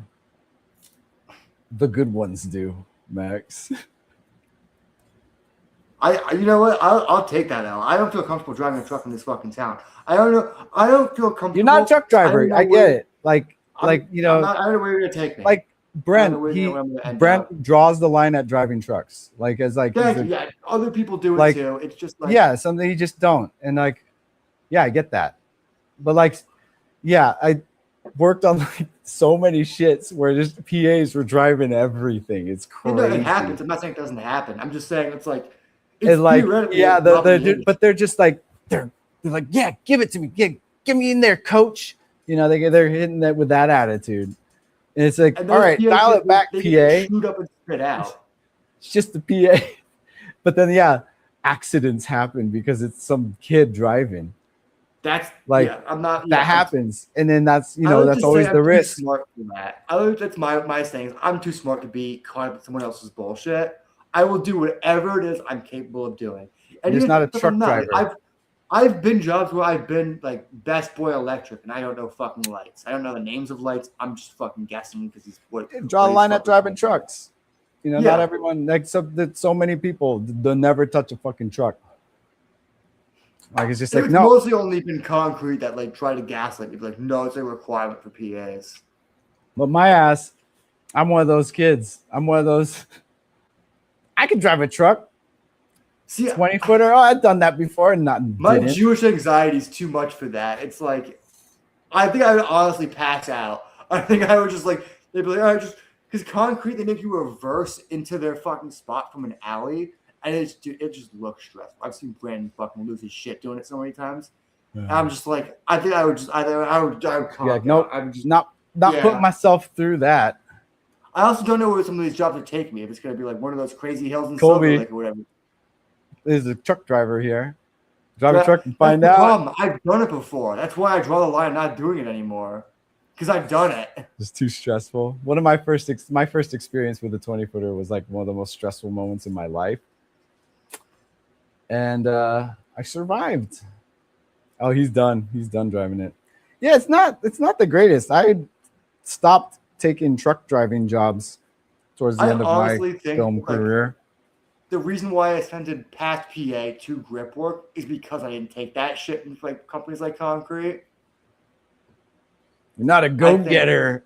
You're not a No, I'm a go-getter. I'm the go-getter that will help the other crews. you're not a I was truck the driving guy- go-getter. No, I was the guy that I'll break my back helping Art and G&E carry whatever they fucking need carry and shit like that. And I'll wake up early and pick up an actor from their hotel or whatever. But I will not put myself in danger for your production. You know what I mean? That's Or where I anyone personally else. draw the line. Or especially anyone Especially. else. That's even more than yeah. myself. But Like, yeah, when- you're when driving a fucking massive. You're a whale among sharks on the freeway. Brandon and, like, always says like if there's could an accident, totally- you're the last person's gonna be injured. Like that's the fucking problem. You have the power to wipe out like 3 cars at once, dude. Like, it's a I daunting don't task. want. I want, understand like, this. there to get I my understand this. glasses I don't see. I understand this rational fear, dude. And like also like jaywalkers in LA are crazy and fucking No, yeah. they live Well, with driving in drugs on LA, bikes and scooters. yeah, It's it like, sucks. It's a big ass city, one of the biggest, and it sucks to drive. And Yeah, like, yeah, like, it's in today's day, it's fucking terrible. and then even just like the stress you know the stress you experience in traffic. Forget about It's it. like a van I'll do fine. Like a big van, past van, done that a billion Yeah, times. No limit, fucking yeah. problem. Like a Sprinter, the biggest you get, or is that still too big? No, I'll do a Sprinter. I'll do what's the ones like just above a Sprinter, like the U-Haul vans with like Yeah, they go like when they get the cab in the back, like the the ones with the I'll do those. Like that's yeah, that's about but as it's like a van that they cut the U-Haul, like the low end U-Haul, it's just above a truck. I'll do those. Yeah, those I'll- are pretty chill. Those aren't bad. Yeah. Those are my first. That was like the first truck I've driven. They'll send you to LA and Palm Springs with the truck with no AC. Yeah. Make sure reefer was operable. Obviously, they let you smoke weed in it. That's what you're saying? There's a lot of trucks I smoke weed in. I like to consider myself the passenger princess. I always volunteer when I was a PA. I always volunteered to be the guy to help. I'm always like, you know what? I'll meet at the truck depot. I'll help you load whatever you need in. I'll always help with the shit. I'm not being lazy. I'm still like fucking working, but I'm not. I'll be the passenger princess. Yeah. But because of that, I Whenever will say, Whenever I had the opportunity to be a passenger princess, if like the kid was like willing to drive, I'd always be like, oh hell yeah, dude. Yeah, let me just chill. If you're gonna drive. the refrigerator, yeah, that's what he's talking about. Anthony was always driving when it was me and him with the truck. I think he was just always so eager to do it. There's a part of him that enjoys it. See, I think some people feel powerful in the truck. You know, it's like Some people just they feel comfortable in it, and they're just comfortable in it. But it sucks when I'm driving a truck and I see where the stage is, and it's like one of those annoying long corridor stages, like yeah. parking lots. I'm just like, fuck, I hate that place. That parking sucks. You know, what was the worst for me was even more annoying than like having to drive a truck was when I was a PA in downtown, and they gave me like the Escalade XL, like the biggest like 6-pack, like the 3-row Escalade, and they just sent me to do runs in downtown in it. I'm like, my car's parked like right over there, like Yeah. just like I could just They're just having to find a spot to parallel. They're like, don't get a ticket, and they're just having to find spots to parallel park that. It's just like, Yeah. oh, that shit actually like almost gave me a brain aneurysm. Unreasonably big car. Yeah, I mean, the name is big. and at least if you're in like a truck or a it's the van, thing. you could park that illegally, and people will turn a blind eye. But if you're in like a Flashy suburban, thing. They think of celebrities in there. dude, there was so many times when I was a PA, these companies were like, we want to be professional. We got all of our runners Suburbans for the day. It's like, is that the best car you could think of for runs? So Fucking you really? go trying to look like the president? I, We like, put some flags on here. We could skip send me a traffic. statement, a couple pieces of like a couple reams of paper, and it's like I don't want to say the car's unwieldy because it's still like a mostly normal sized car, but You it gotta wear a is suit now? like annoying to drive in LA. You want us wearing waistcoats to work now?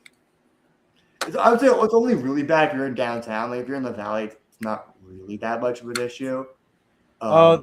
The reefer is the refrigerator for the yeah, art. yeah, that's what I would say. That. I didn't see that. That's funny. Yeah, I mean that's what you're all doing it for. I'd stop and take naps in the refrigerated truckload area. Nice. It's funny. I took a couple of PA jobs recently because I was like, there's a producer I really, really like, and it's like I almost kind of missed having that little responsibility, but it's so weird because like when I first started doing it, it felt like so much responsibility, and now it's like no one's thinking about me. You understand like how much people actually are paying attention. There was some sets where but you know, like shitty sets, and the producer's like fucking texting you like every 2 fucking minutes, and it's like you want to blow your fucking brains out. But that's usually if production's incompetent. But if you're working for like a good production company, as a PA, you're just fucking chilling. Like if it's a good set. Things are running smoothly. There's not a downtime. A lot of hurry up. I didn't have to do it in today's day, but I'll take the money doing it today is so much better. It's more than double what I was getting when I came into the industry for PAing. That's why I say yes to some of these jobs. It's not just because I like the producer, but like when I first came into the industry, what was standard was like $200 by 12. Yeah. Which was you remember those days. Yeah, I remember those days. I remember days worse than that. Yeah. Yeah, well, yeah. Remember but that now was like, the lowest I'll get if I'm PAing, I won't go under this, is like 400 to 450, which is about what I get to grip, with so much less headache. Yeah, after doing production design like a few times, I'm just like, fuck this, dude. I want like a low level job in the art department. I don't want that responsibility anymore. It's not for me. That's what fucks my whole place in the industry is Brandon was my key grip. He was like the guy getting me all the jobs, and it's like he was I worked with him 5 days a week, and then Brandon decided he didn't want to be a key anymore. So then it's like instead of me and him fighting for jobs, now he's just taking all of them, and then he stopped getting work, and then it's like his contacts started both of our contacts kind of dried up at the same time because my contacts were his contacts because he was my key grip. Oh shit! So long. Damn. So now it's like I don't want to say survival mode because I'm still doing better than a lot of other people I know, but like I'm not working 5 days a week anymore. I know. I'm just looking at some my options. I am getting like better. It's the non-union grip side is so weird right now. Dude, someone gave me for 2 weeks ago $1,200 for 6 hours of work. What the hell? What are they front? What's this a front for? Some fucking beverage company. I can't remember what they're called. Fucking didn't ask any questions. I was like, and they said we were done after 6. I thought it was by 12. I thought it was 12 hours. That felt like a robbery. Like shit, 6 hours, half day. Damn. $200 an hour. I was joking to like the fucking the gaffer. I was like, did tell? Like, did they mistake our hourly rate for our daily rate or something Yeah, like that? how much was that? Like 600 an hour? No, it's 200 an hour for 200? 6 hours, $1,200. Damn. I was praying we would go into overtime. I was like, 'cause I thought it was a 12-hour day. I was like, I hope we get like 15. That'd be Dude. fucking sweet. Man, I remember our fat paychecks for when we'd go platinum hour. Just Oh like yeah. stacked overtime, dude. It would be rough. I was but- hoping that for that rate. I was like, that Yeah. would be insane. I mean, those were good. They're already good rates. And it was like always these like MTV movie awards and festivals and stuff like that. Especially those days when you already make like $800 a day and you get like Man. $400 overtime pay. Yeah, just like It's like time and a half by like those were good. 6 is fucking the best thing ever. Those Like were when you good go, days. I don't think you've ever worked like a 18-hour day where you go over by like 6 hours and it's like I just got another fucking paycheck basically. Yeah, that's a we call platinum hour. Yeah, like Yeah, golden hour yeah. where it's like Oh, is that what platinum hours considers? Is it 16 hours? yeah, I think so. Anything more than 16 hours because you're getting like stacked on like you're pretty much just getting like double Yeah, double. Yeah. at that point. That's what we Right. call it that. And we're just like working did until that the sun comes up. We're like, yeah, we're making bank, dude. On one of my first jobs out here, I hit that. I was like, I could not believe it. I was like on my phone doing the math in my calculator. I was like, holy shit. It's like, and I'm working tomorrow. I was like, fuck yeah. Yeah. We're just racking up, dude. Yeah, those were the days. Those were chill too. It wasn't sets, it was just like setting up festivals. And it There was was one festivals, so day- we'd have to break them down. And that was like when we get into like that day it would happen. We'd be there for the festival or with a concert or whatever. And then we'd like, all right, they try to rest or whatever. There And was we'd just one be day like- this was a Lowe's commercial, and it should have been a split, but it wasn't. They just like had us take an informal paid break, like for 3 hours in the day, while we waited for nighttime. It's like take a nap. So I think we worked. It was probably like a 14-hour day. We were probably like 2 hours of overtime, but like they could have That's just crazy. It could have just been a split. Like, you know what I mean? Yeah, that's like a weird move. So all right, clock Yeah. out for like 3 hours, come back. Either it wasn't even clock out. We were on the we were getting paid for that time. They were just like, Oh yeah, I guess they were just like, yeah, get dinner, get some sleep. yeah, they were like, if anyone needs to run some errands or grab. There was like a Ralph's near us. Like, if anyone needs to grab anything, like, you know, take some time to yourself. Anyone wants to nap in their car, just make sure you're back by like I don't know 7 or whatever it was. Oh, that's weird. I've never seen that before. I've never seen it. It was the only thing that's ever happened to me. Where I was like, everyone was like saying like, it should have been just been a split. Should have just been a split. But like, David was just like, we'll run it through. Yeah. It's like bad. I think you know it must have been just like a bad AD. It was just like looking at the schedule. It's just like it doesn't make sense to start early and then cut people throughout the day. We'll start later and just keep going throughout the day.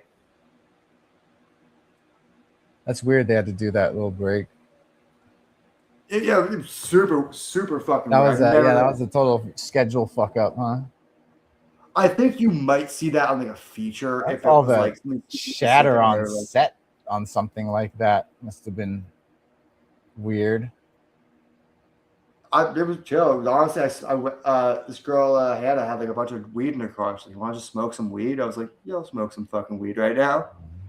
And I'm usually the guy, even though I'm so much of a stoner, I like don't smoke at work because I like want to succeed in the industry. Unfortunately, I gotta be on my A game. But in a weird situation like this, you smoke because that's weird. you get 3 hours off. Yeah, What's this? I'm gonna smoke. Man, I smoked on set ever since I started.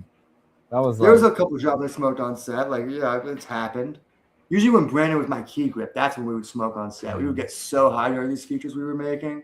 yeah, It was there's horrible. like certain production designers who were like massive stoners, and then we just like, all right, safety meeting, and then just like go to the car, smoke, have the walkie on. We there was one shoot. It's I think I saw this before. It was like a Mike's Hard commercial where we were getting paid like an insane rate. We were paying like $900 for the day for like, and it was like one setup. Like we went in, we lit the fucking thing, and we went outside. And at the end of the day, the director was like, "Oh yeah, I grow weed as a hobby. Everyone take some joints." And then this is how fucked up the industry is for people who aren't in the industry. If anyone out there is listening to this, we before clocking out and doing our time cards and taking the lights down, we were like went outside and we didn't just smoke the joints together. We lit one and then someone lit the next to just burn to keep the time going on our time card to go into overtime. So even though we're already getting paid $900 for the day, we're going into overtime taking down the lights. Shit. Just getting ripped before doing like the most dangerous part. It was like a low grade. It wasn't like a. It was like a about as high as like a tall office building. So we just like we worked on a ladder, but it wasn't like we needed like a lift or anything like that. Oh, okay. And we also like we took some stuff down and we just lowered the grid and took everything off. Yeah.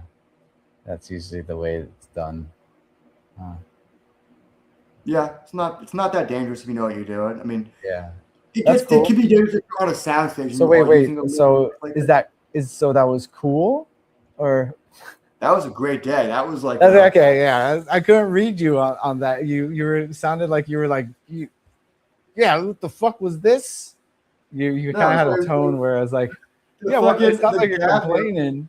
Like the gaffer and the PPE maybe me and Brandon like such chumps because we were like all gonna light the joints. They're like, let's go outside and smoke a joint. So we're all gonna light our joints like solo our joint. Like, no, it's keep the time burning.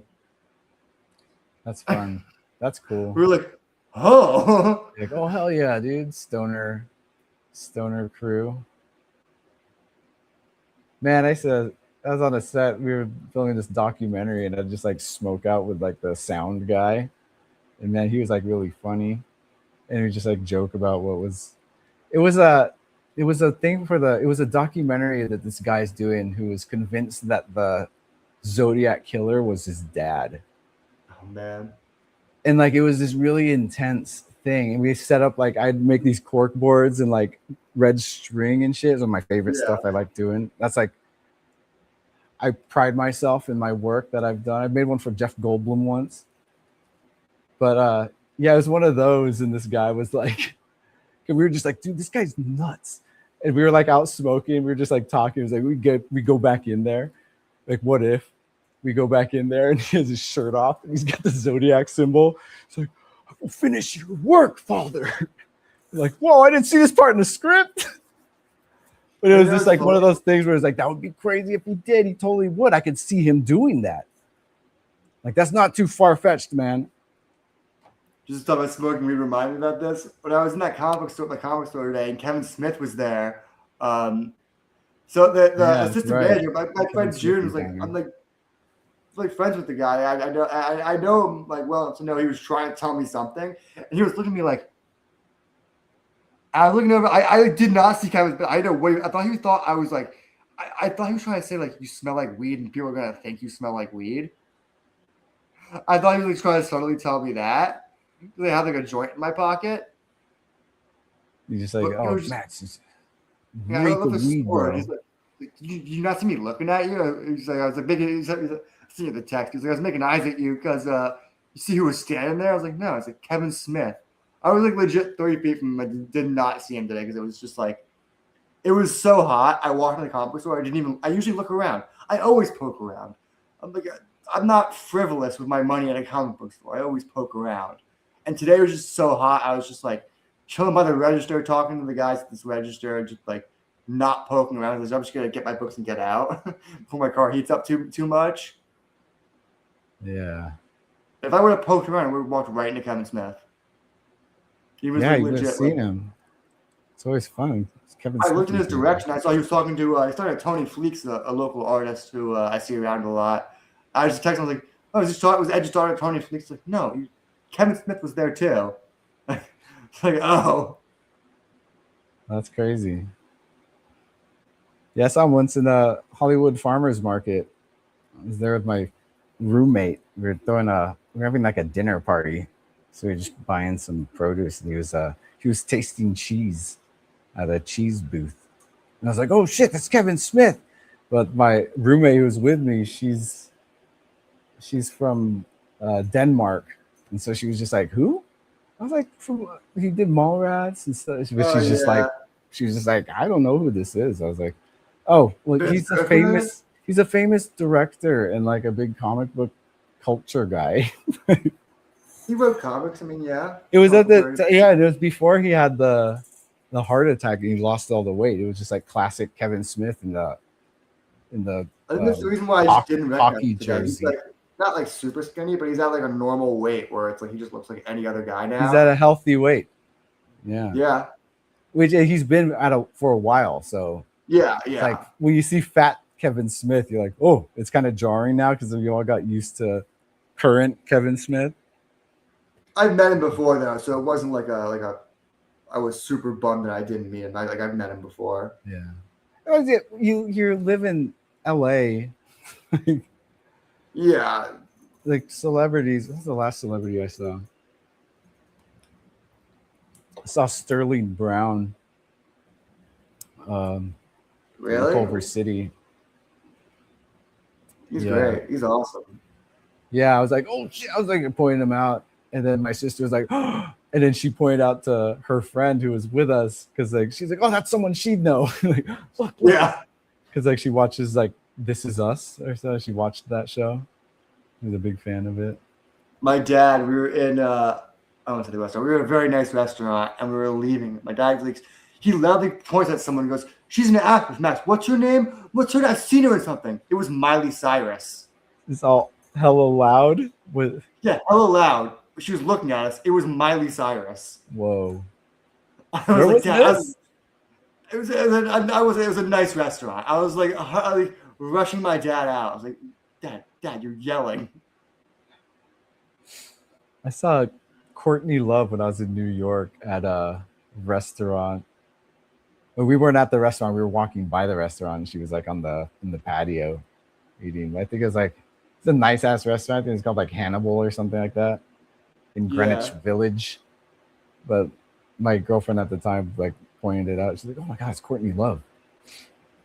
I was like, "Oh shit, still looks the same." She once This was like hugged my dad over a thinking decade that she ago. knew him. And then after hugging him, she goes, I don't know you, do I? Holy shit, Like apologized. it's funny, dude. I was thinking about today. This is the most random thing I've ever said. When I was a baby, I was held by Paula Abdul. Whoa. My And that would have dad's been like friend. that would have been like what 90s. In the 90s, she married a banker, like some just like hedge fund dude. And my dad was like good friends with him. So this is like this is in between that era when she kind of just like wasn't around. It was like Pre-American after- Idol, like pre-American Yeah. Idol. It was like I don't know why I came into my mind that I was thinking about it, but I remember when I was a kid and American Idol came out, that was my parents' reference. They were like, she held you in this house as a baby. And I was like, what? Like I had no idea who Paula Abdul. I didn't know any of her music. It's like this lady? Who Who is I she? was like, exactly. Because yeah, you're too young to know her for her singing career. Because that's like 80s and early 90s. I don't think they were married for very long though. She was just married to this guy for a couple of years, and my dad was like just friends with him, so she would come over because like Keanu- she was friends with my Keanu Reeves starred in one of her music videos. yeah. He actually also That's starred in like an Anthrax music that was video. that was her peak. I feel like Rush, that song, or I could not name a single one of her songs. nah, I was alive when she was like up there on the top of the Yeah. charts on MTV. 80s. So I remember that. I remember all of that. I remember when like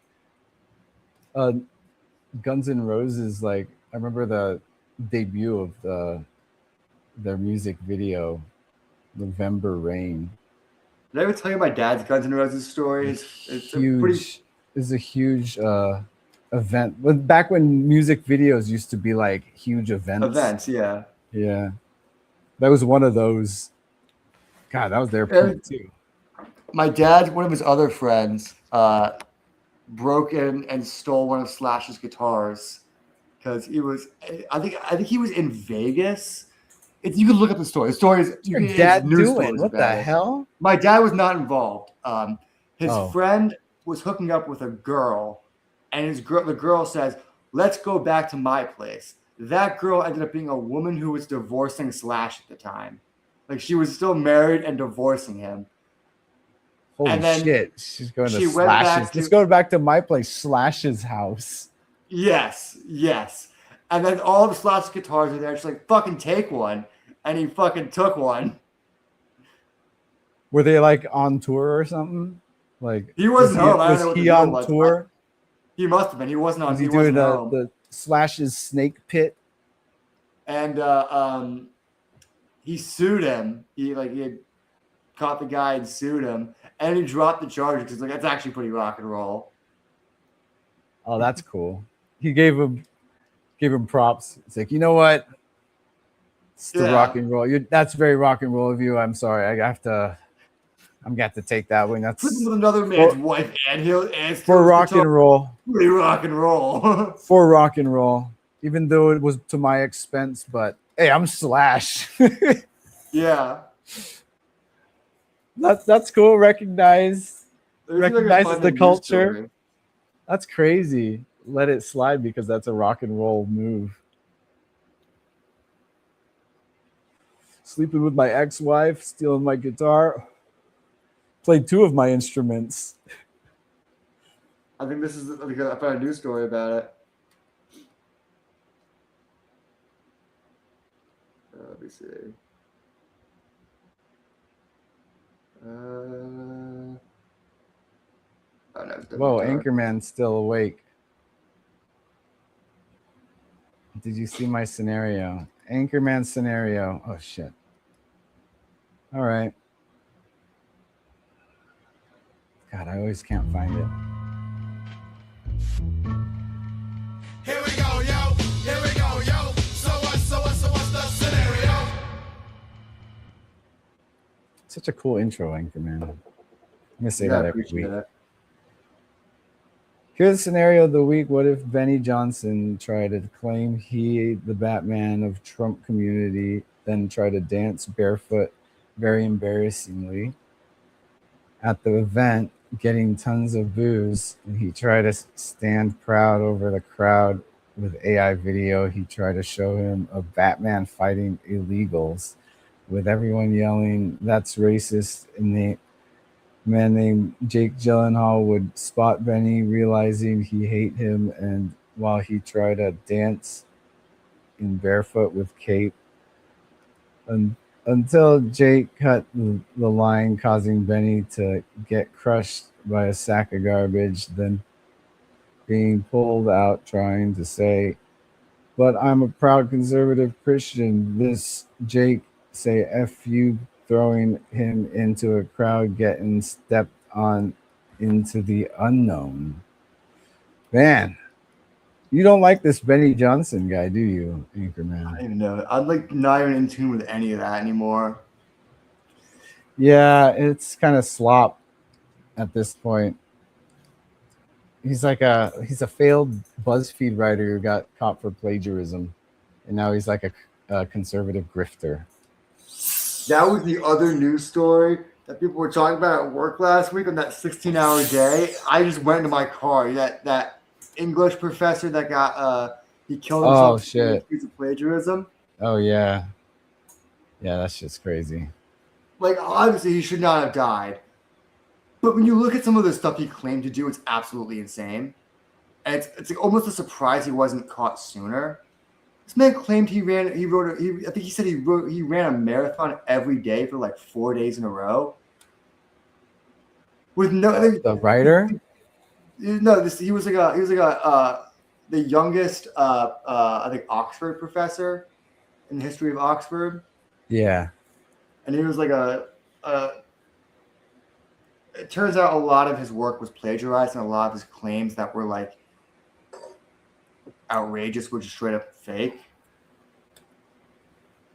And he sadly did kill himself, but like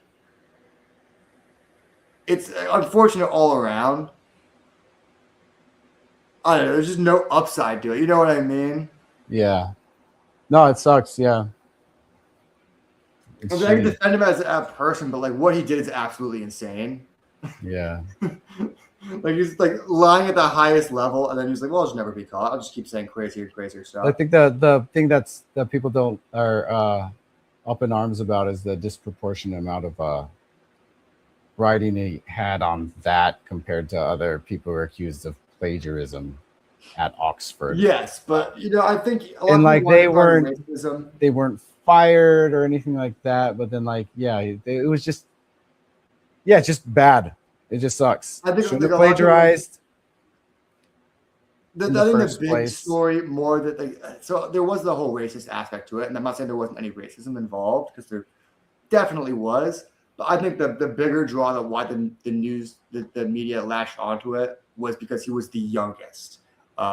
Yeah. And then it turns out a lot of his claims that made him stand out were fake. And then it was like it's just the idea of someone who had this high level of achievement didn't get it off of his own merit, and then that's what the discussion came out. And then because of that, racism kind of infiltrated that discussion around it, which was super unfortunate because it's already an unfortunate situation to happen. Yeah, he already had a lot of attention on him, and like my analyzation is falsifying your merits. It was like I think the pressure probably caused like some lying streak that he couldn't get a hold of, where he's like, "Yeah, I'm a super marathon runner, and I could do this and that, and then I also wrote all these," and then it's just like he had to overwhelming keep amount how of accomplished he was. Overwhelming amount of falsehoods. Yeah, as it hit him harder than damn, dude, that's crazy. It's super sad and tragic, but it's also one of those things where it's like, as tragic as it is, it's horrible to say. But this is the kind of situations you end up when you end up in a situation over your head and like that. Like if you're serious, highest level academia and committing fraud, like it's just like that business is something to do in his career. It's not like he could bounce back from an academia. Yeah, it's a big big deal. It's one of the greatest and being like, well, now your only option is to look at other grocery store or a job outside academia. Wait, what was that you said? Your audio is getting messed up. The hard part is like when you're at that highest level and then it gets taken away from you. Like, well, now your options are to do like entry level job in a grocery store or disgraced. Yeah, it's something that would have affected the rest of his life had he continued living. Yeah, it's not. Just like he didn't see a way back from it. It's a very hard thing to bounce back from. Like and it's especially how big it got to, like how much attention. I think the racist aspect is what drew the media attention from it. I mean, you can't escape identity politics, dude. That, and I think because he's the youngest is also like a big buzzword. Yeah, that too. It was already why he was like on the spotlight too. Yeah, I contend that was the real thing that put the spotlight on him initially, was being the youngest. It's like if you're the youngest at something and you get proven to be a fraud, people are going to expose you. It's just like if you say that you're the youngest guy to write a best-selling book and it turns out your dad wrote it, you would be boy. Yeah, the nature of identity politics is reactionary. Anyways, you're not gonna. Is that the fact that he's black is not going to be ignored. They're gonna. It's you can't. It's going to be an issue and a talking point for sure. It's always going to be a point of contention in this situation. So it's unavoidable. Yeah, they argue that on set. I just went to my car. I was like, I don't even know how to approach this in a way with like enough tact to come out of this unscathed. No, I think I'm doing fine, right? It's but going to be it's such a tricky scenario when people get heated. It's the same thing with like that women who murder children. Like people are in such up arms about it. Like I could see, even though I don't agree with it, I could see the side of the person that said, "Well, she killed her kids. She should be jailed." You know what I mean? It's like one of those things where it's like, yeah, she admitted guilty. She pled guilty to that. It's like the crime for killing a family is usually jail for life. I mean, it's like one of those things where it's like I could see the other side of that much more than this one, but there's still such like tricky conversations to get into right now. Yeah. Yeah, people are gonna feel one way about it. There's identity politics attached to that as well. Yeah. And yeah, that's just the type of like situation and like purity tests we were faced with especially with the these type of The administrations. Oh yeah. Not administration, but just like the overall politics and like, so which side are you on? Kind of divisive shit, you know? You know, I was surprised it's so divisive. I was watching, Jenna Miscavige, like the daughter of David Miscavige. She's like a former Scientologist who like speaks out about Scientology. I was like watching one of her videos on set, literally the same day, and someone was like, "Why are you listening? You know she's a fucking liar." It's like I was like surprised, like someone knew who she was, and that they had a strong opinion on about it. I was like, Jenna Miscavige, like she seems like such a good person that's been through so much horrible shit. I feel like we deserve to listen. Like, the least that she deserves to listen to her truth. What was the deal with the person who said that? I did not follow up. I Scientologist. That was my only thought. That was my only thought. I was like, who are her ops, dude? Like, Scientologists. Yeah. End of list. That's why it's like, ugh. Like, okay. Sometimes, yeah, someone's opinion on a certain person could be like, you could be very self-reporting. Yeah. You know, and there's something like that. He didn't really know what Scientology was, but just like any other religion. He thought it was more like Mormonism than anything else. And I was like, not exactly. I tried to explain to him. He's like, why don't you just respect the religion? It's like, he's got a point where they're totally based on really wacky shit. Well, Mormonism, I think they keep their shit so low key that they get like accepted. Well, yeah, they've managed to find a place for themselves, and like it's just so spread out. They haven't really kept to themselves. They go all over the place, dude. But they're just nice people about it. In America. Yeah. It's weird, yeah. But it's both really wacky shit. Yeah. But I think their whole mythos is based very on. Different spectrum. I think they're very different spectrums. I think Mormon isn't as predatory. There's obviously crazy differences, and like especially with the celebrity that is attached to, and like the businesses that are attached to Scientology and industries, so like that. But Mormons have their own stuff. Who knows what Mormons have their fingers in? We have this Lego shit. I think we're starting to figure out it's a lot more than the Mormon mafia is real. It's pretty bad. Well, it's always been like that in insular communities. Like if you like, if it's a result. It's a result of insular communities. Yeah, if an Amish person commits a murder, the Amish community would totally cover that up. I mean, maybe not Amish. They're too Puritan, but Hasidic. Yeah, we'll do the crucified Jews. I don't know why I'm starting to think of it. Hasidic Jews would totally cover up a murder. Yeah, they got their own ambulances, dude. Yeah. But yeah, insular community is just a result of insular communities. So like, for Scientology to just have it in such the echelon level of where they're at, is it bad that in culture, like that's crazy. I didn't break it off, but I didn't ask for another date. There's a girl, she told me she grew up in a cult and she wouldn't specify which one. That could be some good writing material, dude. I was just like, the problem was she wouldn't tell me which one. I was like, I don't know if you've actually left it or not. Hooked up with an ex-Mormon once.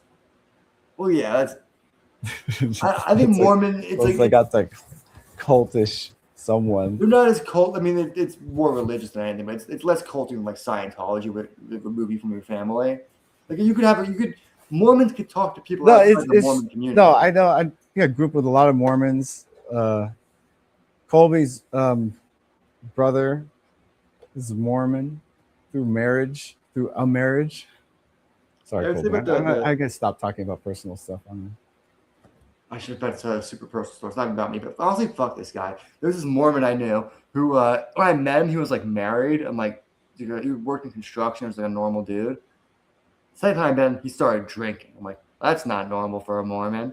That's not Mormon behavior. Should be drinking a soda.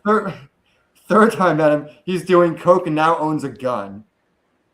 And he's doing coke and drinking, and he's like, "Look at this! Look what I fucking got!" Like showing off his gun. And I'm nervous. I'm like, I don't want to get shot by this guy. He's severely fucked up. So he went from Also- Mormon to Christian nationalist. He's not. No, it's way worse. He managed to crash like I think 2 BMW i8s. I know his friend group ran through. No, I think maybe he only crashed one. The friend group ran through 3 i8s in like a 4-month period, which was hilarious in its own right. And then the last time I saw him, he had just gotten arrested in Vegas for biting a hooker, Damn. and his wife was no longer speaking to him. His children were now estranged from him. I turned to Brandon and I was like, maybe Mormonism was good for him. Or maybe it was because he apparently left it. That's what I'm saying. Maybe he was the one guy that genuinely needed that to keep him in check. Yeah. I think what really happened though is like he was hanging out with people who weren't Mormon and they were like a bunch of degenerates who drank, smoked, and did coke. And he was just like around that so much it felt normal. And said, I could try it. And as soon as he tried it, he's like, I got a taste for it now. Yeah. Remember that one singer who was really popular like last year? What's his name? Who'd do the backflips off the piano? Benson Boone. Benson Boone. Remember, like people started discussing, like, yeah, those backflips are very Mormon coded. Like that's what Mormon kids would do to try to impress girls. Yeah, no, it is. And they're just like, he's probably Mormon. There's just a lot of There was, like- speculation on him being. No, Mormon I because of saw that. There was. Yeah. That was like when people were speculating if what's her name? Sabrina Carpenter was a Scientologist because her aunt is a Scientologist. So her Oh aunt's Nancy shit. Cartwright. Oh man, this is just blow everything out of the water, dude. She's straight up not. She's just Okay. like Can you imagine though? different part of the family. That's crazy. We all got crazy relatives. It makes her more relatable. But it's the kind of thing where she can't speak out about Scientology because of how important her aunt is to Scientology. Her aunt is Bart Simpson, like the biggest Scientologist until they got Travolta.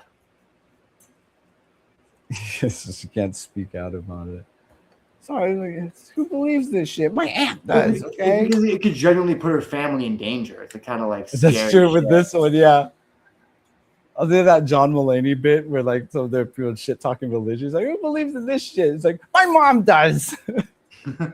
You know, you gotta like protect your mom's like Yeah. love for it. Just leave her alone. She loves this stuff. You know, she's not hurting anyone. Scientology's with different it. though. They're like No, yeah, no, people, yeah, obviously. I mean, so is the Catholic Church.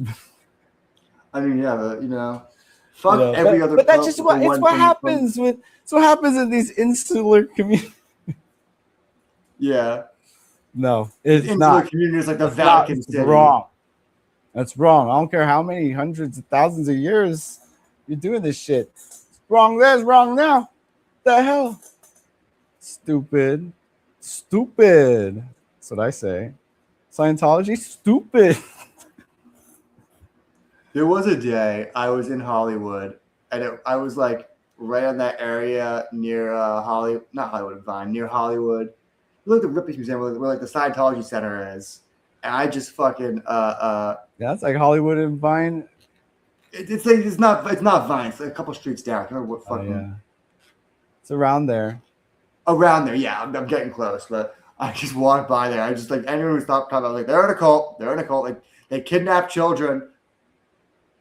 And then one guy, like he's like a dad. He looks like he's from like fucking like the middle of the country. Just like the highest up hiked shorts. I was like, well, how do you know that? And I was like, Google Shelly Miscavige.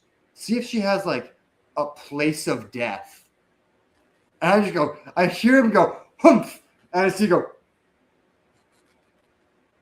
I just looked down at his phone, and then he In just like real time. He looked at me, and he goes, "Thank you." Enlightening people. You're just canvassing. I do think that's a good one to show people though. Is when you go, "Hey, their leader's wife like disappeared," and then people go, "Look that way," but that's a pretty big red flag for enough people. Yeah, it's their biggest thing they got to deal with. I Like, what do you mean imagine. their leader's wife disappeared? Like, he didn't step down. They didn't look into it. Like, no, she's just gone. They disappeared her. That's what these people do. They're a cult. You know it's bad. I said this to someone else there. I was like, you know it's bad when the first result you get is theories on her disappearance. Yeah. Some Elvis level of cope. Elvis level of Like, coke. she's not dead. She went to Burger King. Couldn't find her way back. Is that what the story is? No, that was the Elvis story. I mean, that's the one I always heard growing up was that Elvis didn't die. He went to Burger King and couldn't find his way back to Graceland. I guess you could say it that way. If Burger King is taking a shit and finding his way back to Graceland is surviving that shit. I guess. That's one way to put it. Weird way to put it. Cryptic. Right. Man, Elvis, dude. That's crazy. You just aged in front of everyone. I mean, everyone ages in front of everyone. Yeah, but well, not as much as people in front of this much people. I'm trying to think of like, there's got to be another actor who like really like. There's ones out there, but I don't want to say because I feel bad. There's people who have like let themselves go. I just he reached a point. He like it's kind of like an Orson Welles, where you're just like, oh, I'm like so satisfied on all this dopamine of like my life. You know what's left? I think food. Genuinely, like, I think genuinely part of eat it yourself. was Just any type when of you're that decadence to rich, just like yeah, to just it's like super fuel decadent. that like palate you have for. Well, he was always a big for eater. the Did you ever good hear about the stuff. Elvis sandwich? Yeah, that's what I mean. Like it's that's why I say that's why I compare him to Orson Welles in that sense of just this like When I was in college, me and Your a couple peak. friends tried to eat Elvis sandwiches. The way that it's made in the fucking cookbook, like so your you take a jar of- calories for the week, dude. dude, How many it's stick- it's how a many loaf sticks of- of bread. How many sticks of butter? Hollowed out. I don't think there's any butter involved. It's just You know, Brian bread. and that's bacon grease. I don't think we did. I don't think we did all that. We had to get the Harper was getting loaves of bread that were like uncut. So I don't think our loaves were like full loaves. They were probably like a little smaller. You got to use you'd have to use the French bread from like No, we went like to a bakery Albertsons. and they had like these personal loaves that had like it's like a local bakery in Harper that was super popular. They would have It's like when you small normally loaves that were uncut. you'd cut into slices, just a whole loaf. What you do is you hollow it out and you fill it with a 1 jar of a peanut butter, 1 jar of jelly, a pound of bacon, and then I think it's bananas. Yeah, bananas. And it didn't taste as bad as you'd think. Like the smoky bacon, like really did. No, connect dude. through. Bacon, peanut butter, jelly, like yeah. Yeah, like the taste was fine, but like And bananas, dude, yeah. I don't know how Elvis ate it. We looked like fucking crazy people. No, that's the only way he could get the type of dopamine that he craved, you know. Well, what's weird is he only got it from one place, from a place in New York, and he'd fly there. He was able to, yeah, frequent that. He's rich enough. Well, it wasn't like every month thing. It was like a couple. We do it like a couple times a year. It wasn't like a. daily. It wasn't like his bacon. daily sandwich. Some bacon. Oh, I think Luther Vandross had that. Had the Krispy Kreme bacon burger. Oh, my It was like- college did that. It was like instead of buns, it's like Krispy Kreme Krispy donuts. Kremes. Yeah. It's good if you don't get ketchup. The ketchup fucking ruins it. Yeah. I'm not a ketchup fan, anyways. So, yeah. It's like the wrong kind of sweetness to match with the donut. Mm-mm. Because like that, like if you got like the Ketchup, bacon, cheese, ketchup only works in a savory landscape. that's Don't the pair thing. it with Like any the other savoriness of like the burger does pair well with the sweetness. The sweetness does cut it. It's like a much sweeter brioche bun.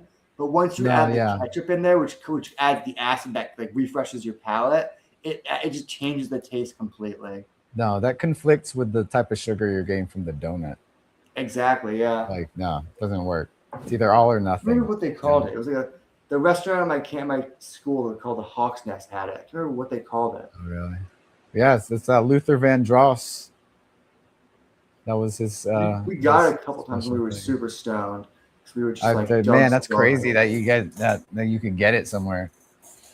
Yeah, my school With the Krispy Kremes. They had to import Krispy Kreme. Yeah, they were getting from the casino. Damn, dude. The king don't die. He just went home. I was watching. I don't know if it was just me. I think I'm a music nerd. But you ever gotten stuck in the loop of like old concerts, like early '70s Led Zeppelin concerts? Once in a while, yeah, I'll watch like. I saw this great one. I think I was watching. It's like the greatest concert of all time. Like the Who in 1970. I think it's 1970 or 1972. It's the Who at their peak. I even though Sabbath I think is the greatest band of all time, as a live band, I don't think anyone could touch the Who at their peak. It's unbelievable. The things that they invented from just being on drugs, from just like the windmill guitar to the fucking power slide to smashing your guitar, like the Who, they were just the fucking blueprint. Was it the concert with the picture of the smashing guitar from? Like. No, that's the iconic concert. The Clash photo. That's the Clash photo of them doing it. Shit. Yeah, I got mixed up. London Calling. No, this was the most. This is a famous photo of why can I not remember his name right now? Smashing. Well, not Roger Daltrey. The guitar smashing his guitar, but it also is the famous one of the power slide. This man like. Fucking power slid across the stage, and this was like before you knew you had to wear knee pads to do it. This man was just on pure first. That's he was on cocaine, just fucking like feeling it. Oh, he's the first. That's crazy. I think he's the first power slide. It became it's like a trope. Like you'll it's see crazy by the origins of a trope. That's crazy. It's the coolest video ever because you have the Who's other thing was he would do the fucking windmill, like that was his move was the windmill. So people forget is Roger Daltrey, the singer, also did the windmill, and they would do it in time. Like so two fucking windmills. No, not the same time. Two windmills. He would windmill, and then the guitarist would windmill, like Daltrey, then the guitarist, Daltrey, then the guitarist, and then the last one he hit the guitarist, hit the windmill, and then fucking power slid. Just right across the fucking stage. Shit. So I know kids like to say aura. This is the unbelievable amount of sauce. No one did it like this guy. It's the amount of. You watch the video, the amount of times he's just spinning on stage. He just does like a quick spin. He's on so much coke, he just has to fucking spin. It's like the greatest concert ever. Nice. Peak, dude. Nice to see Pete Townsend, that's his name. Fucking Pete Townsend. You fucking got me with the peak. I knew I'd get there eventually. Peak, man. Hey, it's late, dude. It's 12:40. We gotta call it a night. It's way too late. I get to bed. All right, later, y'all. Oh, I gotta tell you my Anchorman. theory for. I'll tell you my theory. Yeah.